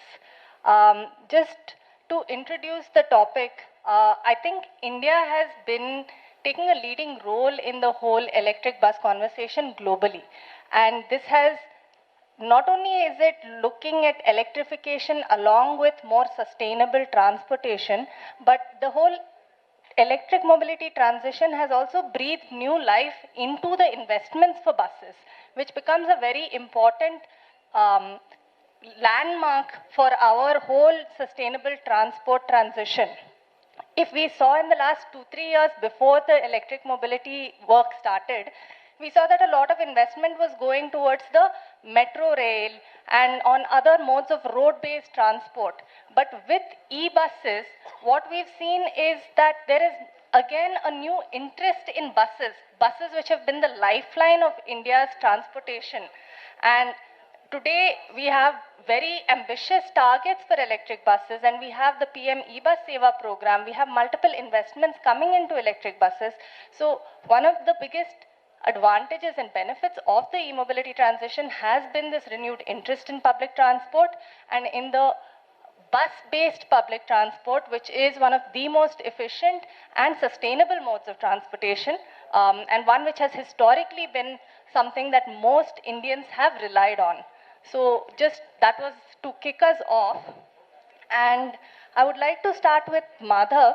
Madhav, with this whole e-bus transition, can you talk about how we can make them more affordable and more ready for sort of on-ground, at-scale transition? Thanks, Chaitanya. See, I'll start with, public transport has not received enough attention or investment in India. So this e-buses now is unprecedented support for public transport that has come. If we think about it, if we are talking about 50,000 buses, it is 50,000 crores of investment in public transport. So how do we use this money to make public transport, very good quality, affordable, inclusive?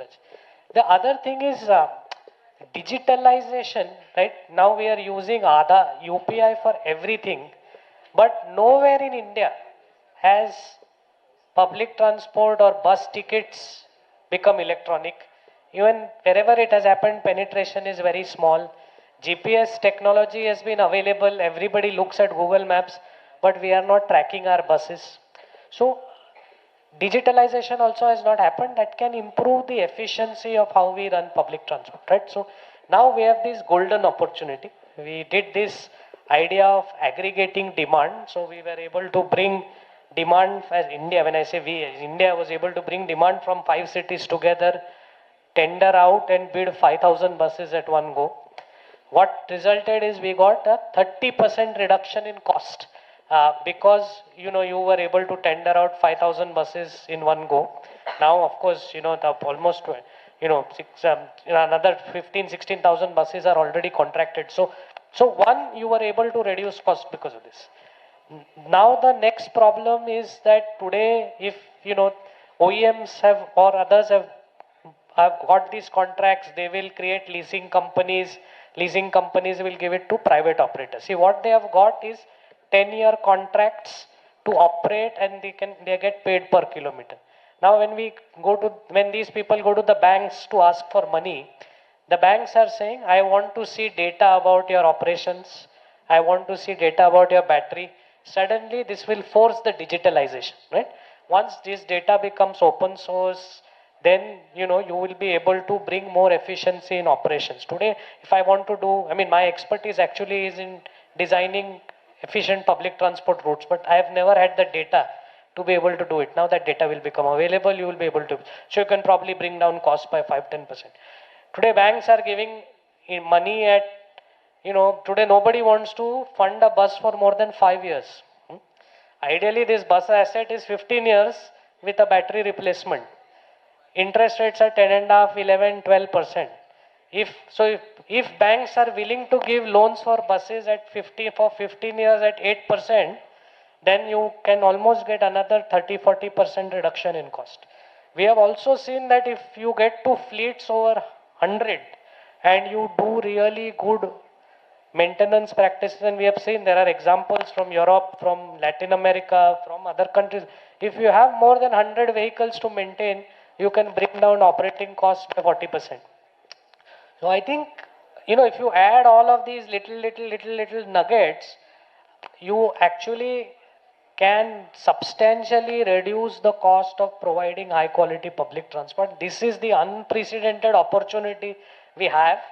The good thing is, one, with UPI, etc., this whole other parallel ecosystem for being able to use, digitalization is also available.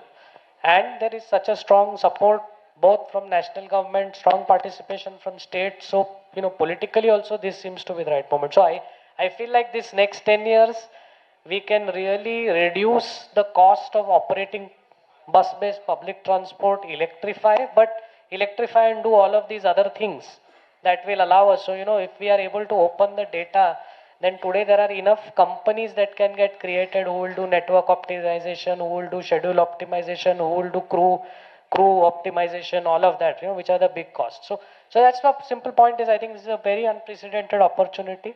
I think we are under the beginning of that journey. And if we are able to, now they're talking about 8 lakh buses or something in FEM 3. I mean, if you really get there, then whatever, 10 lakh, 15 lakh buses. I mean, so even if you really get there, then this is the huge opportunity of being able to reduce the cost and really make it affordable and inclusive. And I think that's the opportunity that we should all be thinking about. Thank you, Madhav. Thank you. We're talking about buses as the cutting edge and making them cutting edge. I'd now turn to Shri Sanjeev Hansji, the Principal Secretary of the Energy Department at the Government of Bihar. Sanjeev Hansji, would you please talk about the energy perspective for both e-mobility as well as e-buses? Thank you, sir.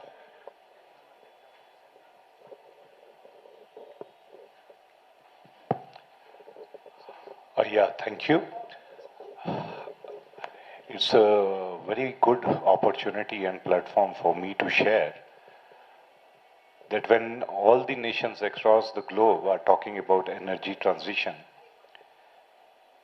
electric vehicle mobility, creating infra for that is also one part of the entire transition that we are talking about.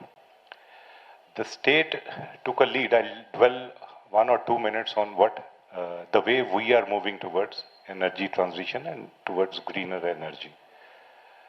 The state has embarked upon a very ambitious umbrella program of Jal Jeevan Haryali. So Jal Jeevan Haryali Abhiyan was started in 2019. Now, under that itself, we are able to cover all the government buildings, rooftops with the grid-connected solar panels. Last year, we planned for around 1 gigawatts of solar. Bihar is one of the most densely populated states, so the land availability is very less. Despite that, we planned for 1 gigawatt, but I am actually happy to share that we may be crossing this target set by our own selves by more than double. There are 800 megawatts is planned only for the agriculture feeders. We have one tender is live for the biggest battery storage system in the country. That is around 254 megawatt hours, which is so far the biggest in the country. The tender is also live. Why I am telling you so is because everyone is talking about energy transition. Transport sector is one. Energy sector, power sector as such contributes to almost 1/4 of the carbon emissions amongst the other pollutants. So we in the power sector contribute almost 25% to the global carbon emissions. So be it a global summit or be it the national goals that we have set for ourselves, so we are on the path to reduce these carbon emissions by 2070 net zero, but by 2030 also we have set a very ambitious target. Now, this electric vehicle sector, since the state started on this electric vehicle, I think Sanjay would agree with me, he was there handling the same department of 1 or 2 years back. That time itself, this electric vehicle policy was conceptualized.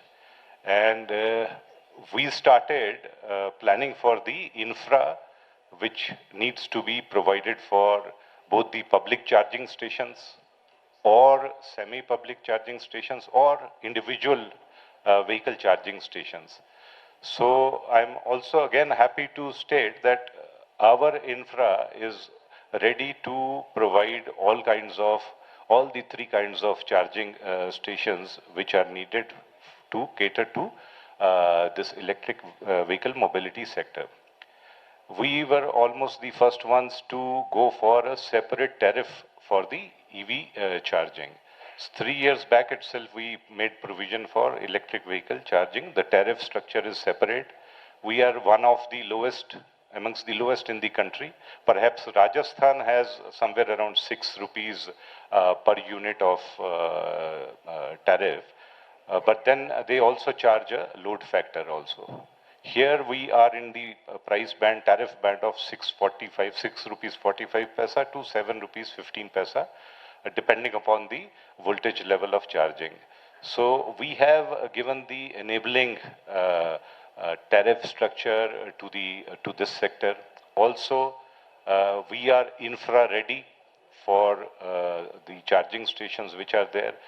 Discoms, if the need be, as the target set by 2028 is also quite ambitious. If the transport department in the state moves towards 15% of the total vehicles, new vehicles into electric vehicles, so we may be ready with our own charging stations which are nearer to the main pathways, main roads, with the infra available with the discoms.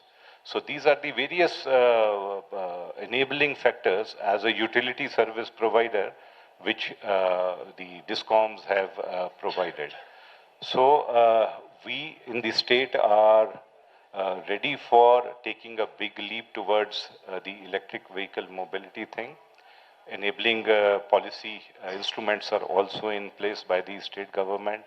So I think all the stakeholders who are there, if after the conclave, if there are other suggestions how to provide more enabling infrastructure and how to ease the way of charging these electric vehicles which will come up not only in the urban areas but also in the far-flung rural areas, so we'll be able to provide. It's a good platform to get various perspectives from various stakeholders. Thank you so much.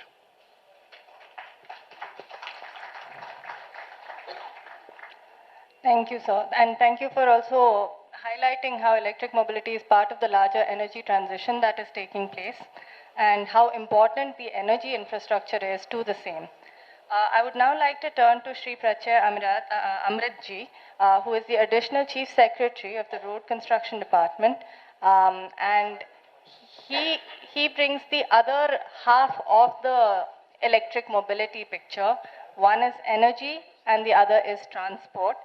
So, Shri Prachya Amritji, if you could just speak about your perspectives for electric mobility in Bihar.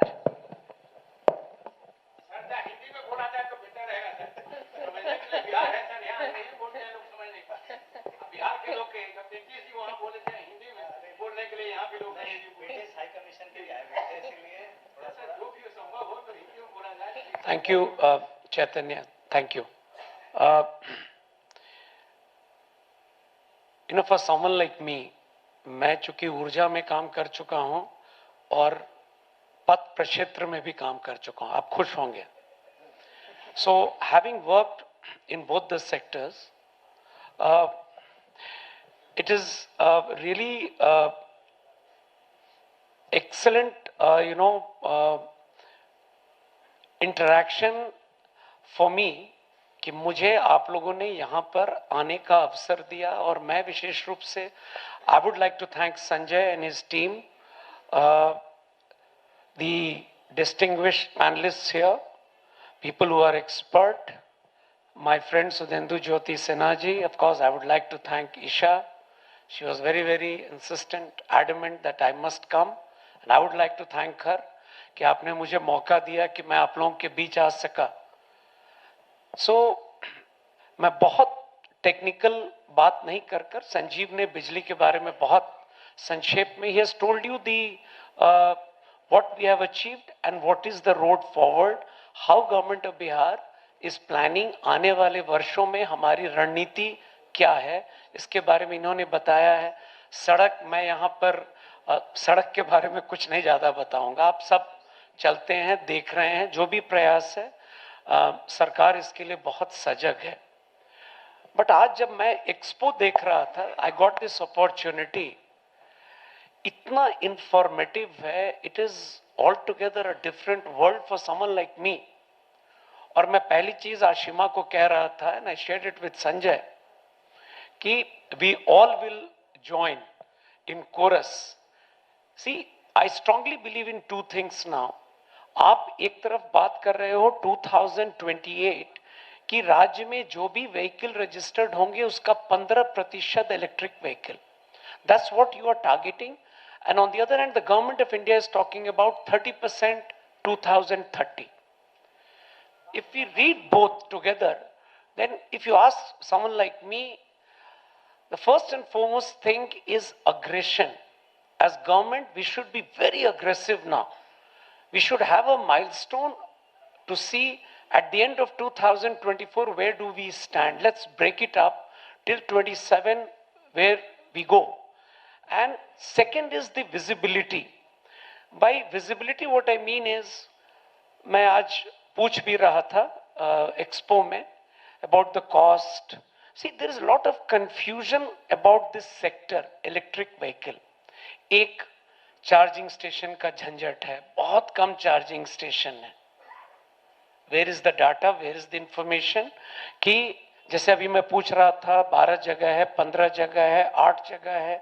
Second, maintenance बहुत इसका costly होता है। If somebody, the younger generation, especially late 20s and 30s, now they are earning a lot, they want to buy a vehicle. You hardly hear anybody telling, कि मैं electric vehicle I want to buy.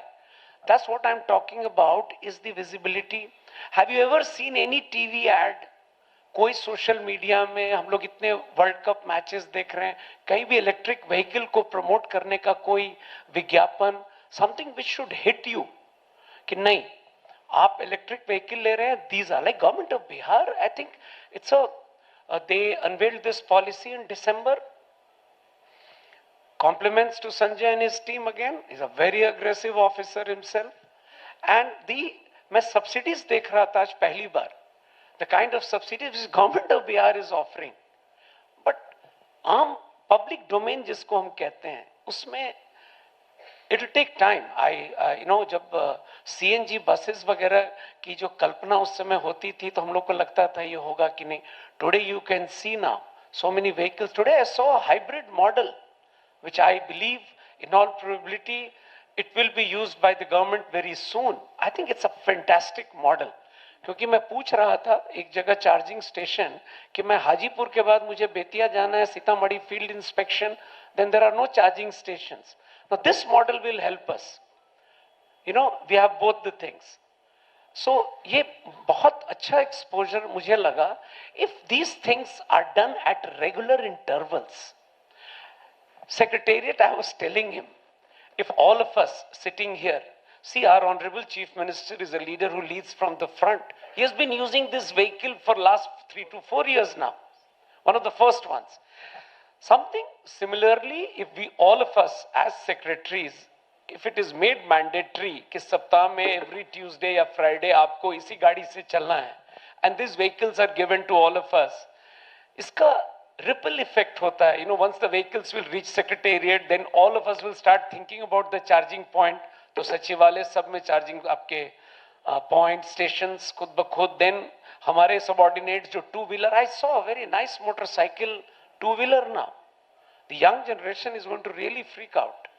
So excellent things. The only thing is aggression on the part of the government. Yes, it's a one journey which we all know that Bihar started late, but we have done pretty well. Thanks to my colleagues who are here, all of them, this entire team, and this wonderful,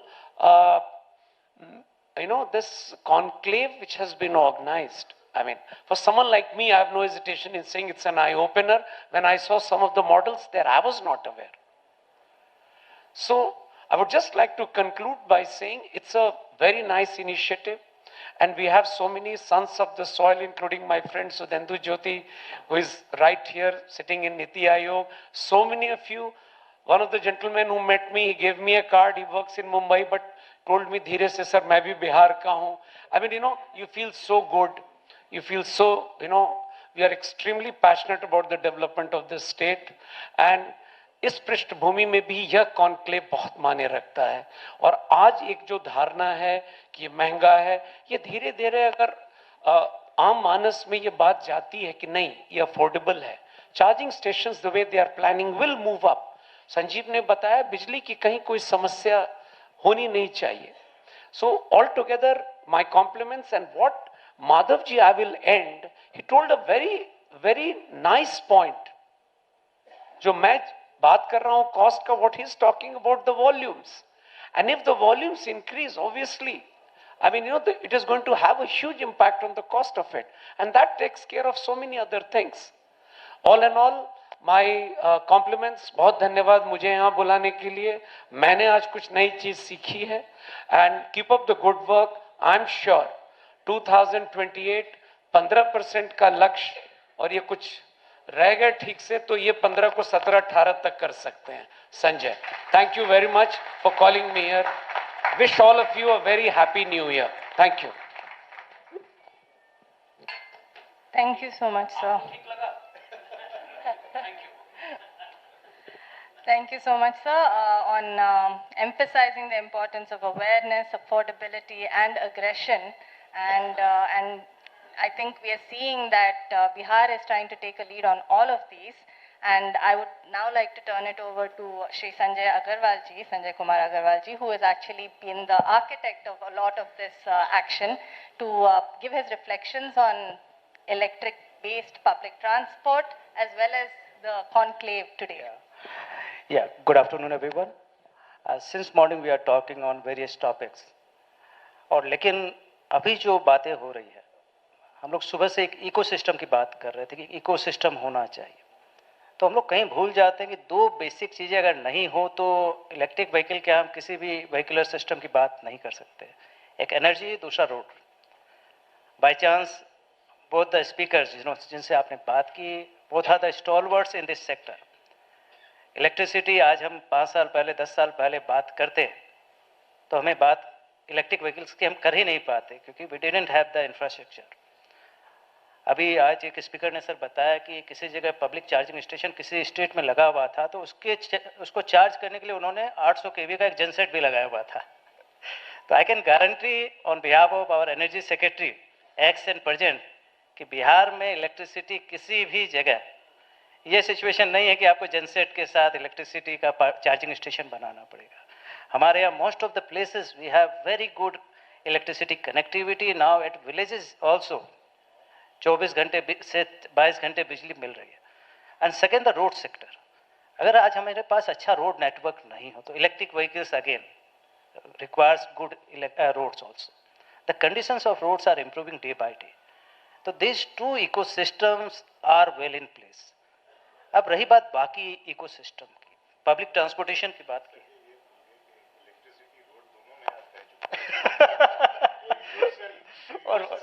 और by chance मुझे भी electricity और road दोनों में काम करने का मौका मिला, और अब उसमें कैसे गाड़ियाँ चले वो मैं ट्राई कर रहा हूँ। तो सर, जो पब्लिक ट्रांसपोर्टेशन की बात माधव ने की, हम लोग इलेक्ट्रिक बस जब लेके आया मैं 3 साल पहले, it was my personal risk. अरे भाई क्या ला रहे हो, ये सब हाथी बिहार में चलेगा क्या? This are the elephants. अब जब 25 इलेक्ट्रिक बसों के साथ हमारा से इतना बढ़िया एक्सपीरियंस रहा कि अभी जैसे 400 electric bus government of India ने ऑफर की, मतलब मैंने दौड़ करके एडिशनल सेक्रेटरी से बात की कि sir we are not going to miss this bus, क्योंकि लास्ट टाइम हम लोगों ने मिस किया। तो public transportation will be a major contribution from our side because it is required. ये चाहिए, बिहार को चाहिए, और हम लोग इसके बहाने बिहार के हर जिले में पहुंचना चाहते हैं। और ये this will be starter only, क्योंकि 400 से बिहार का कुछ नहीं होने वाला, लेकिन एक ecosystem of public charging stations, various models. आज सर ने हाइब्रिड कार देखी, हम लोग सर नीति आयोग शुभेंदु जी भी बैठे हैं कि we are talking about pure EV. Pure EV can be the best possible solution, लेकिन hybrid can be a practical solution. Now how we can move with this hybrid model, that is also a very good beginning, and very good comfortable cars are available. From e-cycle to sir two-wheelers sir Bihar में बहुत बड़ा market है. हर महीने 1 lakh two wheelers Bihar में बिकते हैं, और वो भी एक स्लो पॉइजन, मतलब कहा जाए कि जो पोल्यूशन में वो दिखते नहीं है, लेकिन collectively they are creating a huge pollution impact. तो उसमें अब 10 से 20% हमारा सर टू व्हीलर्स का सेगमेंट अब आने लगा है, and that is going to contribute a big number in coming time. और उसमें सर ने जैसा बताया कि जो मॉडल्स हैं, यंगस्टर्स तो उसकी तरफ तुरंत डाइवर्ट होंगे, लेकिन पता ही नहीं कि ये मॉडल्स हैं, क्योंकि जो रेगुलर कंपनीज हैं उनके शोरूम्स में ये अवेलेबल नहीं रहते, और जो शोरूम्स हैं वहाँ तक कुछ जाते नहीं. तो इसीलिए से हम लोगों ने ये अपॉर्चुनिटी प्रोवाइड की कि सारे मॉडल्स को एक प्लेटफॉर्म पर लोगों के सामने रखें. और सर जो भी आ रहा है दे आर सरप्राइज्ड कि इतने सारे मॉडल्स अवेलेबल हैं. और सर से हम लोग को रिक्वेस्ट होगी कि सर चार्जिंग इंफ्रास्ट्रक्चर में we want to take help from national highways, state highways, roads, उनके साइड फ्लैंक्स पर जगह होती है सर. अगर और कई कंपनीज रेडी हैं सर, PSUs रेडी है सर. आज इंडियन ऑयल कंपनीज के सर HPCL, BPCL के भी ऑफिसर्स हैं. They are going to set up EV charging station in every petrol pump sir. They have committed, and they also want land outside petrol pump where they can go for installing the EV charging station. तो वो भी sir एक major stake holder बन करके सामने आया, क्योंकि वो अब तक कॉम्पिटिटर थे, क्योंकि जैसे हम EV ला रहे हैं तो उनकी सेल डाउन होगी ये डर है, लेकिन उन्होंने सर अब अपना मोटो ही बदल दिया कि हम ऑयल कंपनी नहीं है, वी आर एनर्जी कंपनी. तो इस तरीके से सर ऑयल कंपनीज भी सामने आई है, और बाकी प्राइवेट पार्टनर्स, शुभेंदु जी से लेकर आज ब्रिटेन के डिप्टी हाई कमिश्नर भी थे सर, और काफ़ी जो प्राइवेट प्लेयर्स हैं उन लोगों ने सपोर्ट किया. और ultimately the WRI, Madhav ji की पूरी टीम, लोकली ईशा, पीयूष, शशिधर, इन तीनों ने मिल करके सर पूरे सिस्टम में एक एनर्जाइज किया, और हम लोगों ने इस कॉन्क्लेव को आज ऑर्गेनाइज किया. तो I would like to thank every partner who has participated and supported us in this conclave. और सर अपने बिजी शेड्यूल से आज टाइम निकाल करके आए और हमें मोटिवेट किया, क्योंकि दिस सेक्टर नीड्स मोटिवेशन, और motivation from everyone, because sir ही कंज्यूमर है, मतलब our consumers are the stakeholders, various stake holders.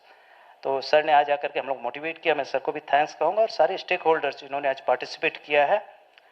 चूँकि ऑनरेबल CM का भी प्रोग्राम बन रहा है, is going to visit expo, तो हम लोग थोड़ा सा पहले अभी निकलेंगे, लेकिन ये कॉन्क्लेव विल कंटिन्यू. एंड अभी जो बाकी स्पीकर्स हैं वो भी रहेंगे, और आप लोगों को भी कुछ क्वेश्चन आंसर्स हैं तो हमारे एक्सपर्ट पैनल आपको रिप्लाई भी देंगे. आलोक, आप फिर you will take place here, ठीक है? चलिए, थैंक यू वेरी मच.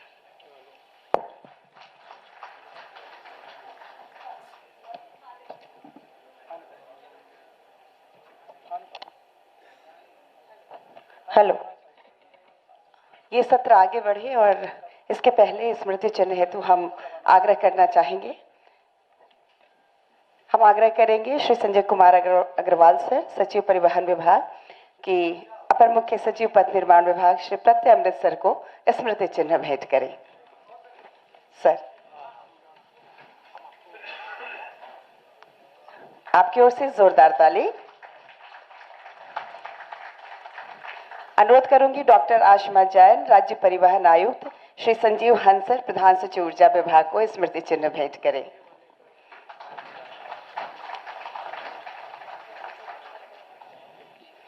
धन्यवाद मैम. और हमारे बीच सर आए और हम सबको मोटिवेट किया समय निकाल कर. आप सभी को बहुत काम होता है, सभी जानते हैं, वरिष्ठ IAS अधिकारी हैं, तो बहुत बहुत शुक्रिया आपको इसमें शामिल होने के लिए और अपना विचार हम सबके बीच में रखने के लिए. बहुत धन्यवाद. ओके. और अब मैं मंच पर श्री आलोक रंजन घोष, निदेशक एग्रीकल्चर को आमंत्रित करूंगी कि सर आप आए. बहुत बहुत शुक्रिया sir.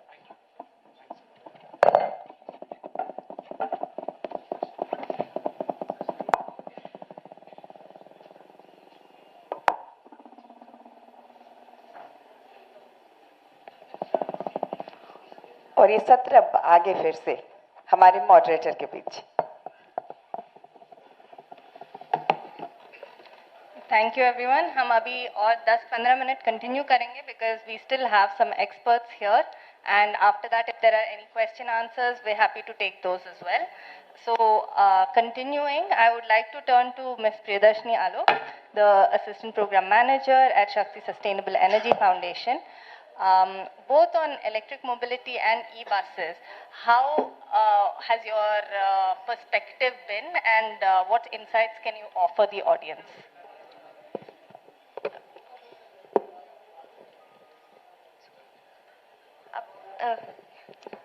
Thanks, Chaitanya, for this opportunity. So, I'd like to dissect this topic.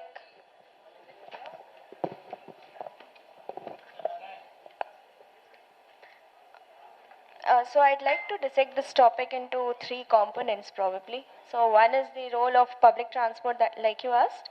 Second, in the air quality and carbon dioxide emissions reduction. And third is the status of, or probably the government interventions here. So first is, we all know that public transport offers safer, it offers economic returns, and it also reduces congestion.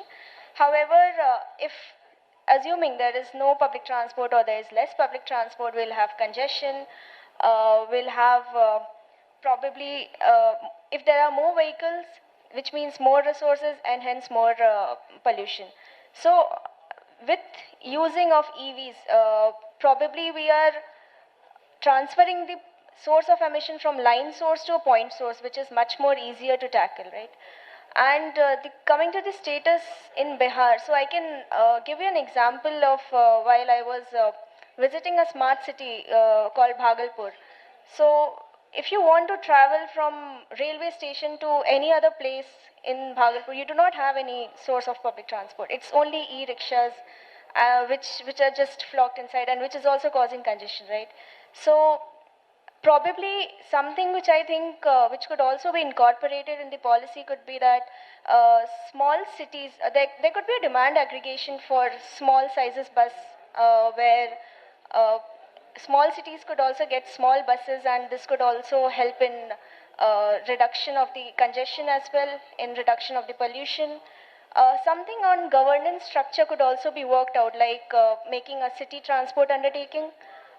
Probably that could be electric as well, ECTU. So I think that would also be helpful. Thank you. Thank you so much, Priyadarshini. And maybe picking up where you left off on different sizes of buses for different types of cities, I'd like to turn to Shri Prabhakar Kumar, the Divisional Head of North and East India for Switch Mobility. Prabhakar, Switch Mobility is one of the leading OEMs on the heavy duty vehicles, electric vehicles side. So, and we all also saw the Switch Mobility e-bus at the expo today. So if you could offer your perspectives on what are the key opportunities and challenges for e-buses today in India from an OEM perspective. Thank you very much, Achal. बस एक minute sir, एक और हमारे बीच में speaker हैं, उनको भी हम आमंत्रित करना चाहेंगे, doctor Naveen Kumar ji, scientist, Bihar pollution control board. तो आपसे भी अनुरोध है कि कृपया आप मंच पर आएं और उसके बाद सर आपको सुनेंगे हम sir. Doctor Naveen Kumar, scientist, Bihar pollution control board, sir.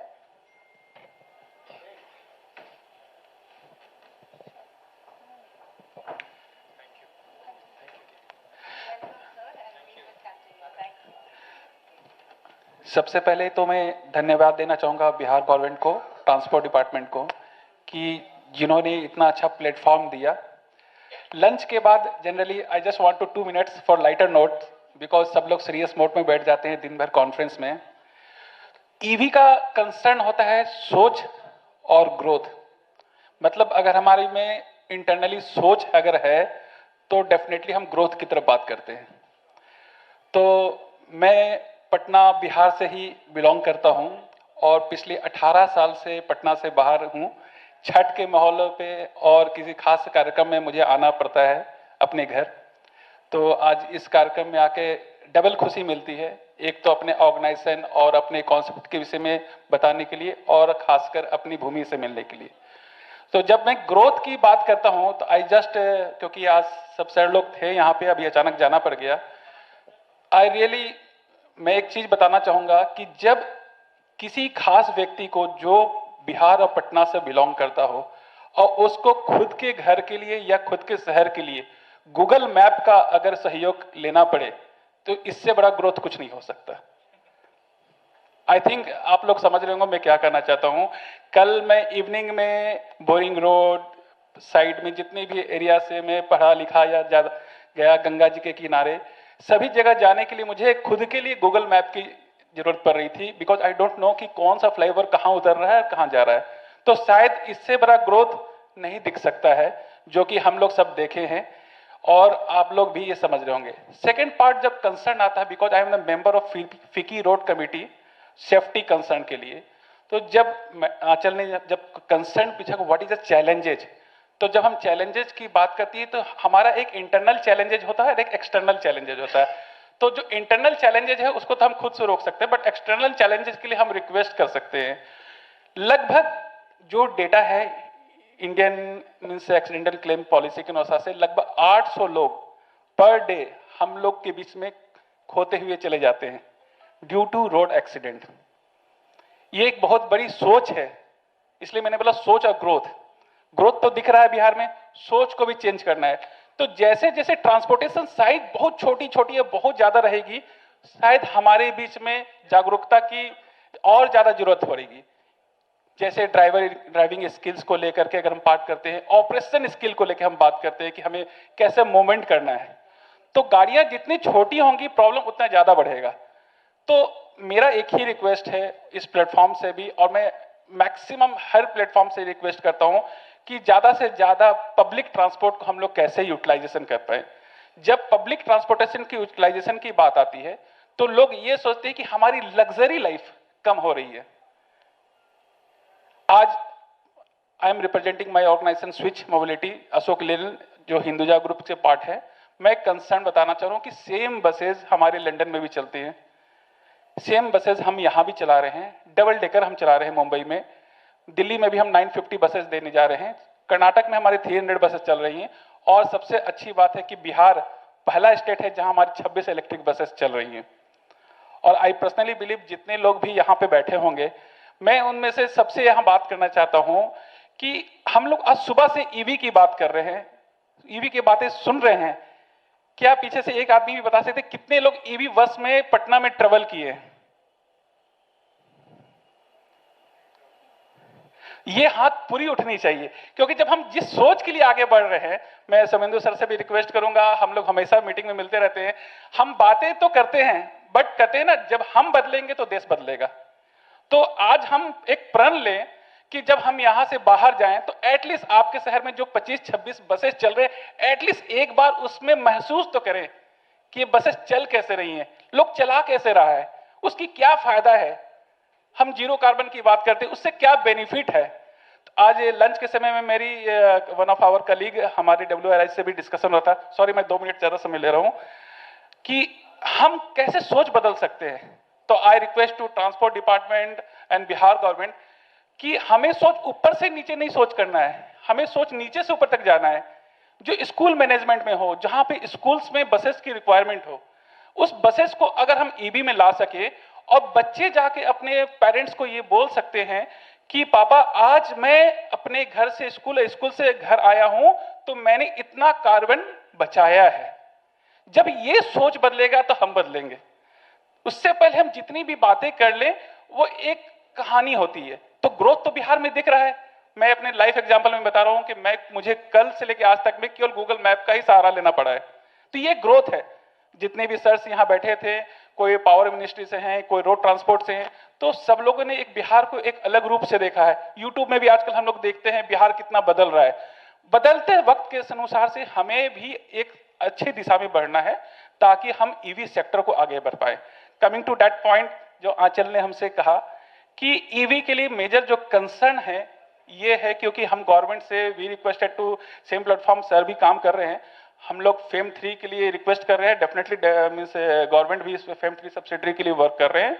Tender definitely दिख रहा है, टेंडर आ रहे हैं, सेंट्रल गवर्नमेंट काम कर रहे हैं, स्टेट गवर्नमेंट काम कर रहे हैं।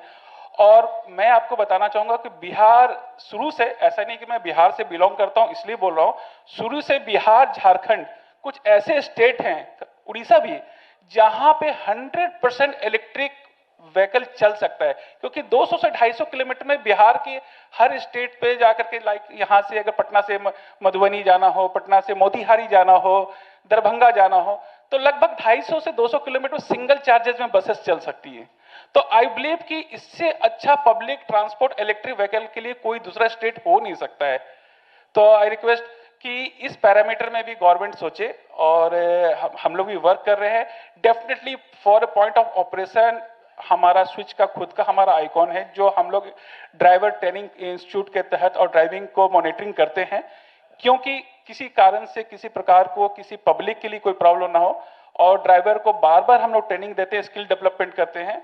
कंसर्न अगर कोई भी ड्राइवर उस स्किल में पैरामीटर में नहीं आ पाता है, क्योंकि हमारा खुद का वो इंटरनल पैरामीटर है, हम एक बार और उसको मौका देते हैं कि हाँ आप स्किल डेवलप करो। बिकॉज जो आपका कितने किलोमीटर चल रही है बसेस, कितनी बार बसेस की डोर ओपन हुई, एसी की कंडीशन क्या है, everything is monitoring by centralize. तो इलेक्ट्रिक में ये सबसे बड़ी फायदा है कि कोई भी चीज का मॉनिटरिंग आप सिस्टम में देख सकते हैं। जैसे हम कभी मूवी में देखते थे कि एक स्क्रीन लगी हुई है और उस स्क्रीन में क्या क्या पैरामीटर दिख रहा है, तो सेम आप इलेक्ट्रिक में देख सकते हो। तो ऑपरेशन के काइंड से आने वाले समय में भी ईवी व्हीकल से बड़ा कंसर्न कोई नहीं हो सकता है। तो आई रिक्वेस्ट वी ऑल, आप यहां से जाएं तो at least once a single drive एक बार ई व्हीकल में जरूर करें। Thank you. Thank you for that very passionate appeal for e-buses, Prabhakar.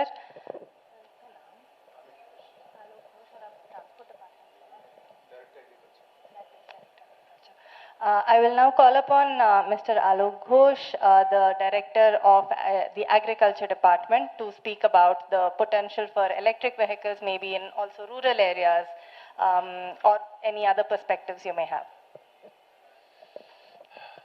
Thank you, Chaitanya. Actually मैं एक्सीडेंटली आज की इस बैठक में और इस सेशन में out of interest I wanted to just join this session and know more about EVs, which is the word or the trend for the country right now. I belong to agriculture sector, and presently I'm not very much aware where we have electric vehicle related some commodities or machineries which are available. लेकिन मैं जो भी deliberation सुन रहा हूँ, और ये काफ़ी मेरे लिए खुश करने की बात है कि बिहार एज अ स्टेट देश में एक नया काम करने का प्रयास कर रहा है और अग्रणी राज्यों में है जहाँ पर इलेक्ट्रिक व्हीकल्स पे इतनी चर्चा हो रही है। जितने भी यहाँ पर पैनलिस्ट थे पहले के और अभी जो वर्तमान में हैं और जो उन्होंने चर्चा की इस विषय पर, उससे बहुत ही नई चीज़ों की जानकारी हम लोग को प्राप्त हुई। प्रभाकर जी बता रहे थे कि वो बिहार से हैं और किस प्रकार से उन्होंने इस राज्य को बदलते देखा है और जो डेवलपमेंट्स की नई माइलस्टोन्स हैं उसको छूते हुए देखा है।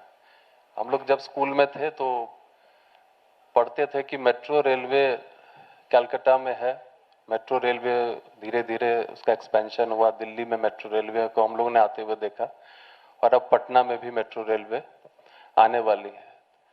जो पब्लिक ट्रांसपोर्ट की जो हम लोग बात कर रहे हैं, तो वाकई बिहार जैसे राज्य के लिए पब्लिक ट्रांसपोर्ट काफ़ी मायने रखती है। यहाँ पर हर किसी के पास अपनी व्हीकल नहीं है, तो ऐसे में पब्लिक ट्रांसपोर्ट को प्रमोट करने की आवश्यकता है। और जिस प्रकार से जिस गति से चीज़ें बढ़ रही हैं, और जब इन्होंने ये प्रश्न किया कि आपने कभी भी पब्लिक ट्रांसपोर्ट में खासकर इलेक्ट्रिक व्हीकल में ट्रैवल किया या नहीं, तो मैं भी मन ही मन सोच रहा था कि मुझको भी ये अवसर नहीं मिल पाया। और निश्चित रूप से प्रभाकर जी, मैं भी कोशिश करूंगा कि अब जल्दी से जल्दी जब भी मुझे मौका मिलेगा तो जो ईवी हम लोग के यहाँ 27-28 बसेस ही हैं उसमें हम लोग ट्रैवल करें।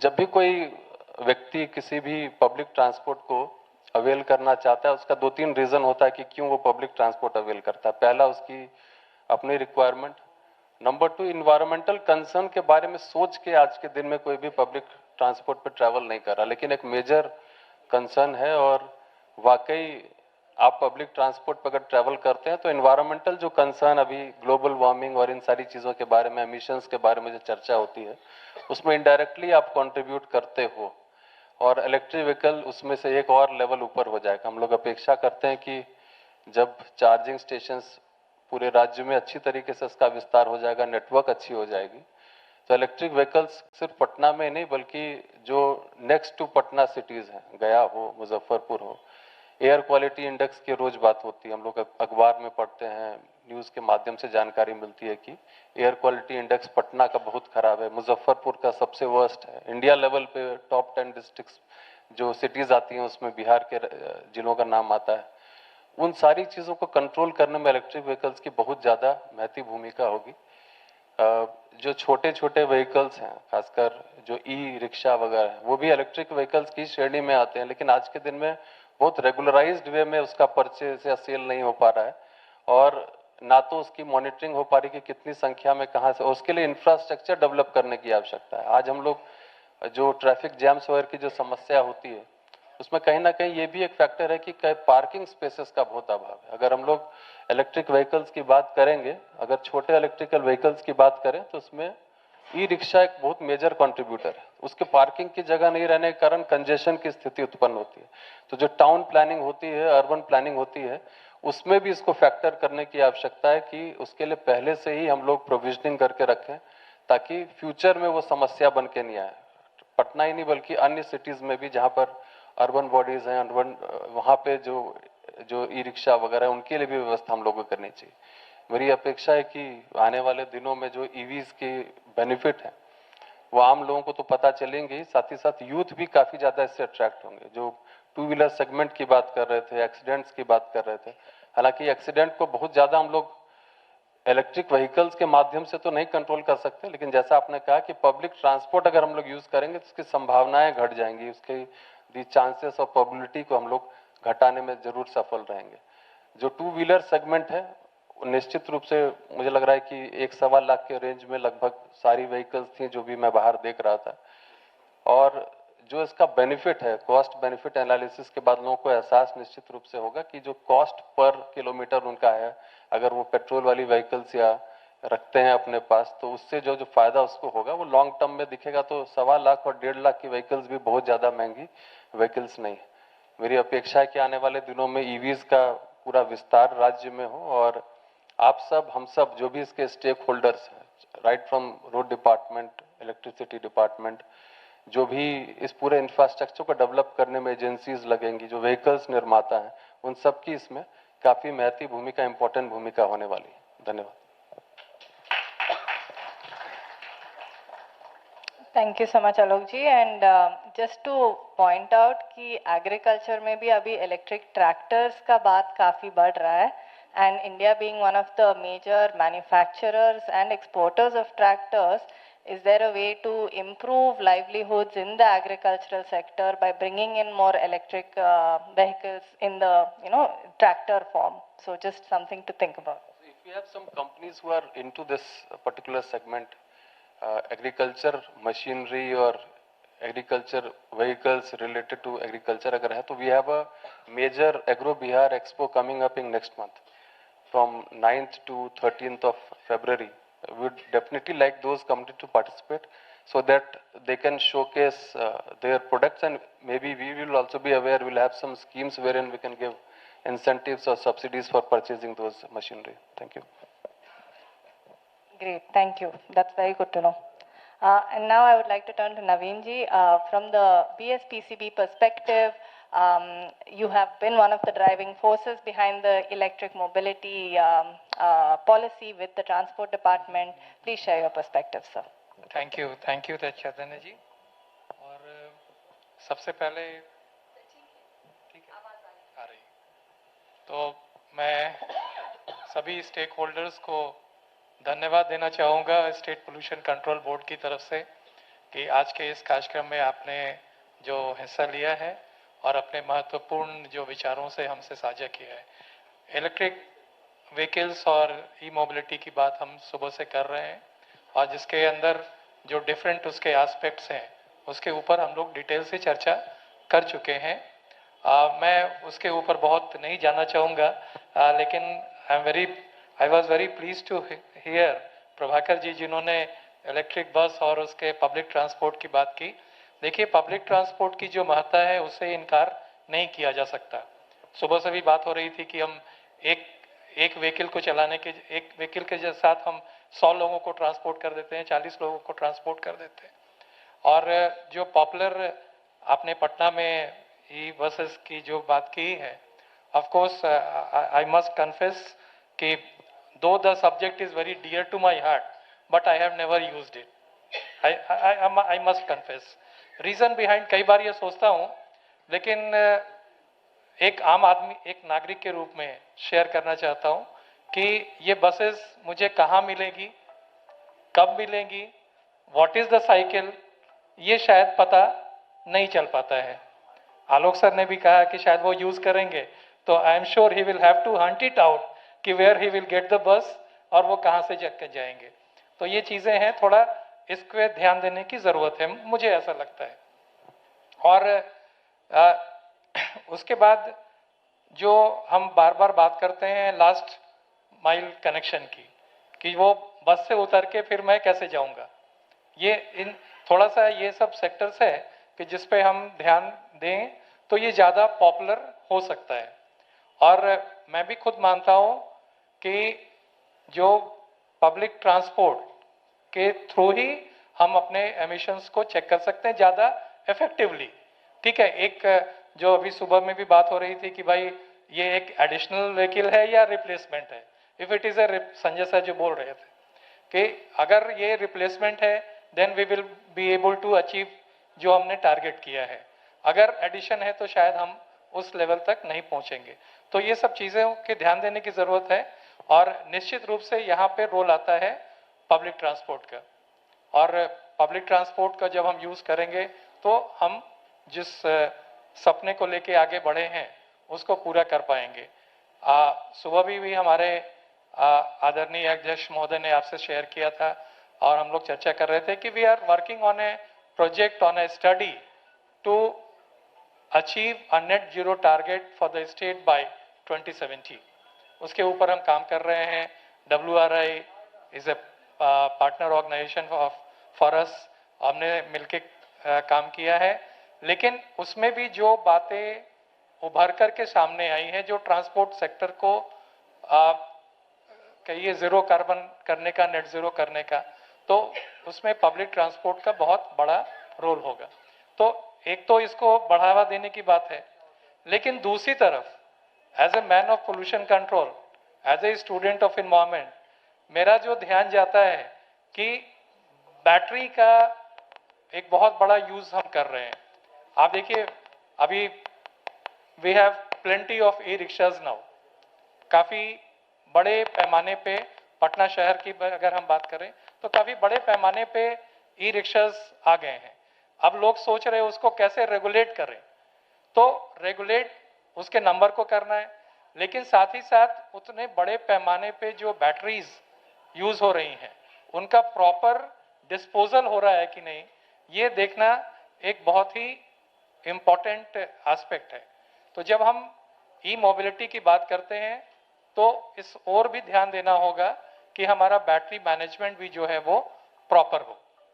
जो वेस्ट है, इसके कई सारे स्कीम्स हैं, लेकिन देखिए वास्तविकता क्या है कि अभी भी बहुत बड़े पैमाने पर अनऑर्गेनाइज सेक्टर में बैटरी का रिसाइकलिंग होता है, and that is very hazardous, बहुत हजार्डस है। उसकी मैं डिटेल्स में नहीं जाऊंगा, आप सभी जानते हैं। तो जब हम कोई स्कीम बना रहे हैं या आगे, एक तरफ तो नेट जीरो करना जरूरी है और कार्बन एमिशंस को कम करना जरूरी है, तो दूसरी ओर हमें अपने इस वेस्ट रिसाइकलिंग की तरफ भी ध्यान देने की आवश्यकता है।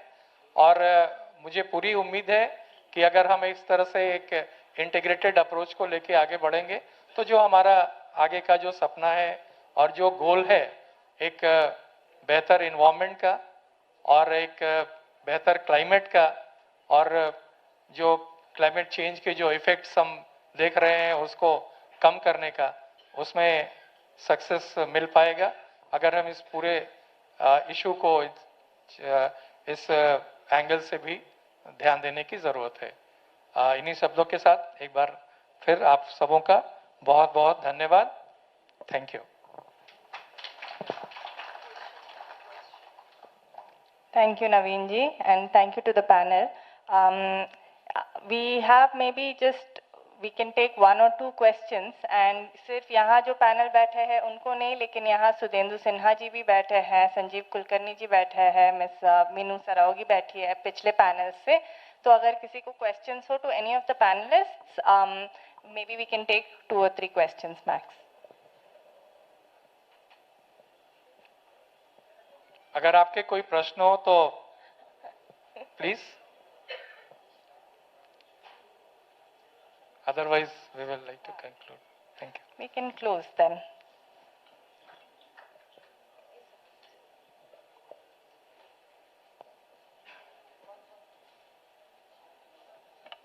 हेलो,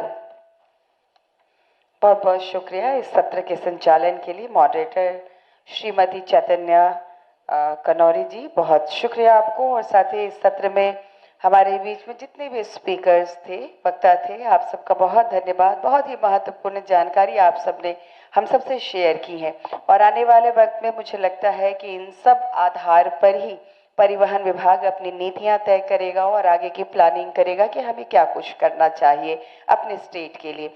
बहुत शुक्रिया।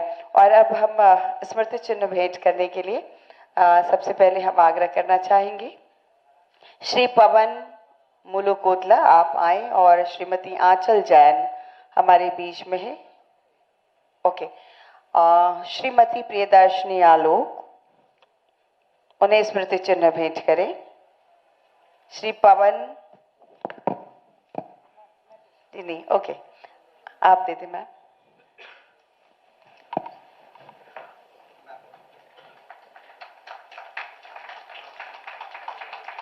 और अब हम आग्रह करेंगे श्री मणिभूषण झा जी हैं हमारे बीच में, सीनियर प्रोग्राम एसोसिएट जी, आप आए।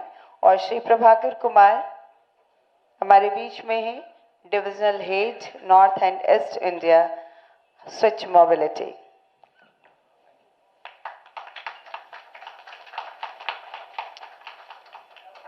शुक्रिया। और अब हम आग्रह करना चाहेंगे डॉक्टर नवीन कुमार जी भी हमारे बीच में, scientist Bihar pollution control board, और इन्हें भी आपसे अनुरोध है।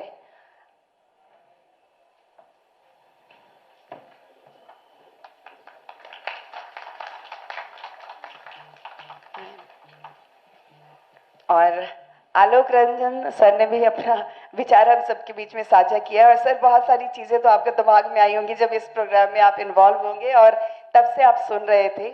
तो सही बात है कि आप कृषि विभाग से हैं, लेकिन हर विभाग एक तरह से कहे तो जानकारियां तो रखता ही है। आप सबका बहुत बहुत शुक्रिया, बहुत धन्यवाद। और लास्ट में अब आपसे अनुरोध है कि कृपया आप आलोक sir, okay, Alok Ranjan sir को भी ये स्मृति चिन्ह। भाई तालियां इतनी कमजोर नहीं होनी चाहिए, चाय भी तैयार हो रही है, जोरदार ताली हो जाए। और आग्रह है कि सर आसन सामने में ग्रहण करेंगे। और अब लास्ट में आपकी ओर से कोई क्वेश्चन नहीं आए, क्योंकि आपके मन में जो भी समस्याएं चल रही होंगी निसंदेह उसका समाधान हमारे स्पीकर्स ने कर दिया होगा अपनी बातों से, अपने विचारों से। और अब हम कंक्लूडिंग सेशन में हैं और इसके लिए हम अनुरोध करना चाहेंगे, कंक्लूडिंग रिमार्क्स के लिए हमारे बीच में आएंगे Shri Saransh Vajpayee ji, associate director climate programme WRI India. तो कृपया आप आए और अंत में कंक्लूडिंग रिमार्क्स आपके द्वारा।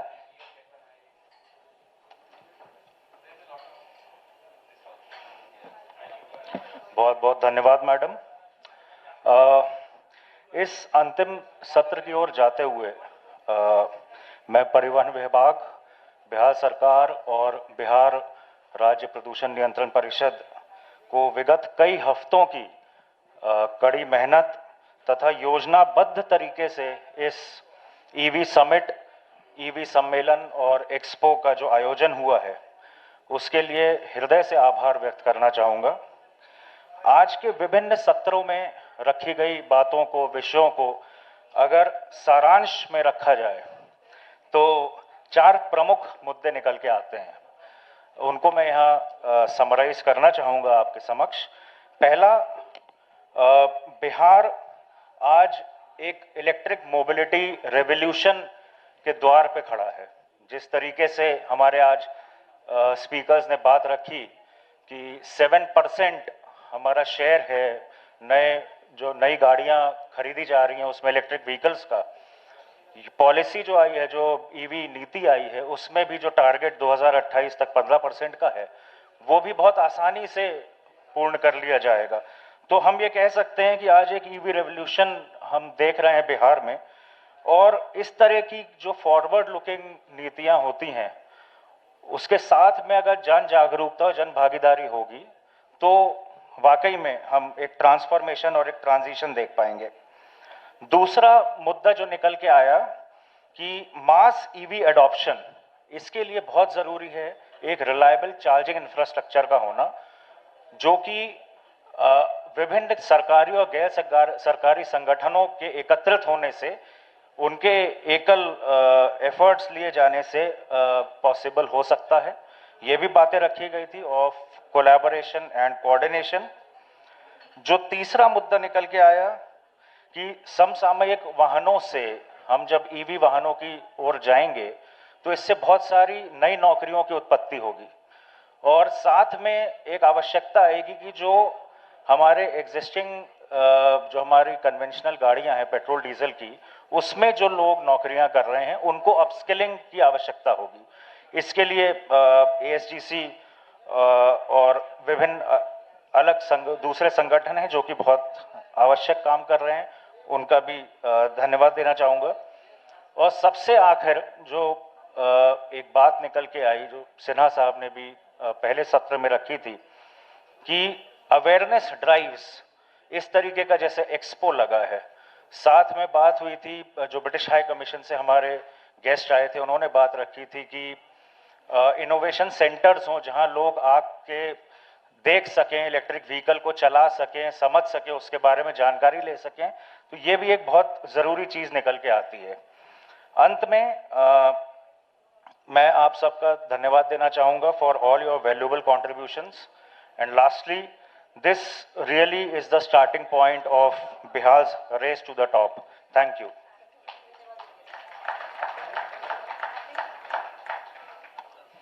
मुझसे अभी आग्रह किया गया कि मैं वोट ऑफ थैंक्स भी दे दूं, तो मैं शुरुआत करना चाहूँगा धन्यवाद ज्ञापन का। परिवहन विभाग, बिहार सरकार, बिहार राज्य प्रदूषण नियंत्रण परिषद, इन दोनों के बहुत प्रयास रहे हैं। मैं साथ ही अपने कॉलीग्स WRI इंडिया से, जिन्होंने बहुत मेहनत की एजेंडा बनाने से लेके इस वेन्यू को जहां बैठे हैं इसको तैयार करने से लेके एक्सपो तक की सारी तैयारियां, मैं जो हमारे एक्सपो में जिन्होंने स्टॉल्स लगाए हैं OEMs, उनका भी धन्यवाद ज्ञापित करना चाहूँगा। मीडिया से जो हमारे लोग यहाँ पधारे हैं, आप लोगों का बहुत इम्पोर्टेंट रोल है मास अवेयरनेस की जो बात मैंने की थी उसके में, तो आपका बहुत बहुत धन्यवाद। हमारे जो जितने भी स्पीकर्स आए बाहर से, उनका भी मैं धन्यवाद ज्ञापन करना चाहूँगा। अंत में होटल मौर्या और उनके तमाम स्टाफ का, जिन्होंने हमको पूरे दिन आज बहुत अच्छी तरीके से ट्रीट किया, हमारे ऑडियो विजुअल की टीम और बैक स्टेज के जितने भी लोग हैं, उन सबका भी मैं धन्यवाद ज्ञापित करता हूँ। Thank you.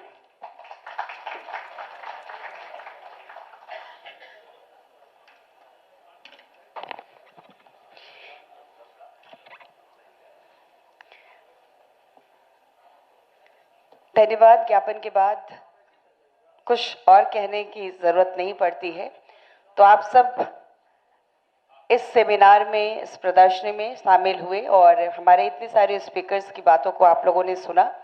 आप सब के प्रति बहुत बहुत आभार, बहुत बहुत धन्यवाद। हमारा यह सेमिनार और ये प्रदर्शनी हमारी जो कि बाहर में लगी है, माननीय मुख्यमंत्री जी जिसका विजिट करेंगे, अवलोकन करेंगे, तो सेमिनार में इतने सारे वक्ताओं को आप सबने सुना। हमारा यह सेमिनार यहीं पर समाप्त होता है और मुझे लगता है कि चाय के साथ हम लोगों को आपस में अब विदा लेने की आवश्यकता है। तो बहुत बहुत शुक्रिया, बहुत बहुत धन्यवाद आप सभी का इस सेमिनार में शामिल होने के लिए। धन्यवाद।